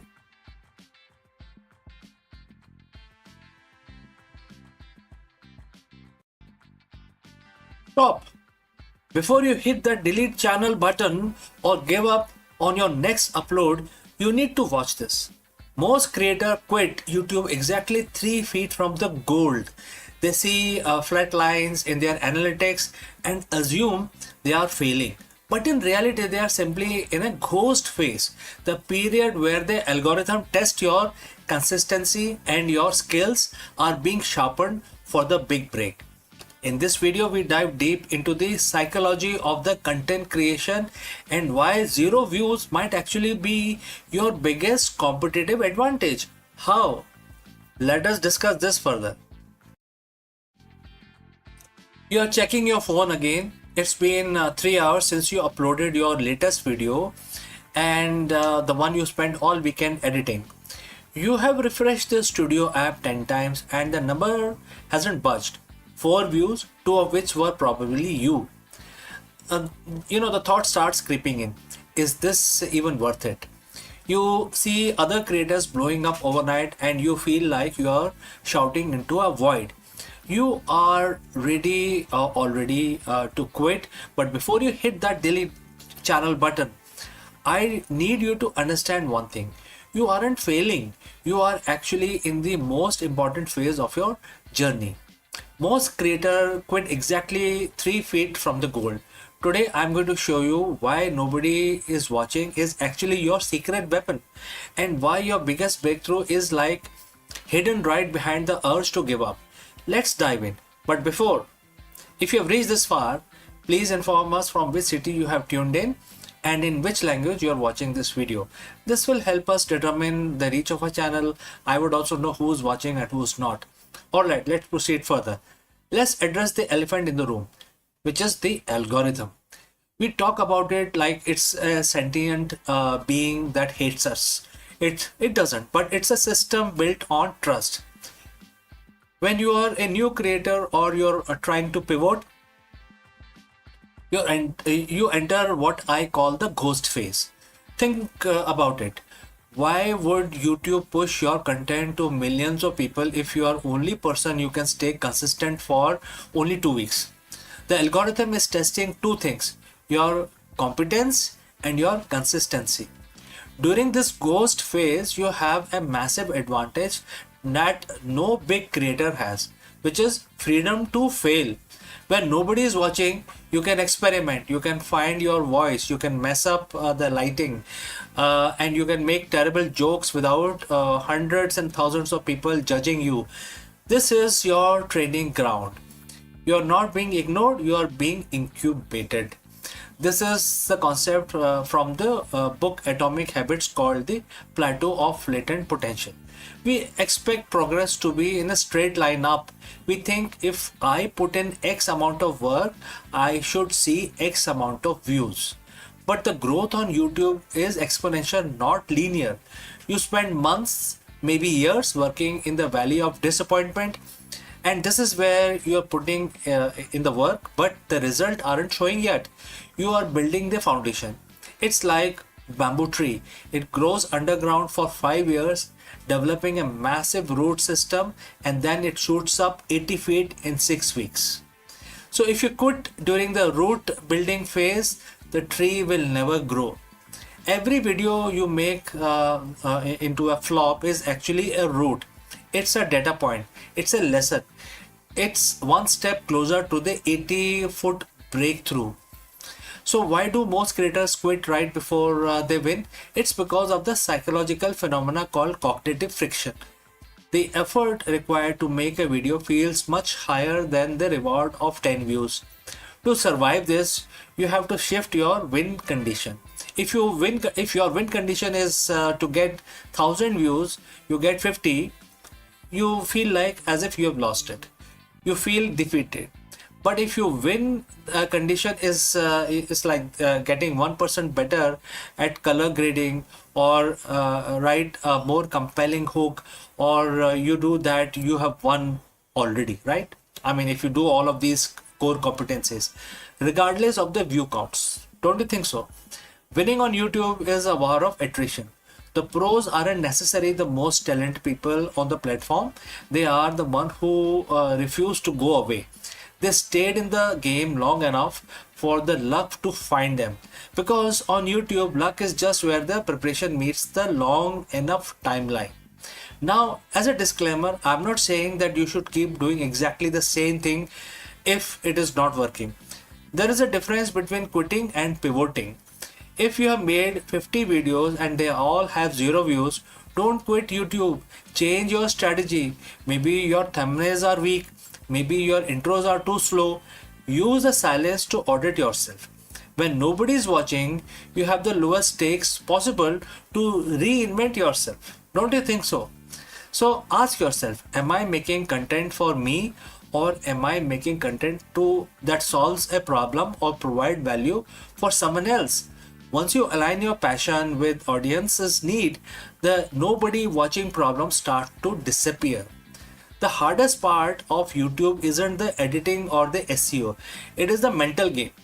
It is showing up on Tuesday morning to film a video when your last 3 uploads tanked.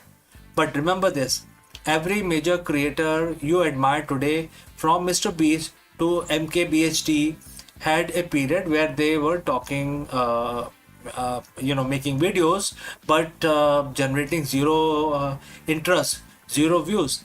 They felt exactly how you feel right now. The only difference between them and millions of abandoned channels is that they decided to post one more time.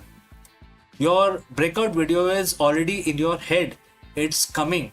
It's going to come. Definitely. But you can't find it cannot find you if you weren't there to upload it, right? So don't quit. Just get 1% better today. So friends, what do you think? If you have any question or if you want to know more, please leave a comment below and I will see you again in the next one. Before I take your leave, a word about our affiliate partner. Stop settling for a good enough video. If your built-in laptop camera looks like a grainy mess, it is time for an upgrade. Want to instantly level up your video presence? I like to present the Lenovo Performance FHD webcam. This is a game changer for your desktop setup. Technically, this is packed. It has a very sensitive RGB sensor, very crisp photographs it takes. Also comes with 2 microphones on board, which helps you to record very clear voice in stereophonic format. And these microphones are very sensitive. You can actually move away from the camera up to 2 meters and these microphones will pick up your voice without any problem. This is a very strong piece. This is very sturdy. Comes with tripod ready. Comes with a very long leash, so it gives you a lot of flexibility to place the webcam wherever you want to keep in your studio. And also it has a swivel base, which is also very handy. So if you want to basically level up your game and you want to pick up this camera at a discount, please click on the link here or scan the QR code. Now let's get back to our video.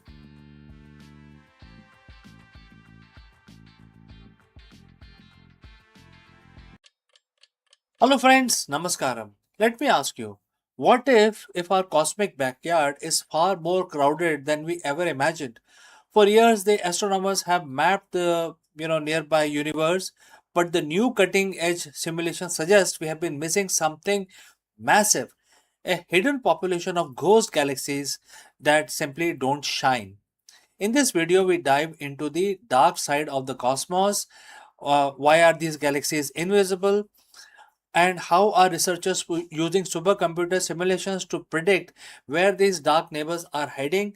And what does this mean for our understanding of the dark matter and the galaxy formation? Let's go. Friends, we look at the night sky, and when you see the masterpiece of light, we see the majestic arms of Andromeda Galaxy, the burning intensity of stars in our own Milky Way, and the distant glow of the billions others. But what if I told you that our map of the universe is incomplete? Today, we aren't talking about the bright, flashy giants of the cosmos. We are talking about the ghost galaxies. a hidden population of worlds that are lurking right in our own cosmic backyard, yet they remain almost entirely invisible to our most powerful telescopes. Why are they invisible? Because they don't shine, and yet new simulations are proving that they are not only there, they are essentially, we need to understand the very structure of the universe itself may change completely. Let's dive into this invisible. But before that, friends, if you have reached so far, please let us know from which city you have tuned in into this video. All right, let's proceed with our analysis. To understand the ghost galaxies, we have to talk about how we observe the universe. Historically, we use light. If a galaxy is bright, we see it. If it is dense with stars, it pops out on our sensors. But there is a catch here. In astrophysics, we have a simple term called surface brightness. Think of this like a contrast on your computer monitor. If the object is so faint that its light is spread out over a vast area, it just blends into the background noise of the sky. These ghost galaxies, often called ultra diffuse galaxies or dark galaxies, are essentially ghosts. There are very few stars in these galaxies, and those stars are spread out so thin they don't produce concentrated light signature. They are the unseen workforce of the universe. They are there, they have mass, they exert gravitational influence, but optically they are invisible. So, how do we find something we cannot see? This is where the intersection of the technology and theory becomes very powerful. Rely on the cosmological simulation, and that is why we need these very huge supercomputers. Think of this like building a digital twin of the universe.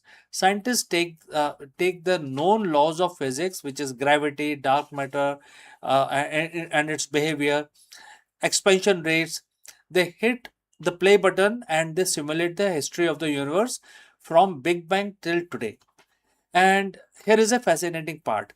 The simulation tells us that there should be thousands of small, faint satellite galaxies orbiting major galaxies like the Milky Way. But when we look through our telescope, we don't see them. This has been as known as the missing satellite problem. This is where the breakthrough happens.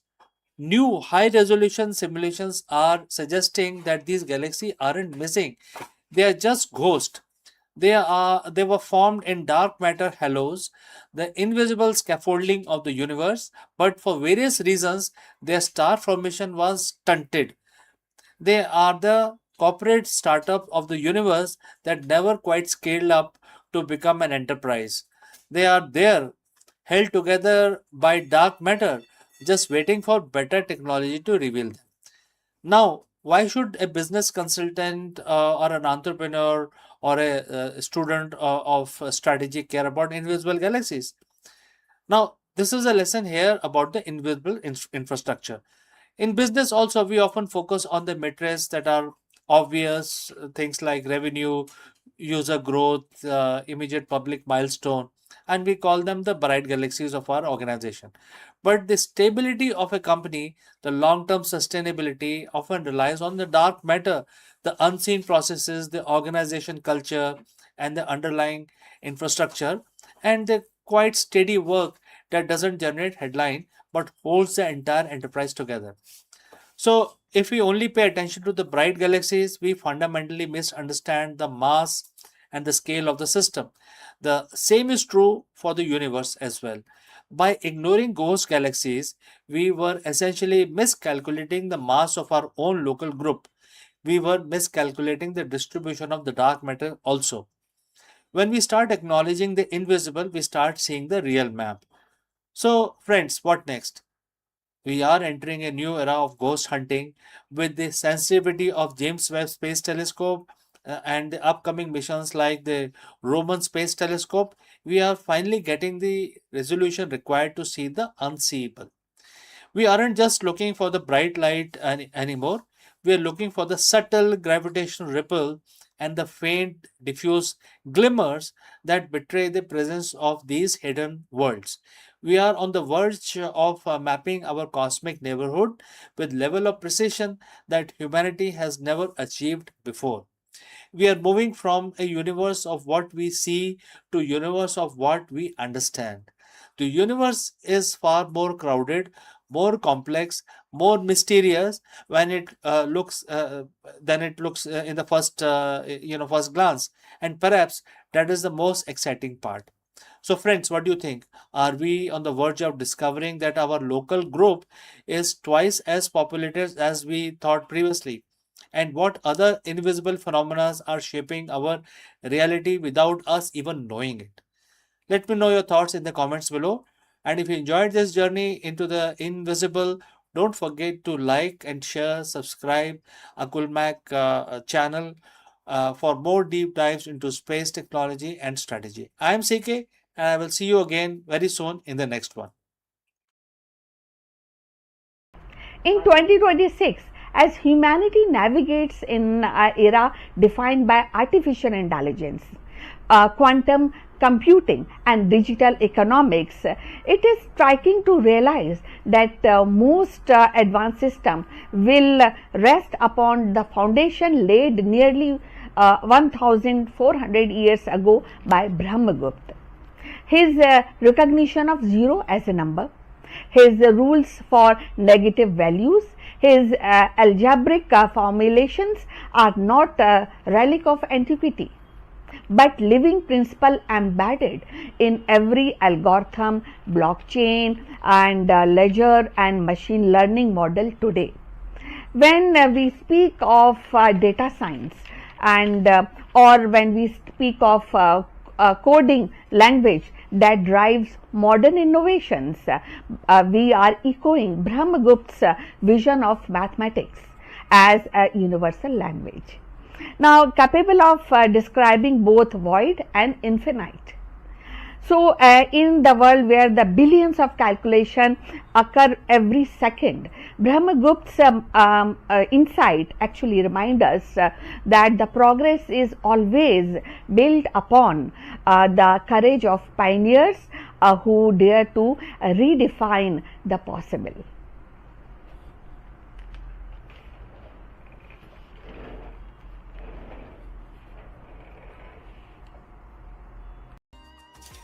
In the world of high stake business, we talk about freedom. We in fact talk a lot about freedom and market freedom, financial freedom, the freedom to innovate.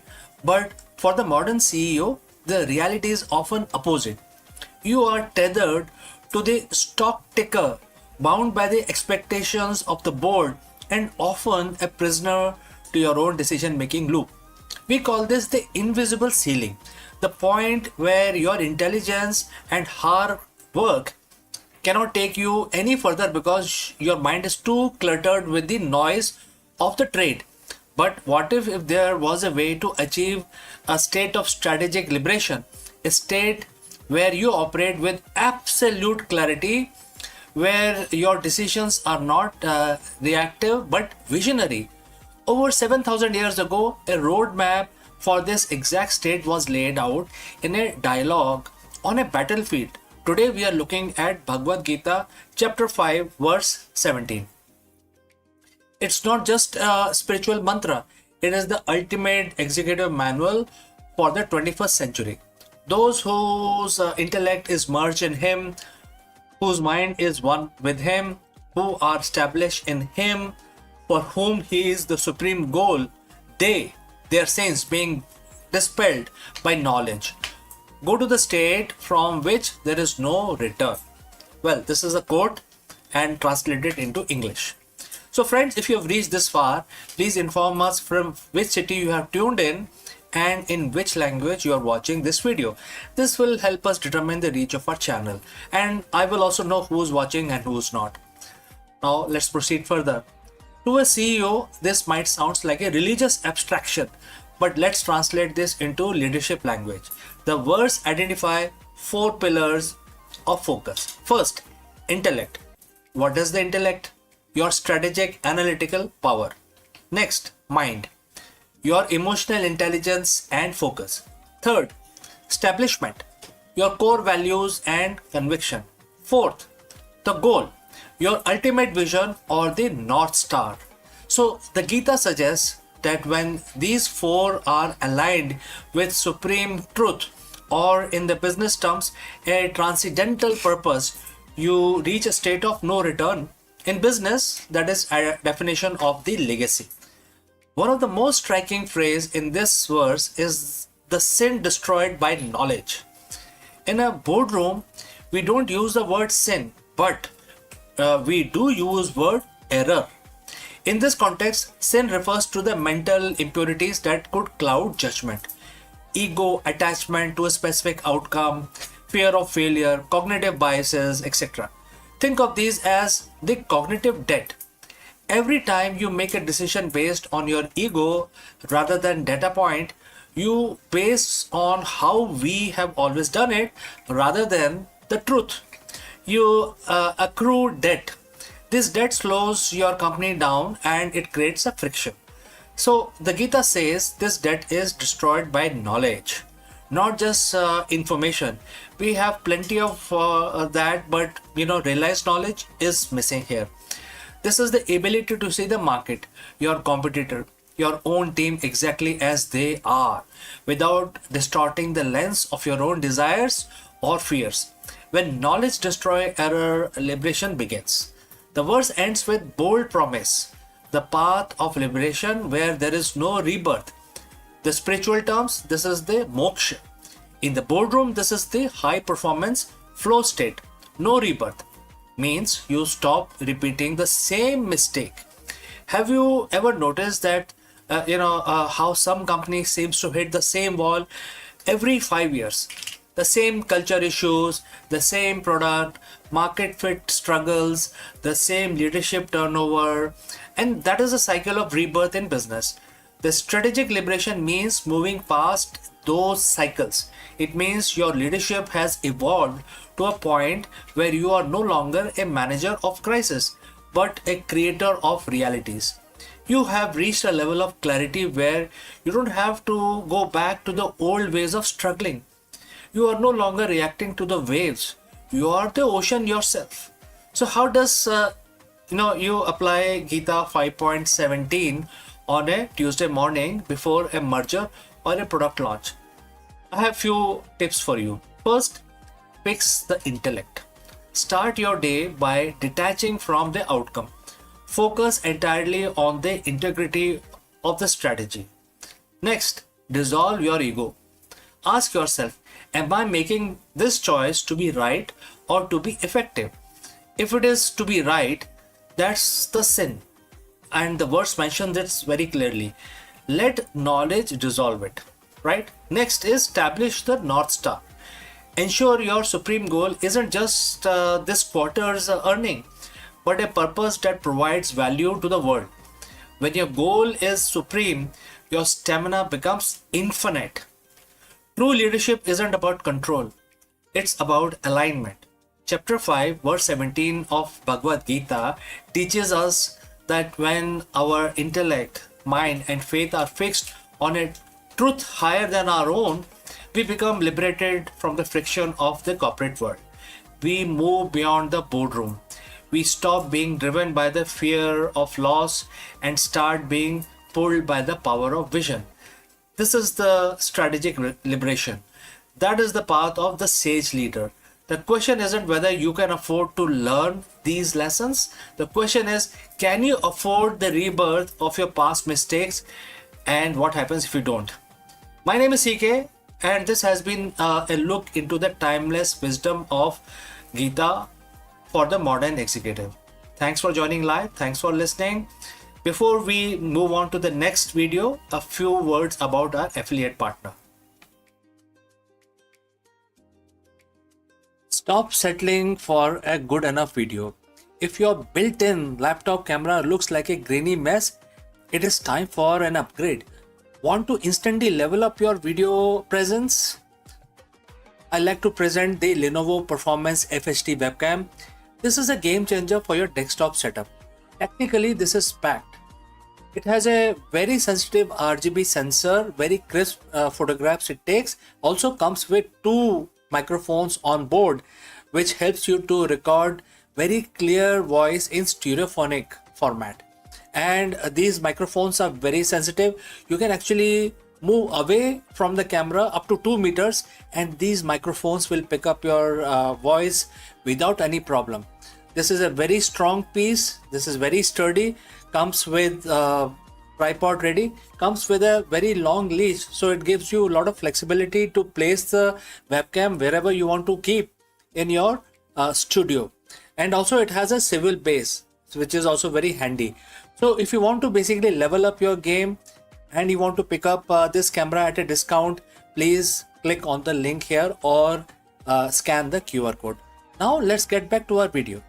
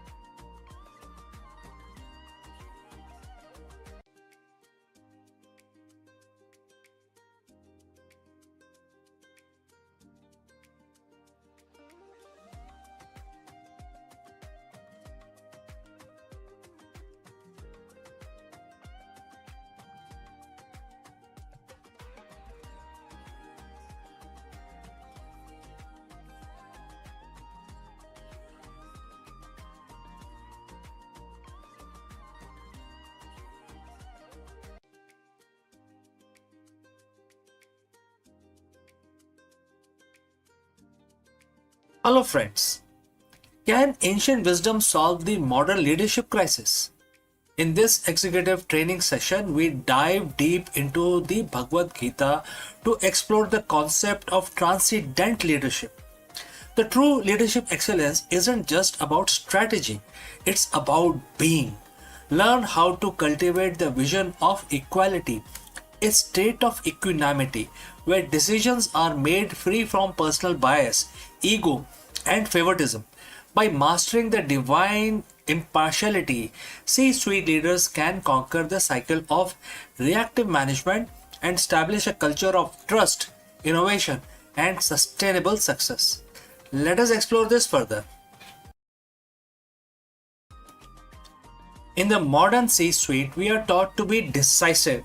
We are taught to be analytical. But how often are we taught to be equal? Every day you face a storm of preferences. You have favorite projects, difficult stakeholders, and team members who either mirror your energy or drain it. This is the cycle of the corporate life. The constant swing between liking and disliking, winning and losing. But what if there are a third way?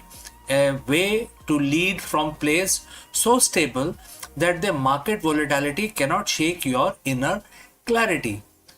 7,000 years ago, Bhagavad Gita identified this state in chapter 5, verse 19, and it says, quote starts, "Even here in this world, they have conquered creation. Those whose minds are established in equality, since the eternal is defect-free and equal, they are established in the eternal." Quote close. Today we call this transcendent leadership. Now friends, if you have reached this far, please inform us from which city you have tuned in and in which language you are watching this video. This will help us determine the reach of our channel, and also I will know who is watching and who is not. The words mention two critical words: equality and impartiality. In business context, impartiality is often taken for being cold or indifferent. That is a misconception. Divine impartiality is not about caring less, it's about seeing more. Most leaders see through a lens of utility. They ask, how is this person useful to me right now? This creates a fragmented organization built on transactional relationship. The transcendent leader, however, sees the eternal in everyone. They recognize that every employee, from the intern to the CFO, is a manifestation of the same underlying potential. When you lead with this vision, you stop reacting to people's personality and start responding to their potential. By being defect free like the eternal, you remove the defects of leadership and also remove biases, nepotism, and ego driven anger. You become the steady point in a turning world. The words claim these leaders have conquered creation. In the boardroom, creation is the project, the product launch, or the quarterly earnings.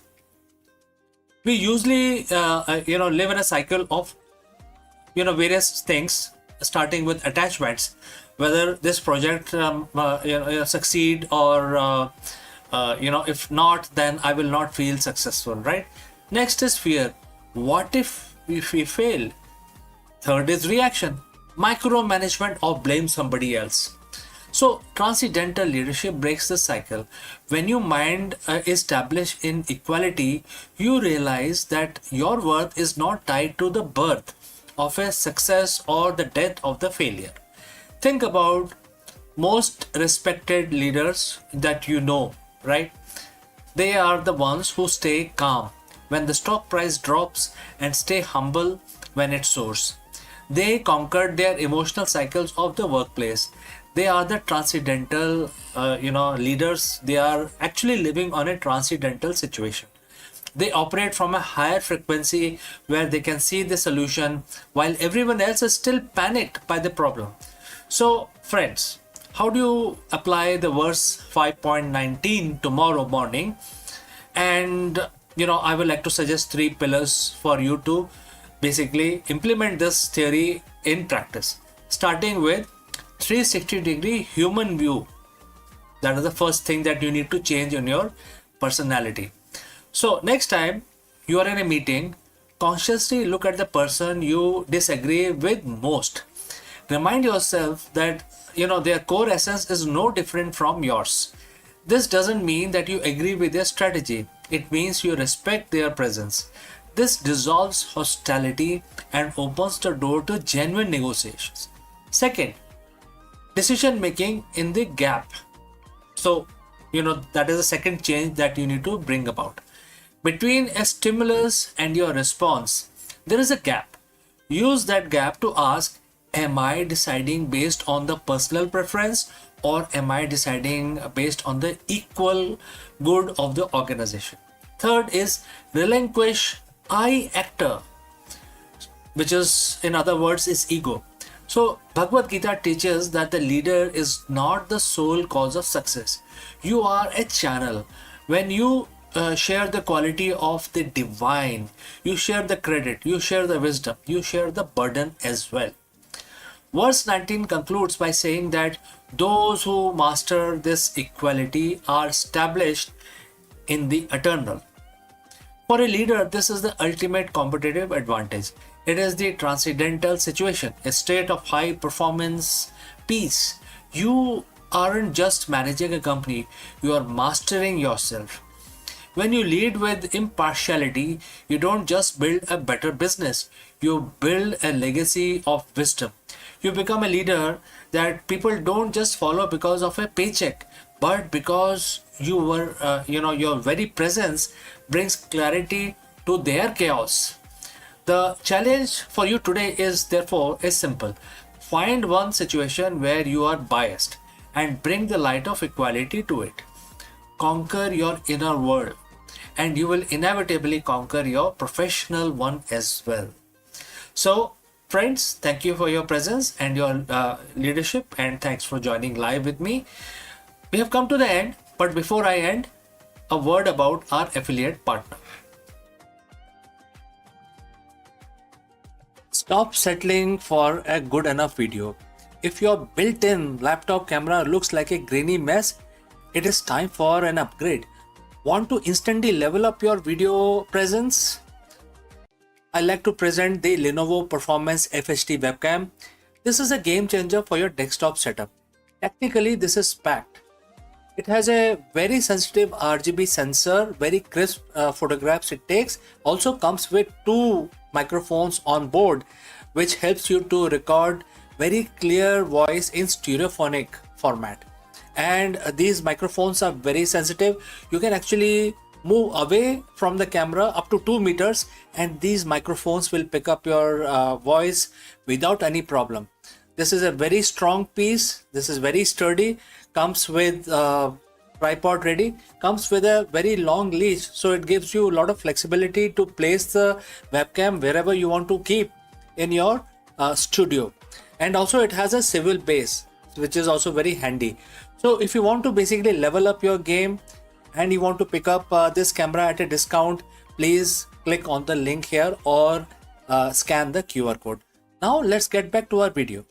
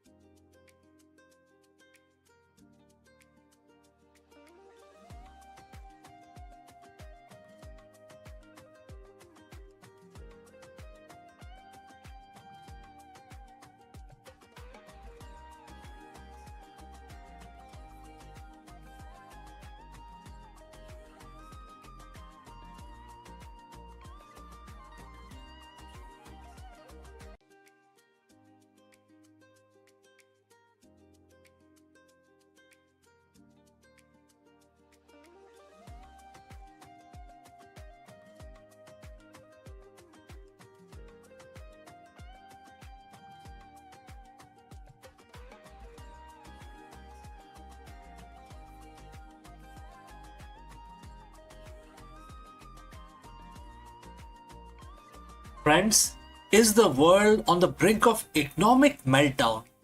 In this video, we break down the explosive news as President Trump announces a staggering 50% tariff on Chinese imports. This massive escalation comes on the heel of the collapsed Islamabad Peace Summit, sending shockwaves through global market and intensifying the fear of all-out trade war once again. We dive deep into the geopolitical fallout, the failed negotiations in Pakistan, and what these new trade barriers mean for our wallet, the tech industry, and the future of international relations. Let's go.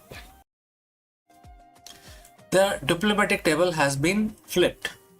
What started as a high-stake attempt at the global stabilization in Islamabad has ended in a spectacular public breakdown, and the response from White House it's an economic earthquake. That President Trump has just officially announced a 50% tariff on nearly all Chinese imports. We aren't talking about a negotiating tactics or a minor adjustment anymore. This is the nuclear option of a trade policy. In the next 10 minutes, we are going to peel back the curtain on why the Islamabad Peace Summit failed so catastrophically, how these tariffs will ripple through your bank accounts, and why analysts are calling this the beginning of the most dangerous economic era since the Great Depression. So friends, buckle up. This trade war didn't just restart, it just went nuclear, it just went ballistic. So friends, if you have reached this far, please inform us from which city you have tuned in and in which language you are watching this video. This will help us determine the reach of our channel. Alright, let's continue our analysis. To understand the 50% hammer, we have to look at the wreckage of Islamabad Peace Summit. For weeks, the world watched Pakistan with bated breath. This was supposed to be a grand bargain, a moment where the US and Chinese finally found a middle ground on security, intellectual property, and regional influence. But the reports came out of the closed door session described a scene of total deadlock. Well, the sticking point is it wasn't just trade, it was the refusal to compromise on tech sovereignty and failed resolution of the maritime disputes as well. When the Chinese delegation walked out on the final day without a joint, when I say Chinese, it's basically the Iranian as well, because world knows that the Iran is completely backed by Chinese and Russian. Alright, so when they walked out on the final day without a joint statement, the peace summit became a press disaster. The Trump administrator and their philosophy has been, strength through leverage. Without a deal, the White House felt they had no choice but to maximize the pressure. The 50% tariff isn't just a tax, it's a direct retaliation of the perceived lack of cooperation in Islamabad. In economic terms, what we call is a decoupling accelerator. At 50%, it becomes mathematically impossible for many American companies to maintain their current supply chain in China. And if you're an American retailer, a 50% tax at the border wipe out an entire profit margin, and you're left only with two choices: pass the cost to the consumer, which is guys like you and me, or move your manufacturing elsewhere. Well, this is time consuming, it will take years. From semiconductors to the shoes on your feet, every single line item is about to get a Trump surcharge. This is a bold gamble that US economy is strong enough to absorb the shock, while the Chinese manufacturing sector buckles under the weight of lost business. The reaction from Wall Street has been instantaneous. We saw the Dow and the Nasdaq took triple-digit dives within minutes of the announcement. But the real chaos is happening in the shipping lanes. The logistics experts are warning of supply chain gridlock. Importers are scrambling to the front door shipment before the tariffs officially takes effect, leading to a massive bottleneck at the various coasts, especially American coast. And we already know that the Strait of Hormuz is also blocked. And then there is a retaliation factor. China has already signaled that they won't take this lying down. In fact, yesterday their foreign ministry said that please stop interfering in our affairs. So we are looking at a potential export ban on rare earth mineral, the stuff needed to make electrical car batteries and smartphones. And if the US tax Chinese goods, then China cut off the raw material to make those goods elsewhere. We aren't just looking at the higher prices, we are looking at the scarcity. So is there anyone winning here?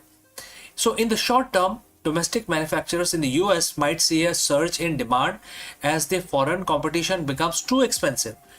Countries like Vietnam, Mexico, and India are also positioning themselves to catch the overflow as companies flee the Chinese market. But for the average consumer, the winner column is looking pretty thin. Economists warn that this could be a reignite of the inflation, just as we thought we had it under control. If $1,000 iPhone suddenly costs $1,400 because of the trade levy, the consumer spending, the engine of the American economy, could stall. So let's discuss pros and cons. What are the pros? Reshoring of the jobs, increased leverage in future deals, reduced dependency on rival. And what are the cons? Higher inflation, stock market volatility, and strained relation with allies who are caught up in different crossfires across the world. So where do we go from here?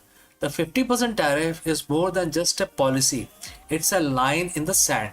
It signals that the era of globalism at any cost is officially over. We are moving into a bipolar world where you are either in the Western trade bloc or you are not, or you're out basically.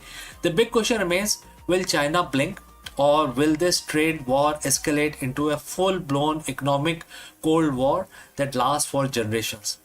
One thing is certain, the failure in Islamabad wasn't the end of the story. It was the prologue to a much more intense chapter in global history. So friends, I want to hear from you. Do you think 50% tariff is the right move to protect the American interest? Or is it the risk of a global recession too high?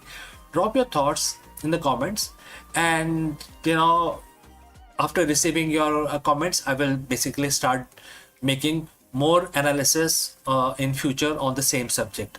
Don't forget to hit the subscribe button and the bell icon. We are going to be tracking this market reaction throughout the week and keep bringing the analysis to you. Thanks for watching. I am CK, and I will catch you again in the next one. Before I leave this section, a word about our affiliate partner. Stop settling for a good enough video. If your built-in laptop camera looks like a grainy mess, it is time for an upgrade. Want to instantly level up your video presence?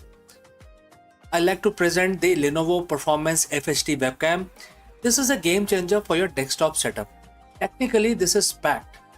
It has a very sensitive RGB sensor, very crisp photographs it takes. Also comes with 2 microphones on board, which helps you to record very clear voice in stereophonic format. And these microphones are very sensitive. You can actually move away from the camera up to 2 meters, and these microphones will pick up your voice without any problem. This is a very strong piece. This is very sturdy. Comes with tripod ready. Comes with a very long leash, so it gives you a lot of flexibility to place the webcam wherever you want to keep in your studio. And also it has a swivel base, which is also very handy. So if you want to basically level up your game and you want to pick up this camera at a discount, please click on the link here or scan the QR code. Now let's get back to our video.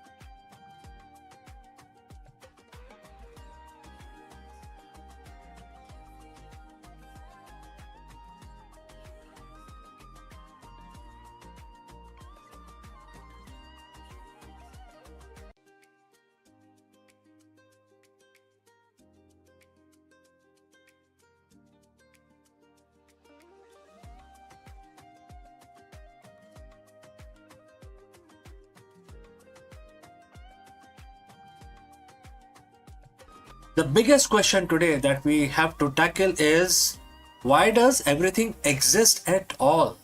For decades, the physicists have been haunted by the antimatter mystery. The fact that the Big Bang should have produced equal amount of matter and antimatter, leading to total annihilation and an empty universe. But a groundbreaking theory suggests that answer lies in the exploding black holes. In this video, we dive deep into the world of primordial black holes, PBH, tiny high energy black holes formed seconds after the birth of the universe. Unlike their massive cousins, these tiny titans don't just sit there, they evaporate through Hawking radiation, eventually ending in violent explosions.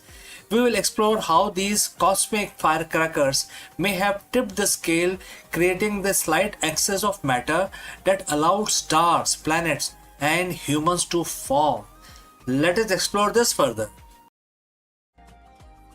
Friends, what happens is that everything eventually fall into black hole. If you go very close to the black hole, you will see that the black hole will actually pull you in and then devour you, spedify you, and really bad thing happens to you. Your energy is sucked out and becomes part of the black hole. And so scientists used to wonder, what will happen to black hole. Are they eternal? And it turns out that the Stephen Hawking said no, they are not, because they are also radiating, and that radiation, very very minute radiation, very faint, is now what we call the Hawking radiation.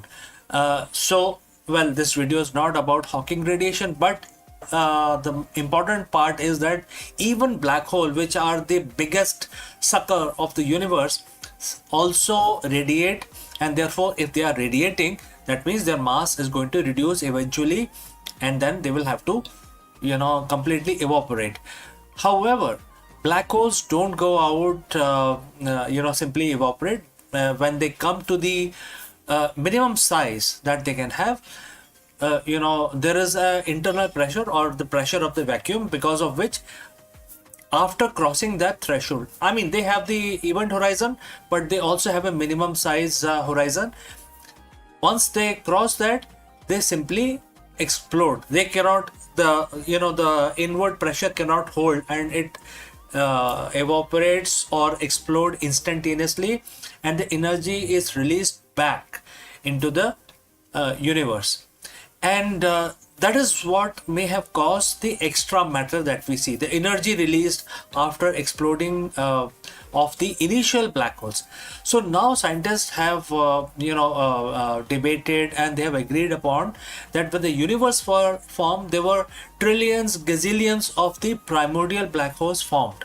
These are microscopic black holes, and they are very small as a proton, but they have a mass equal to a moon.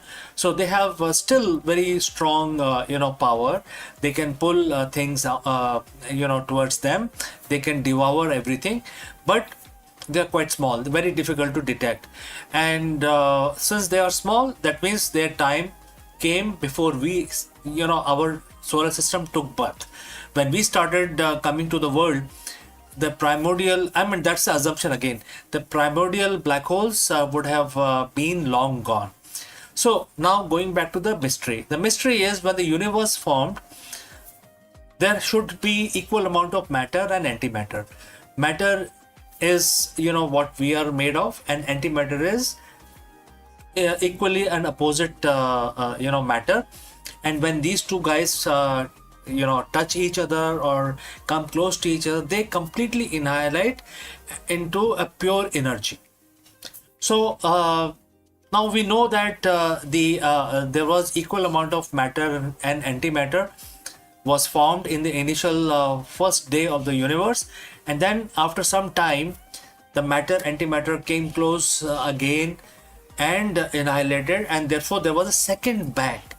And we now know that the second bang really happened, and then it was still in the very early stages of the universe formation.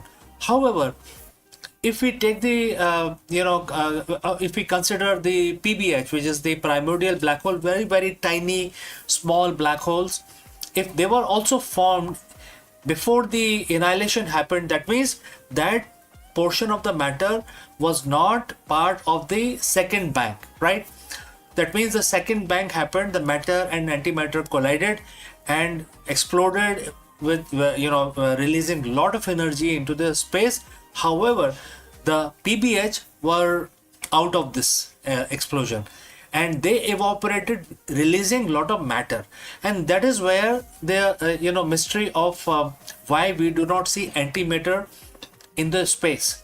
Whatever we see today using our very advanced telescope, we don't see anything made of antimatter. We see everything made of electrons, protons, neutrons, atoms. All of this is matter, and we don't see. Although we can make antimatter in the laboratory, but it does not last because it's very difficult to hold the antimatter. It will mix with matter and annihilate in pure energy. Nothing is left. It's a matter antimatter explosion is the best explosion, best release of energy, because there are no byproducts out of that. Pure energy is released. So when we don't see antimatter in the universe naturally occurring, that gave rise to the mystery, and that is what we are discussing today. What happened to the antimatter and why we exist at all? I mean, when matter and antimatter were produced, and then the second bang happened, then from where this matter remained in the universe, of which we are all made of, all the stars in the heavens, all the planets, all the living beings are made of matter. So scientists are now saying that the PBH may be responsible, because PBH would have survived the second bang, and then later they evaporated, releasing the energy, which then condensed into matter. And there was no question of antimatter, that energy condensing into antimatter. And that is why, if this is true, well, it is very difficult to prove or disprove this, but if this is true, this explains why we exist, why the universe exists, why stars, why the physics exist, right? So this is something which I wanted to discuss in the universe section today. If you have any thoughts, any comments, please share those in the comment section below. Thanks for joining live, and I will catch you again in the next one.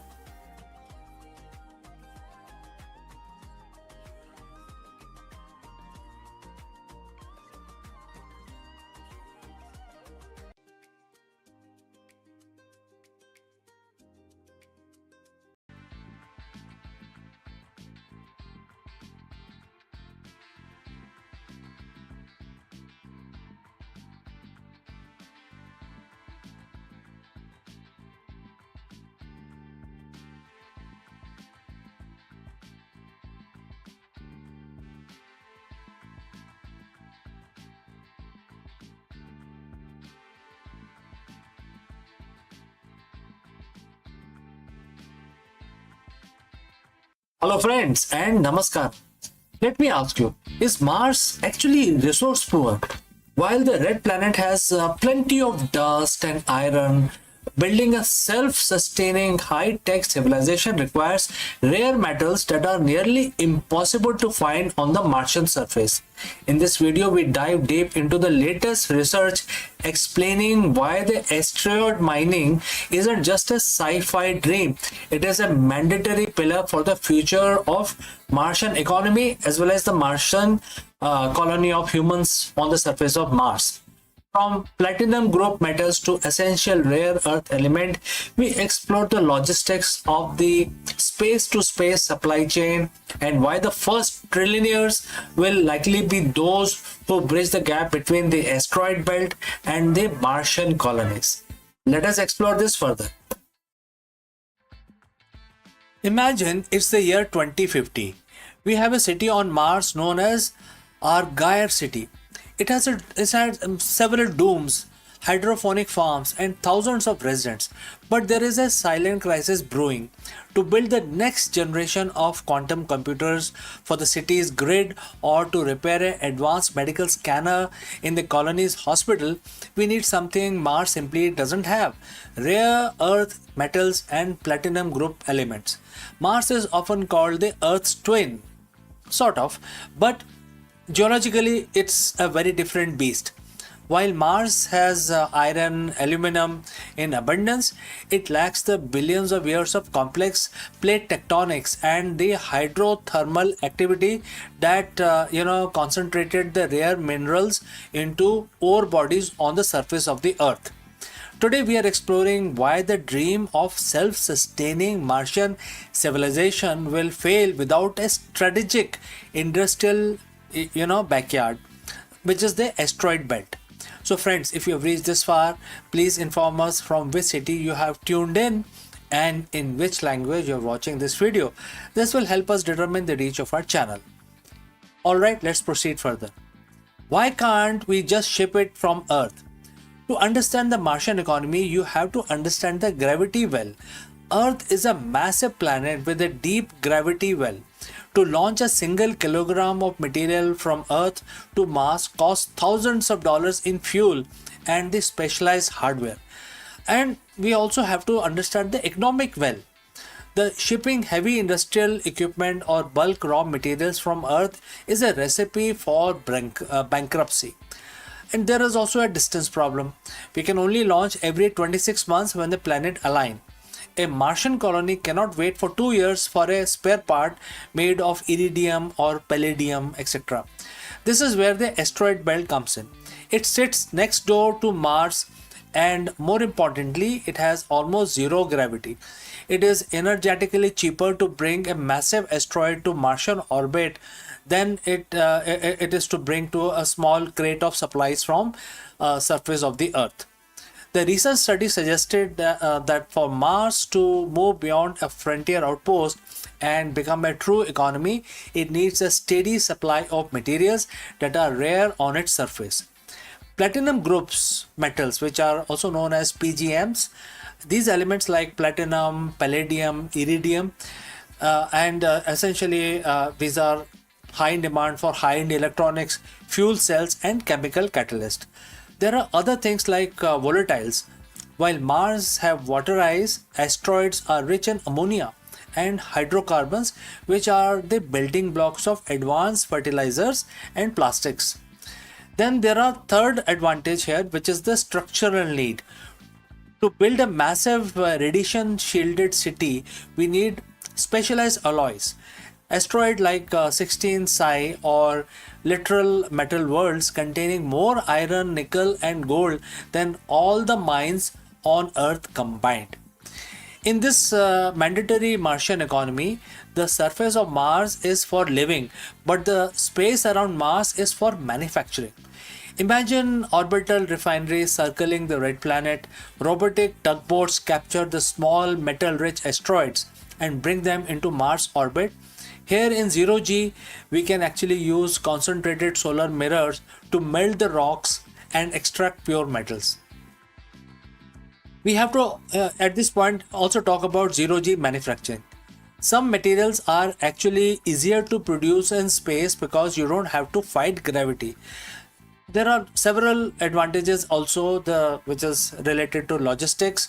Mars becomes the administrative and residential hub, while the Martian moon Phobos and Deimos serves as a landing area for these engineers and also for loading docks for asteroids mining fleet. The history tells us that the wealth follow infrastructure. The first trillionaires of the Martian era won't just be those who build the houses. They will be the ones who control the supply chain of rare minerals. And then therefore there will be era of strategic alliances. We are already seeing the groundwork for this today with partnership between legacy aerospace companies and AI-driven startup focusing on agentic AI, which are autonomous systems that can mine those rocks without human intervention. Then, it will also create economic sovereignty. For a Martian colony to be truly independent of Earth, it must control its own resources. Asteroid mining provides the resource independence, and therefore Martian colony can become a separate country, sort of separate from Earth. Building a city on Mars is arguably the hardest thing humanity will ever attempt. It is not just a feat of engineering, it is the feat of economics. A Martian city without asteroid mining is just a high-tech camp on life support. But a Martian city with asteroid mining, that a civilization becomes much more advanced and will be resource rich. It's the moment we stop being visitors in space and start being a truly multi-planetary species. So the next time when you look at a shooting star, don't just see a streak of light, see the steel, gold and the future of our next home. My name is EK. Thanks for watching. Thanks for joining live. Don't forget to like and subscribe for more deep dives into the future of space and strategy. In case you have any opinion or a question, please do not hesitate to send it across in the comment section below. Before I go, I will like to speak few words about our affiliate partner. Stop settling for a good enough video. If your built-in laptop camera looks like a grainy mess, it is time for an upgrade. Want to instantly level up your video presence? I like to present the Lenovo Performance FHD webcam. This is a game changer for your desktop setup. Technically, this is packed. It has a very sensitive RGB sensor, very crisp photographs it takes. Also comes with 2 microphones on board, which helps you to record very clear voice in stereophonic format. And these microphones are very sensitive. You can actually move away from the camera up to 2 meters and these microphones will pick up your voice without any problem. This is a very strong piece. This is very sturdy. Comes with tripod ready. Comes with a very long leash, so it gives you a lot of flexibility to place the webcam wherever you want to keep in your studio. And also it has a swivel base, which is also very handy. So if you want to basically level up your game and you want to pick up this camera at a discount, please click on the link here or scan the QR code. Now let's get back to our video.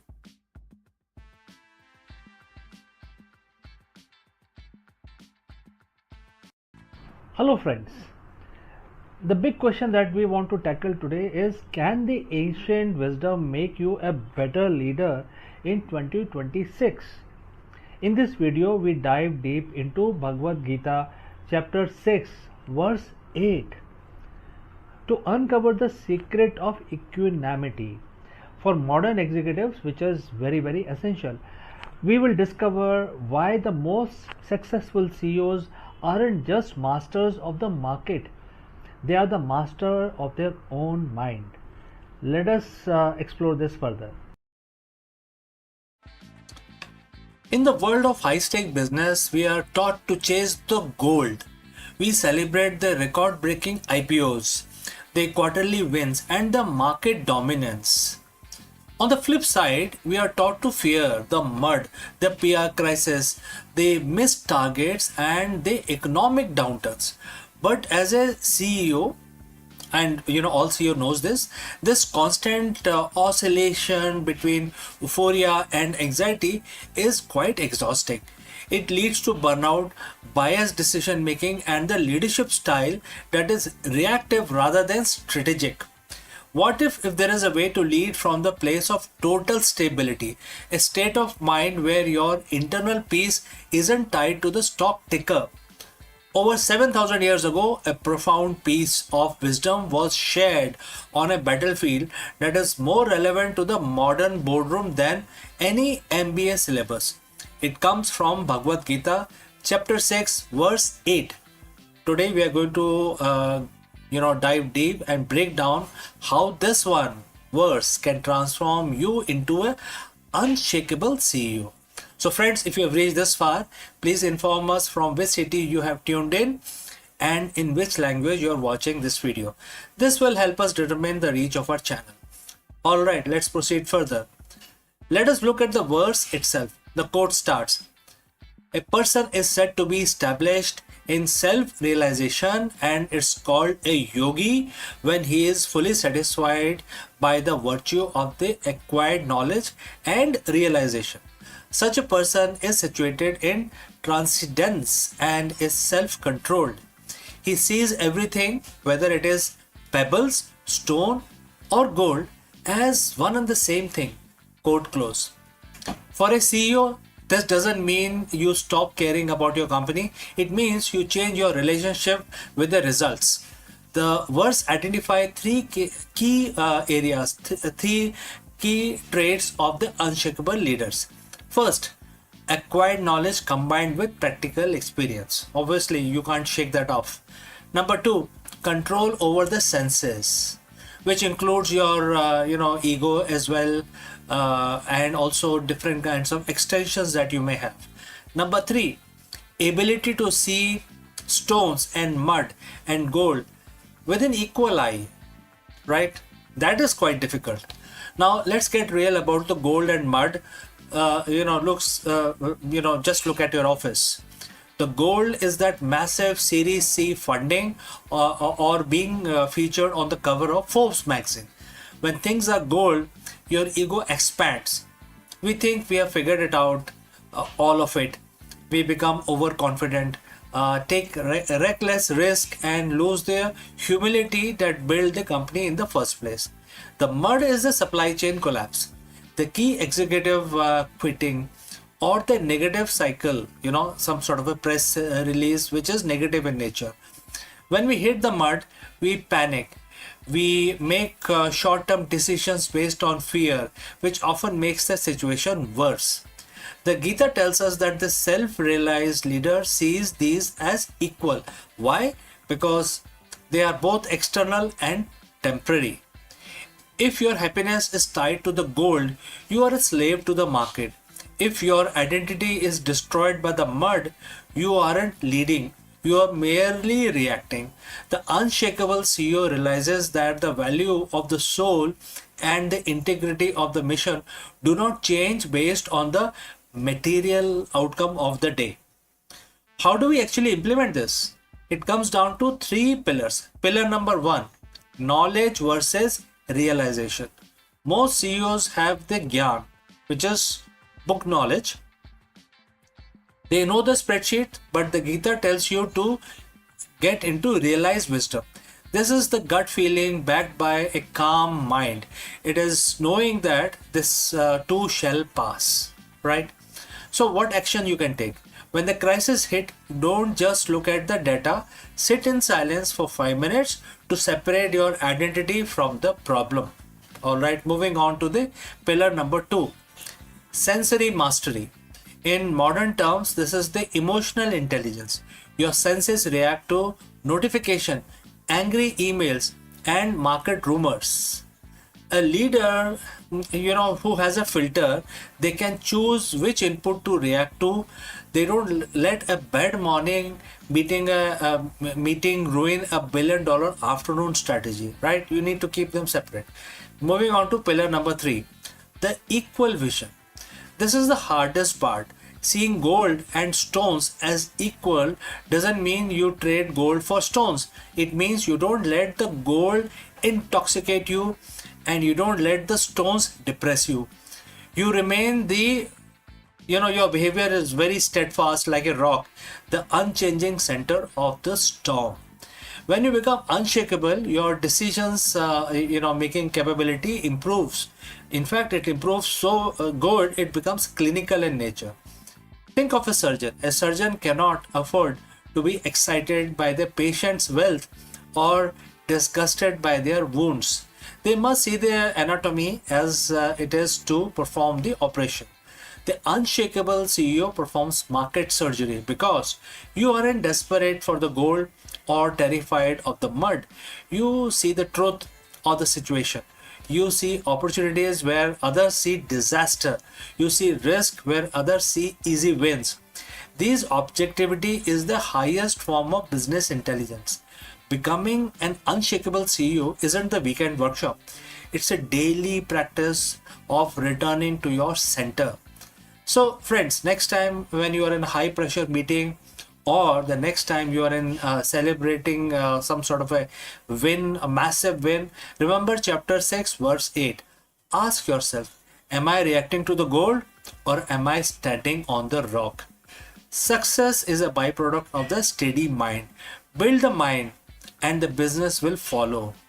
If this ancient perspective on the modern leadership resonate with you, hit the subscribe button, share this with your fellow leaders who need to find their center today.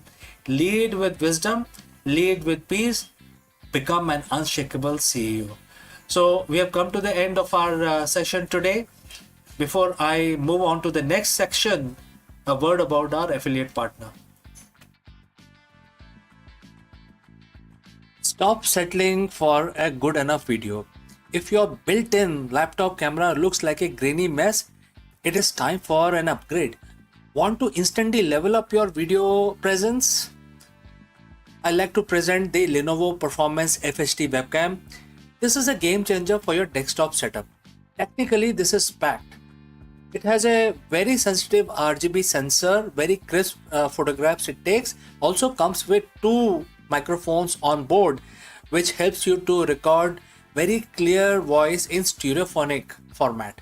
And these microphones are very sensitive. You can actually move away from the camera up to 2 meters and these microphones will pick up your voice without any problem. This is a very strong piece. This is very sturdy. Comes with tripod ready. Comes with a very long leash, so it gives you a lot of flexibility to place the webcam wherever you want to keep in your studio.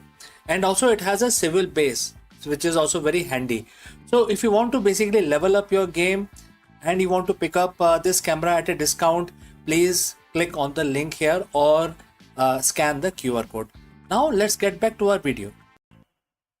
Friends, a very big question that we want to address today is, are we alone or are we just being watched? For decades, we have scanned the stars for signals, but new speculation from SETI and leading astrophysicists suggest a chilling possibility. It is already too late to hide. While we search for them, humanity has spent the last century broadcasting our presence to the cosmos. In this video, we dive deep into the great silence and why the latest breakthrough in technosignatures and planetary direction suggests that any advanced civilizations within 100 light years likely to already know Earth is a home to an industrial civilization. Let us explore this further. For over 60 years, humanity has been staring into the abyss of space and asking one simple question: where is everybody? We call it Fermi paradox. The universe is ancient, it is vast, and according to everything we know about biology and physics, it would be crawling with life. Yet, when we point our telescopes at the stars, we get nothing but cold, dead silence. We have assumed that if they were out there, we would have found them by now. We have treated the search for the extraterrestrial intelligence, which is SETI, like a game of cosmic hide and seek, where we are the ones doing the seeking. But in 2026, the conversation has shifted. Leading scientists and researchers are now proposing as much more unsettling reality. The silence isn't because they aren't there, and it isn't because they haven't found us.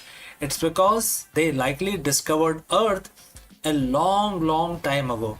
While we have been whispering into the dark, wondering if we are alone, we have actually been shouting our presence to the galaxy for over a century. So friends, if you have reached this far, please inform us from which city you have tuned in and in which language you are watching this video. This will help us determine the reach of our channel. Alright, let's proceed further. Today we are breaking down the new SETI speculation. We are looking at why it is officially too late to hide, how our own atmosphere is betraying us, and the startling new research that suggests alien signals might be hiding in plain sight right in our own data. To understand why we are already visible, we have to look at what we call the technosignature. Since the early 20th century, Earth has been surrounded by an over-expanding bubble of radio waves. This radio bubble is now over 200 light years wide. Inside the bubble are thousands of star systems. If there is a civilization within 100 light years of us with even slightly better technology than ours, they don't need us to send them a hello message. They have already heard our earlier radio broadcasts, our television signals, and most importantly, our high frequency military radars. But it is not just radio. In the last year, researchers have found while exploring the exoplanet, because exoplanets search has reached a fevering pitch right now. We have been using the James Webb Space Telescope to look at the atmospheres of distant worlds, searching for methane, oxygen, carbon dioxide, the building block of life. Now the flip side of this perspective is, if an alien astronomer 50 light years away pointed a telescope similar to JWST or something much more advanced at Earth, what would they see? They wouldn't see the Great Wall of China or our cities. They would see our atmospheric fingerprint. They would see a planet with an atmosphere is in chemical disequilibrium.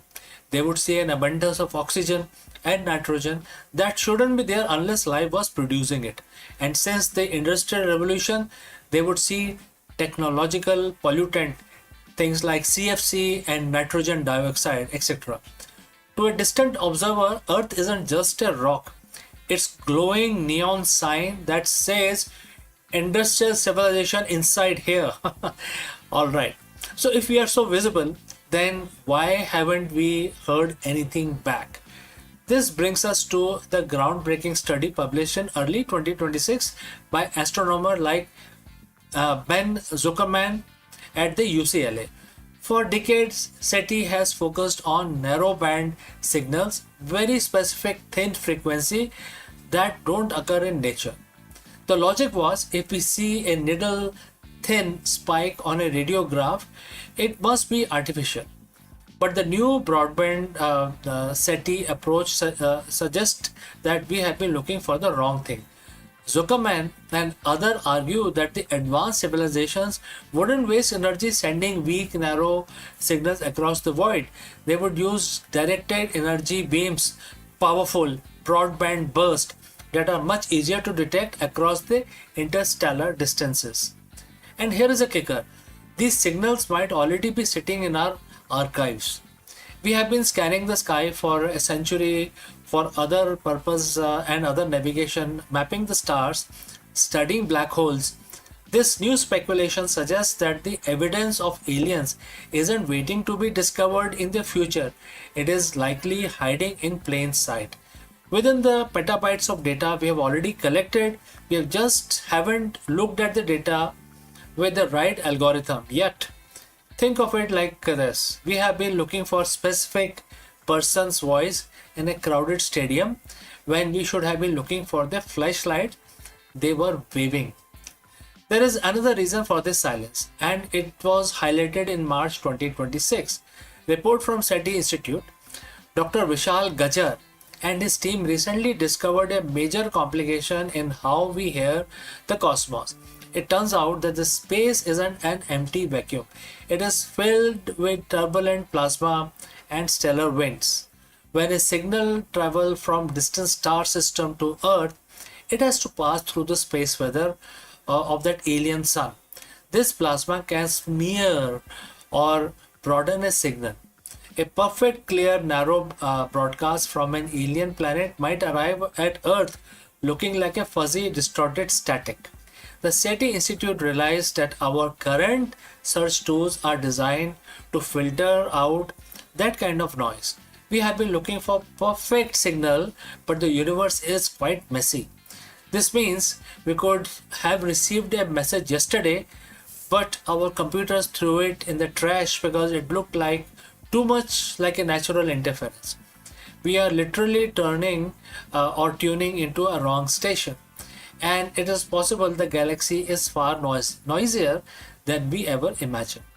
So if they were here and if these signals are likely reaching us, why hasn't there been a first contact event? This leads us to the zoo hypothesis. If a civilization is advanced enough to detect our atmospheric pollution from 40 light years away, they are likely centuries ahead of us, if not millennia.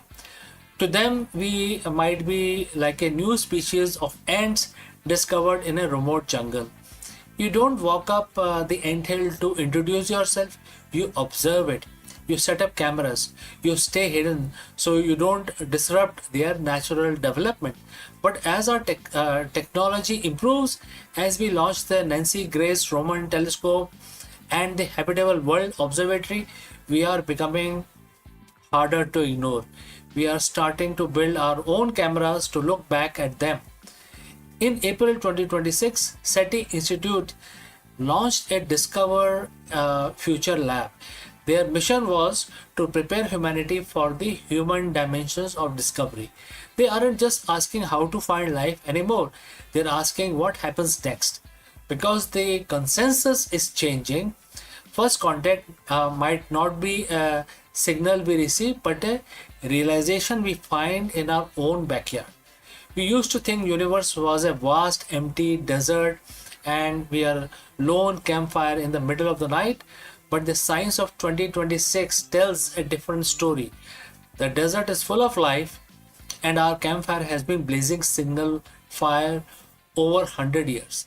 Whether it is through leaked radio waves, chemical signatures in our cloud, or the broadband beams we haven't decoded yet, the great silence is starting to feel less like an absence of life and more like a waiting room. The question isn't, are we alone anymore? The question is, when they finally decide to answer, will we be ready to listen? So friends, thanks for watching this deep dive into the new frontier of SETI. If you want to keep track of this cosmic discoveries with me, make sure that you hit the subscribe button. I'm CK and I will see you again in the next one. Before I leave, a word from our affiliate partner. Stop settling for a good enough video. If your built-in laptop camera looks like a grainy mess, it is time for an upgrade. Want to instantly level up your video presence? I like to present the Lenovo Performance FHD webcam. This is a game changer for your desktop setup. Technically, this is packed. It has a very sensitive RGB sensor, very crisp photographs it takes. Also comes with two microphones on board, which helps you to record very clear voice in stereophonic format. And these microphones are very sensitive. You can actually move away from the camera up to 2 meters and these microphones will pick up your voice without any problem. This is a very strong piece. This is very sturdy. Comes with tripod ready. Comes with a very long leash, so it gives you a lot of flexibility to place the webcam wherever you want to keep in your studio. And also it has a swivel base, which is also very handy. So if you want to basically level up your game and you want to pick up this camera at a discount, please click on the link here or scan the QR code. Now let's get back to our video. Hello friends and Namaskaram.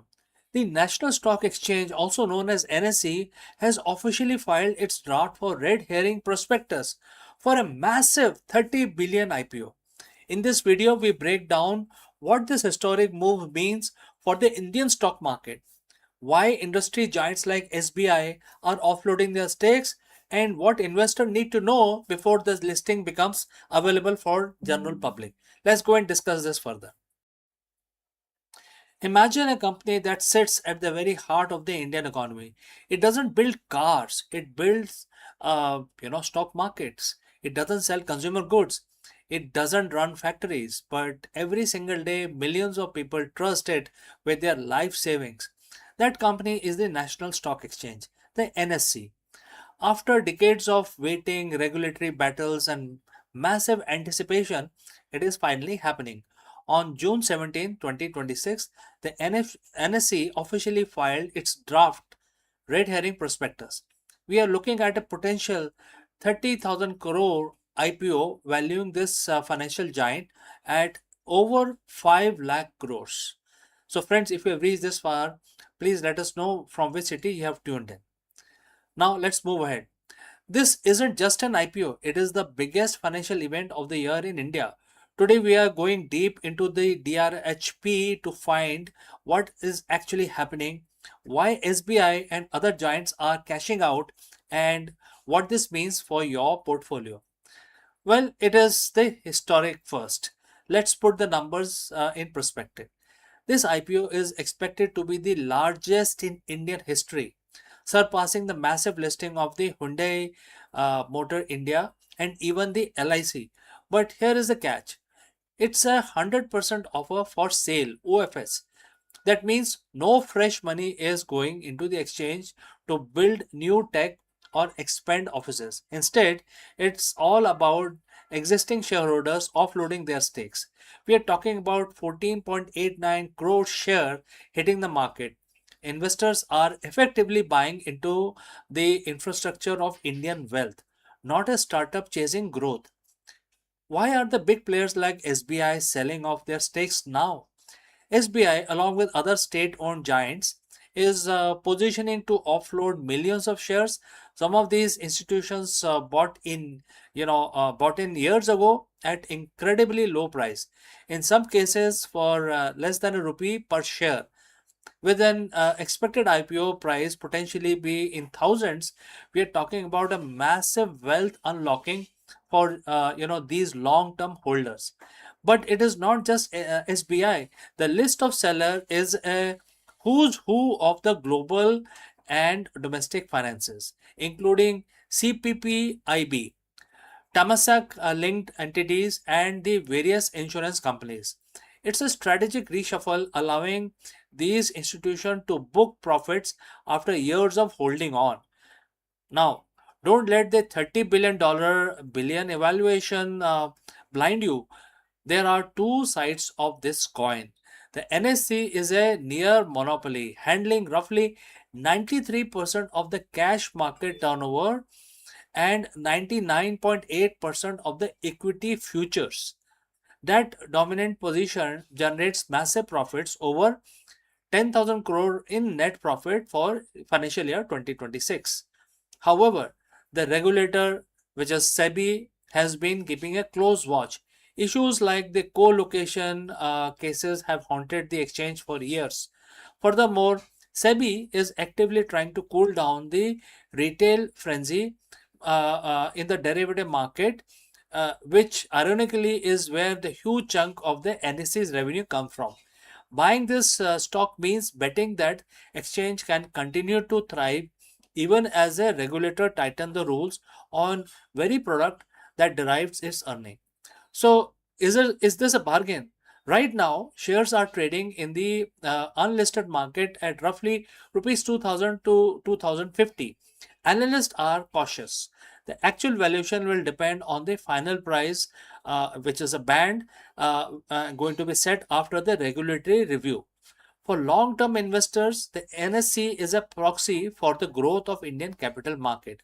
But for short-term traders, the priced in hype is something to watch closely. The NSE IPO isn't just a stock listing, it is a milestone in India's financial journey. Whether you plan to subscribe or just watch from the sideline, this is a story that will define the market mood for rest of 2026. So friends, what do you think? Is a 5 lakh crore valuation justified, or is the market getting ahead of itself? Let me know in the comments below, and if you have found this deep dive helpful, hit that subscribe button. We'll be covering the price band and the final allotment dates as soon as they are dropped. Thanks for joining live. Thanks for watching, and I will see you very soon in the next one.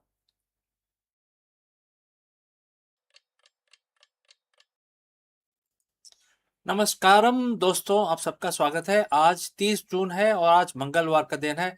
सब जानते हैं कि जो मंगलवार का दिन होता है वो हनुमान जी के लिए समर्पित है। तो आज हम अपना दिन शुरू करेंगे हर रोज की तरह पूजा करके, और आज हम हनुमान चालीसा का पाठ करेंगे। तो ठीक है, हाथ जोड़ लीजिए, नमन कर लीजिए और हम पाठ शुरू कर रहे हैं। श्री गुरु चरण सरोज रज, निजमन मुकुर सुधार, बरनो रघुवर बिमल जसु, जो दायक फल चार। बुद्धिहीन तनु जानुके, सुमरो पवन कुमार, बल बुद्धि विद्या देहु मोहि, हरेउ कलेस विकार। जय हनुमान ज्ञान गुण सागर, जय कपीस तिहुँ लोक उजागर, राम दूत अतुलित बल धामा, अंजनी पुत्र पवन सुत नामा। महावीर विक्रम बजरंगी, कुमति निवार सुमत के संगी, कंचन वरन विराज सुबेसा, कानन कुंडल कुंचित केसा।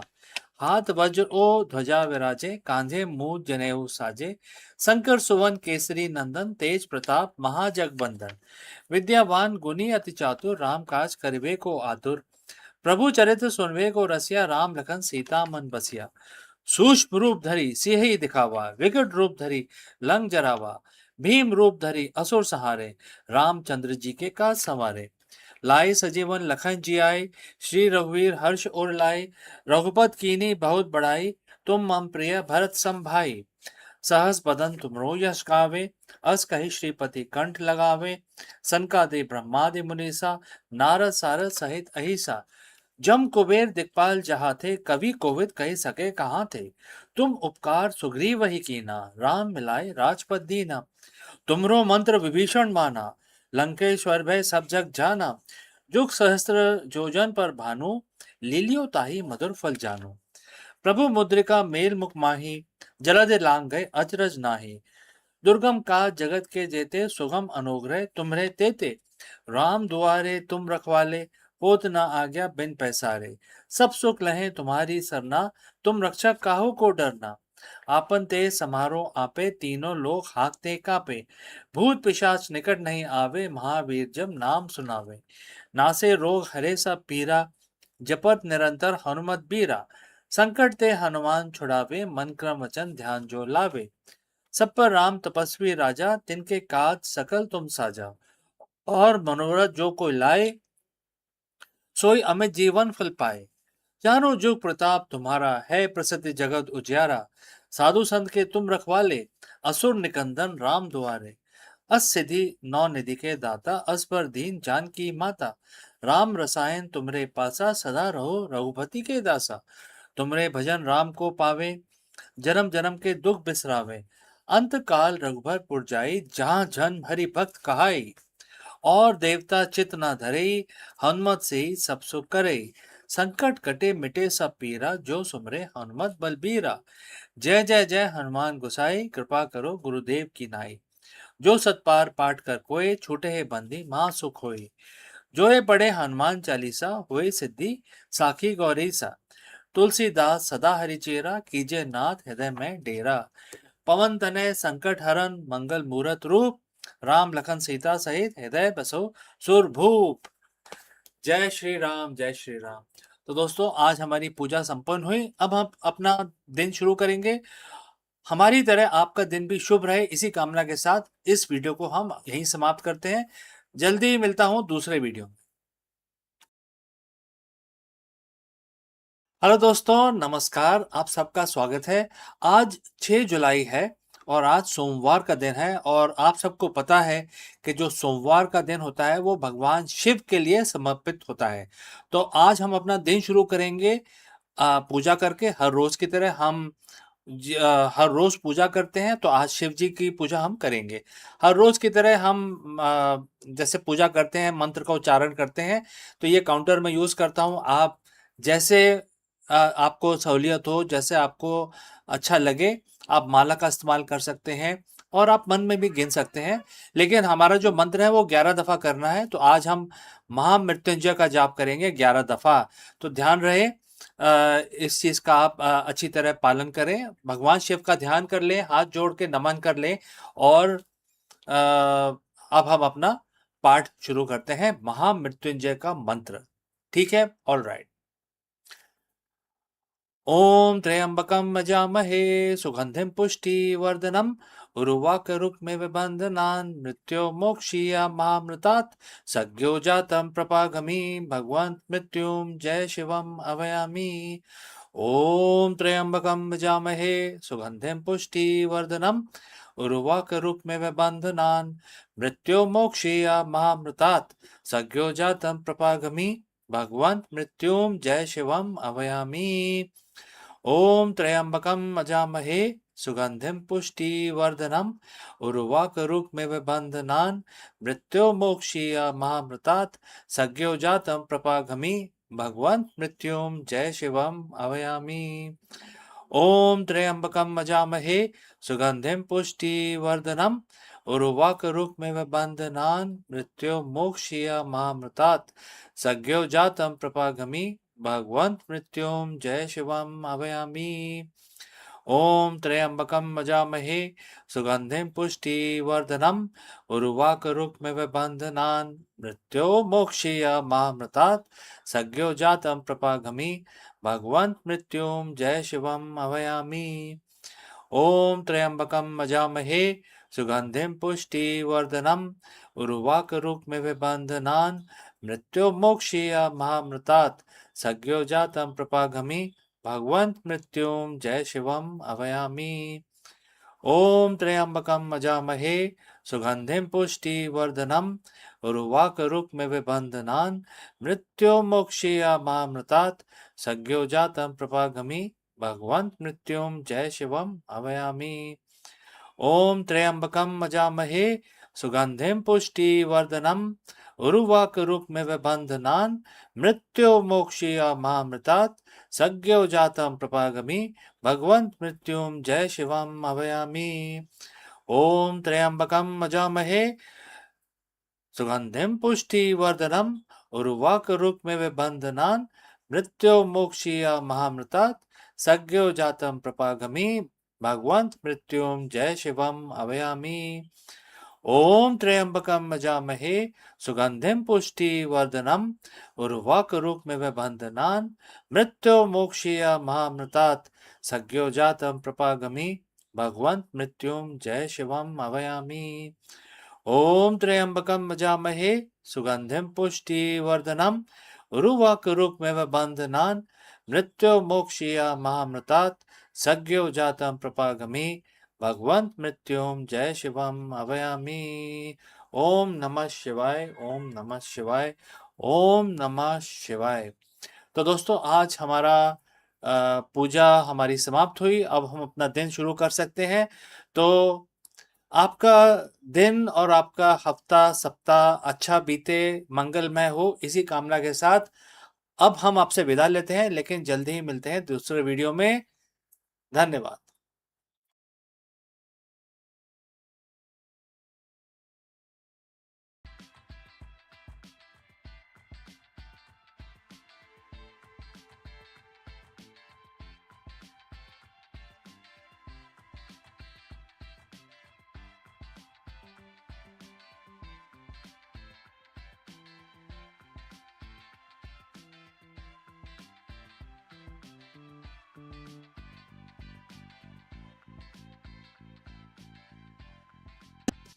Hello friends.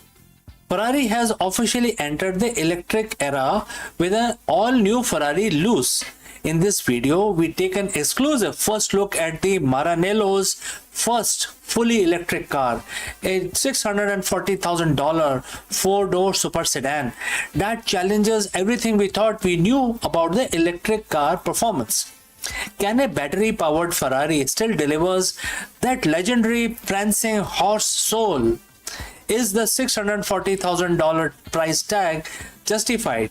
We analyze how the Luce compares to the Puro Sangu and other luxury EVs, and why the Ferrari's move to electric is far more calculated than just chasing trends. Whether you are a die-hard V12 pursuit or an EV enthusiast, this is the most important Ferrari launch of the decade. Let's go and discuss this further. For decades, the name Ferrari has been the synonym with one thing: the raw scream of the combustion engine. From the legendary V12 to the high-strung V8s, Maranello defined the supercar felt like. You know what it really means to have a supercar. Therefore, people used to say that I own a Safari. But today, The history book has been rewritten. Ferrari has officially unveiled the Luce, their first ever fully electric vehicle. It's a bold $640,000 statement that they aren't just joining the EV race, they intend to lead it. But can a battery powered car truly captures the prancing horse soul? Today we are breaking down everything you need to know about the most controversial, technologically advanced and expensive car Ferrari has ever produced. So friends, if you reached this far, please inform us from which city you have tuned in and in which language you are watching this video. This will help us determine the reach of our channel. Alright, let's move ahead. Let's get straight to the numbers because they are staggering. The Luce is built on a dedicated EV platform housing a 122 kilowatt hour battery pack. This isn't just an engine swap. This is a ground up engineering. It features 4 electric motors, one for every wheel, producing a combined 1050 horsepower, 1000 horsepower. That's enough to propel this 5-seat Grand Tourer from 0 to 100 kilometers per hour in just 2.5 seconds. To put that in perspective, it is faster than V12 powered by Puro Sangue. The drive system is rear biased for that classic Ferrari handling feel, with the rear motors capable of putting down 843 horsepower on their own. And for those wondering about the range, it's rated for about 530 kilometers on a single charge. It's clearly built to be usable GT, not just a track toy. The biggest hurdle for an electric sports car is emotion. Without the roar of V12, where is the passion? Ferrari spent 5 years with 40,000 kilometers of testing to answer this question. Instead of playing a synthetic fake engine noise through speakers, Luce use an innovative amplified hum. They place a sensor on the rear axle to capture the actual mechanical vibration of the motor, which are then processed and amplified. It's meant to be an honest mechanical feedback loop that keeps the driver connected to the machine. It's not trying to be a gas engine, it is trying to be the most exciting electric car engine possible. So you might notice the design looks different, and therefore that's because Ferrari collaborated with love from the design firm co-founded by former Apple design chief John Ive. The Luce abandons the classic mid-engine proportion we are used to. It's a 4-door, 5-seat layout with a long wheelbase and a sloping roofline. Up front, you get a clean, fully, full width lightning signature and an illuminated badge instead of a grille. The rear, however, keeps the classic 4-round taillight and aesthetic hidden behind a sleek black panel. It is minimalist, aerodynamic, and depending on who you ask, either a masterpiece of modern design or a massive departure from tradition. Let's step inside the the Apple designed or Apple influenced. And therefore when you get in, it is undeniable. The cabin is minimalist, focusing on 12.5-inch OLED display that mimics analog dials. There is always a clever 10-inch infotainment screen that moves, so both the drivers and passenger can adjust it. Crucially, they have kept a physical toggle for key control, and for the first time ever, you can seat 5 people comfortably in a Ferrari. The rear doors are rear hinged, making accessible incredibly easy. A touch of the luxury that provides this car is meant to be driven every day. So the big question is it worth $640,000? The car isn't just about the specs, it's about Ferrari proving it can survive the electric transition without losing its prestige. It's the second most expensive car in their lineup, trailing only to the Extreme F80. And delivery start this autumn in Europe, while we'll have to wait until spring 2027 to see them on other continents, starting with America and rest of the world. Whether the lose becomes a future classic or a polarizing experiment, one thing is certain: Ferrari has officially left the age of gasoline behind. And friends, therefore, what do you think? Has Ferrari succeeded, or is this a step too far? Let me know in the comments below. Don't forget to like and subscribe for more deep dives into the changing world of supercars. And friends, I will see you again very soon in the next one. Before I go, I will have to say a few words about our affiliate partner. Stop settling for a good enough video. If your built-in laptop camera looks like a grainy mess, it is time for an upgrade. Want to instantly level up your video presence? I like to present the Lenovo Performance FHD webcam. This is a game changer for your desktop setup. Technically, this is packed. It has a very sensitive RGB sensor, very crisp photographs it takes. Also comes with two microphones on board, which helps you to record very clear voice in stereophonic format. And these microphones are very sensitive. You can actually move away from the camera up to 2 meters, and these microphones will pick up your voice without any problem. This is a very strong piece. This is very sturdy. Comes with tripod ready. Comes with a very long leash, so it gives you a lot of flexibility to place the webcam wherever you want to keep in your studio. And also it has a swivel base, which is also very handy. So if you want to basically level up your game and you want to pick up this camera at a discount, please click on the link here or scan the QR code. Now let's get back to our video.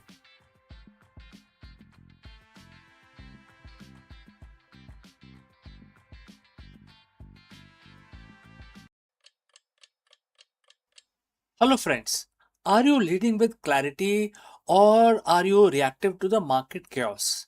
In this video, we break down one of the most powerful management philosophies ever written, and that is Bhagavad Gita, mentioned in chapter 2 very clearly in verse 15. While the modern business culture often celebrates the hustle, the ancient wisdom teaches that the truly elite leader possesses something far more rare, which is equanimity.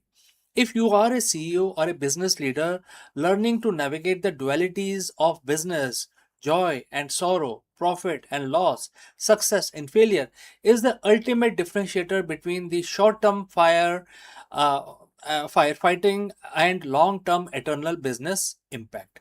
Let's go and discuss this further. As a leader, we are often told that the secret to success is being in control. We track the KPIs, we manage the market volatility, and we try to predict the next disruption. We play the role of master of our own universe. But let's be honest, friends. How often do you feel like you're actually in control? In the high stake world of business, we are constantly buffeted by dualities: the joy of record breaking quarter followed immediately by the sorrow of a failed product launch, the elation of a new partnership followed by a sting of a loss of a very highly key team member. If your mental state is tied to these external fluctuations, you aren't leading, you are actually reacting. Today, I want to share a 7,000-year-old secret from Bhagavad Gita that flips this entire paradigm on its head. It is a secret to not just surviving the chaos, but mastering it. We are looking at chapter 2, verse 15. The verse says, and the quote starts, to whom joy and sorrow are one and the same, he becomes qualified for eternal life.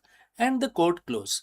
Now, for a CEO, eternal life might sound like a theological concept, but let's translate that into business terms. In a competitive market, eternal means sustainable. It means a business that doesn't collapse under pressure. When the verse talks about joy and sorrow being the same, that means part of the same coin.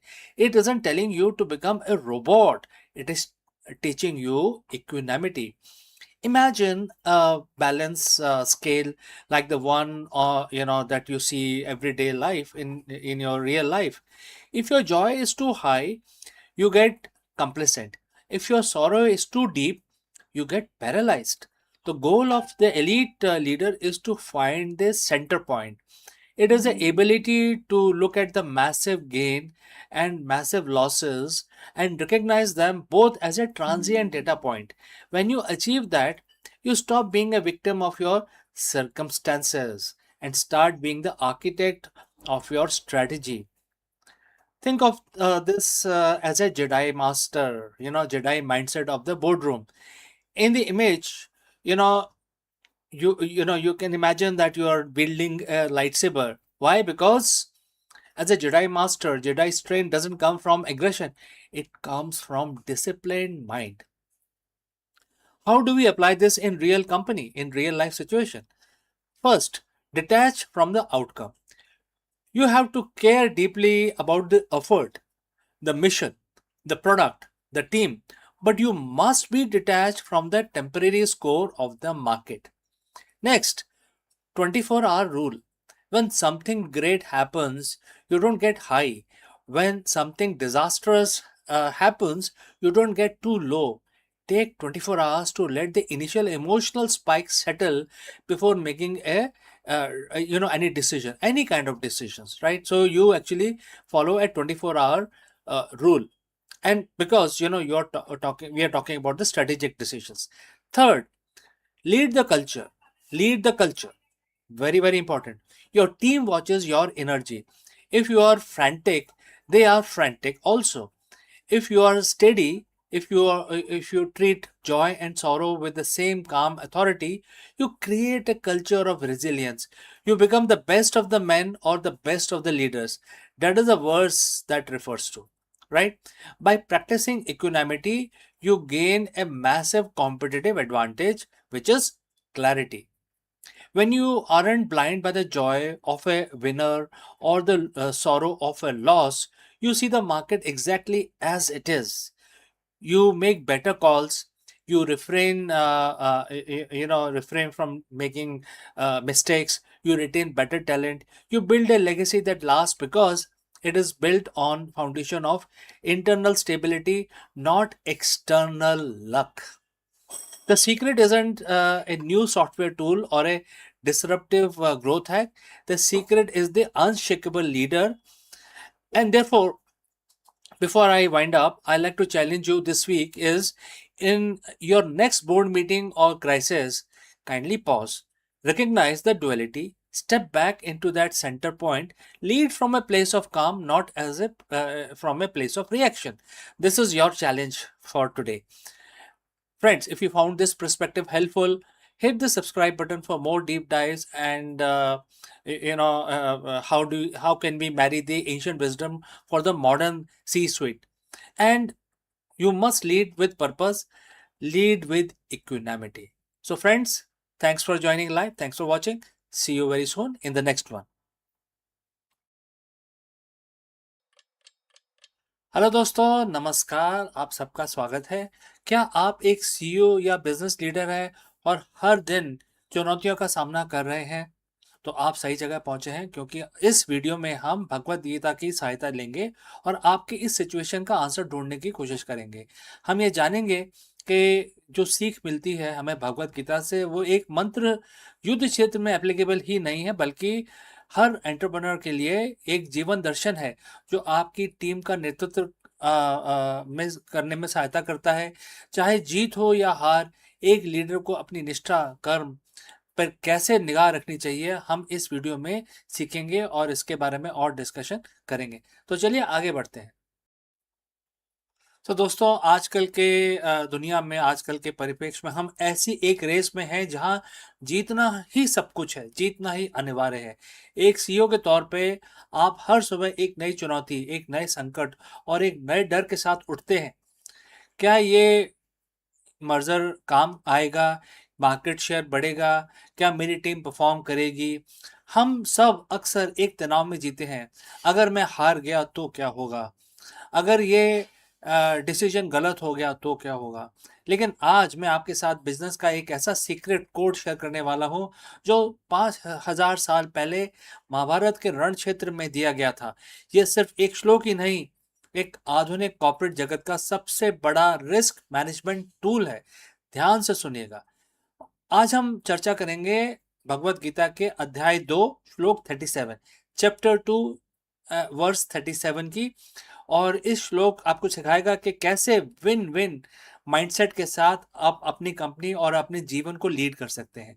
तो आइए पहले श्लोक को हम पढ़ लेते हैं। भगवान कृष्ण अर्जुन से कहते हैं, एंड द कोट स्टार्ट्स, यदि तुम लड़ते हुए हार भी गए तो तुम्हें स्वर्ग मिलेगा, यानी आपको वो अनुभव और सीख मिलेगी जो आपको उच्च स्तर का लीडर बनाएंगे और आपको ऊंचाई पे ले जाएंगे। और यदि तुम जीत गए तो इस पृथ्वी पर सुख भोगोगे, यानी सफलता, प्रॉफिट एंड मार्केट लीडरशिप आपकी होगी। तो ये आपको बता रहा है कि दोनों ही सिचुएशन में विन विन है। तो दोस्तों, अगर आप यहाँ तक पहुंचे हैं तो आप बताइए कमेंट करके कि किस सिटी से आप हमारे इस वीडियो को देख रहे हैं। तो चलिए आगे बढ़ते हैं। हम सब ने इस वर्ष को सुना, जरा रुकिए और सोचिए, भगवान कृष्ण यहाँ अर्जुन से क्या कह रहे हैं। वो कह रहे हैं कि हारने का विकल्प ही खत्म कर दो अर्जुन। कृष्ण के लिए हार जैसा कुछ है ही नहीं। अगर तुम हारते हो तो तुम कुछ सीखते हो, अगर तुम जीतते हो तो तुम कुछ हासिल करते हो। तो सीईओ के तौर पे क्या आपकी लाइफ में हार जैसी कोई चीज है या नहीं? अगर कोई प्रोजेक्ट फेल होता है तो आप एक लीडर के रूप में विकसित होते हैं, आप नई चीजें सीखते हैं, अपनी असफलता से आगे बढ़ते हैं। अगर सफल होते हैं तो आपकी कंपनी विकसित होती है। तो इस श्लोक में हम हमें अपनी कॉर्पोरेट लाइफ को कैसे लागू करें, किस तरह से अपना माइंडसेट करें, इस चीज की हमें सीख दी गई है। तो इसमें मुख्य हमें क्या सीख मिल रही है? नंबर 1 इज डर का अंत। जब आप स्वीकार कर लेते हैं कि सीखना भी एक जीत है तो डर खत्म हो जाता है। एक सीईओ को जो डर में फैसला लेता है वो कभी बड़े रिस्क नहीं ले पाता। तो गीता आपको सिखाती है कि रिस्क लेना ही आपका धर्म है। नंबर 2, परिणाम से डिटैचमेंट। डिटैचमेंट जो आउटकम है, जो रिजल्ट है, उससे डिटैच हो जाइए आप। भगवान कृष्ण कहते हैं कि यानी कि अगर आप लड़ना ही नहीं करेंगे तो आपको कोई परिणाम मिलेगा ही नहीं। तो आप लड़िए।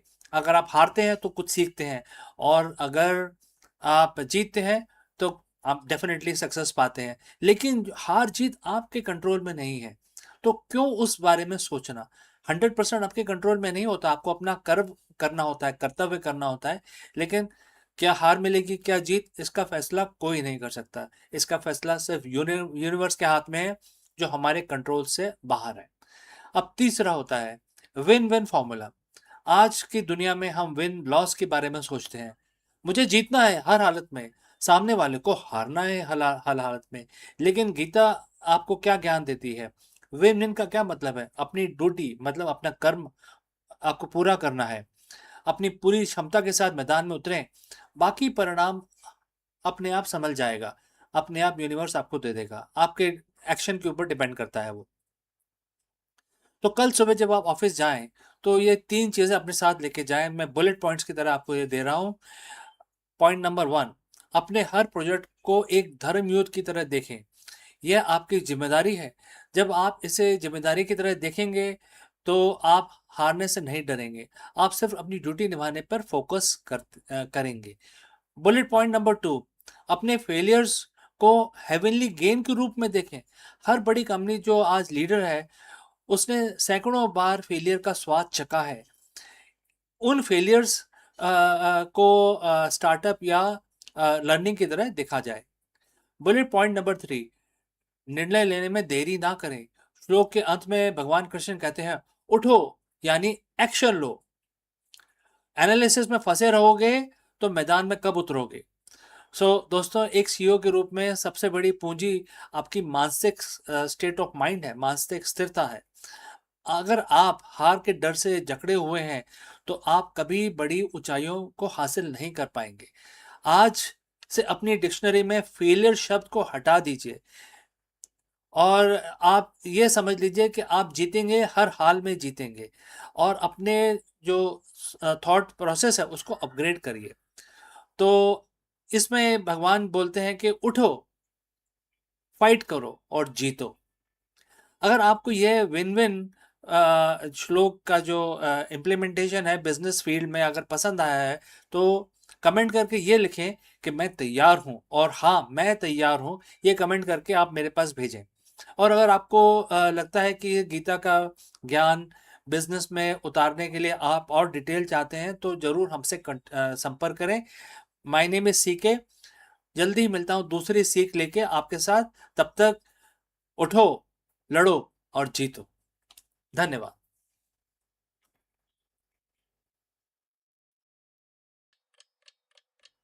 Hello friends, Namaskaram.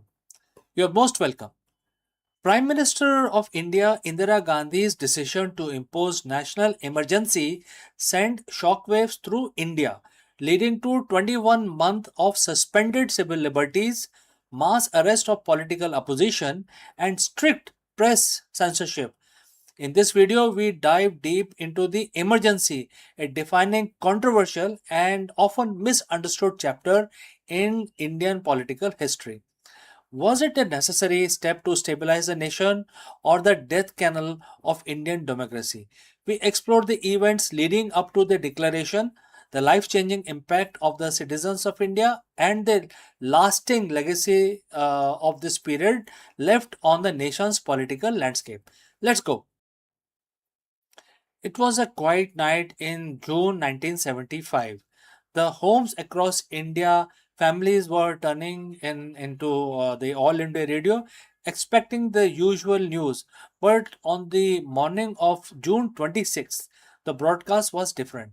The voice on the radio, calm and measured, announced that the president had proclaimed an emergency. Civil liberties were suspended, the press was censored, and the political opposition, they were being rounded up as we speak. That was a voice that mentioned during the All India radio transmission. In a single stroke, the world's largest democracy went dark. For 21 months, India lived under a shadow. Today, we aren't just looking at history, we are looking at the warning. This is the story of the 1975 emergency, the time when the foundation of India were tested to their very breaking point.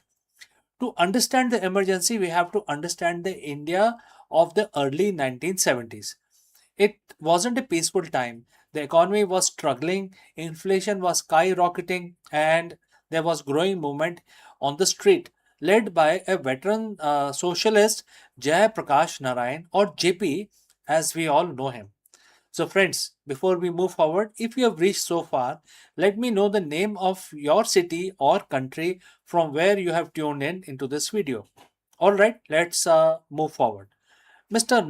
Raj Narayan, the man who had lost his election against Prime Minister of India Indira Gandhi, filed a petition alleging electoral malpractices. Justice J.M.L. Sinha delivered the verdict. Indira Gandhi was guilty of using government machinery for campaign purposes. Her election was declared void. She was barred from holding public offices for 6 years. For any leader, this was a political death sentence, but Indira Gandhi was not any leader. She refused to resign, and as the pressure from the opposition mounted, the decision was made. If she couldn't win the political battle, she would change the rules of the game entirely. It was the night of June 25th, 1975, while the nation slept, a massive coordinated operation was launched. Under the cover of darkness, the police began a nationwide sweep. By the next morning, the press was gagged. Electricity was cut to the newspaper offices in Delhi to prevent the printing of protest stories. When the papers did not return, they were blank or filled with government approved propaganda. The democracy that had been built on the dreams of independence was now effectively a one person rule. The constitution was amended, The judiciary was curtailed and the executive branch held absolute power. So, what was the life like during those 21 months? For an average citizen, it was time of fear and uncertainty. The government, driven heavily by Indira Gandhi's son Sanjay Gandhi, launched initiatives that were touted as development but implemented with lot of brutality. The sterilization drive became very infamous.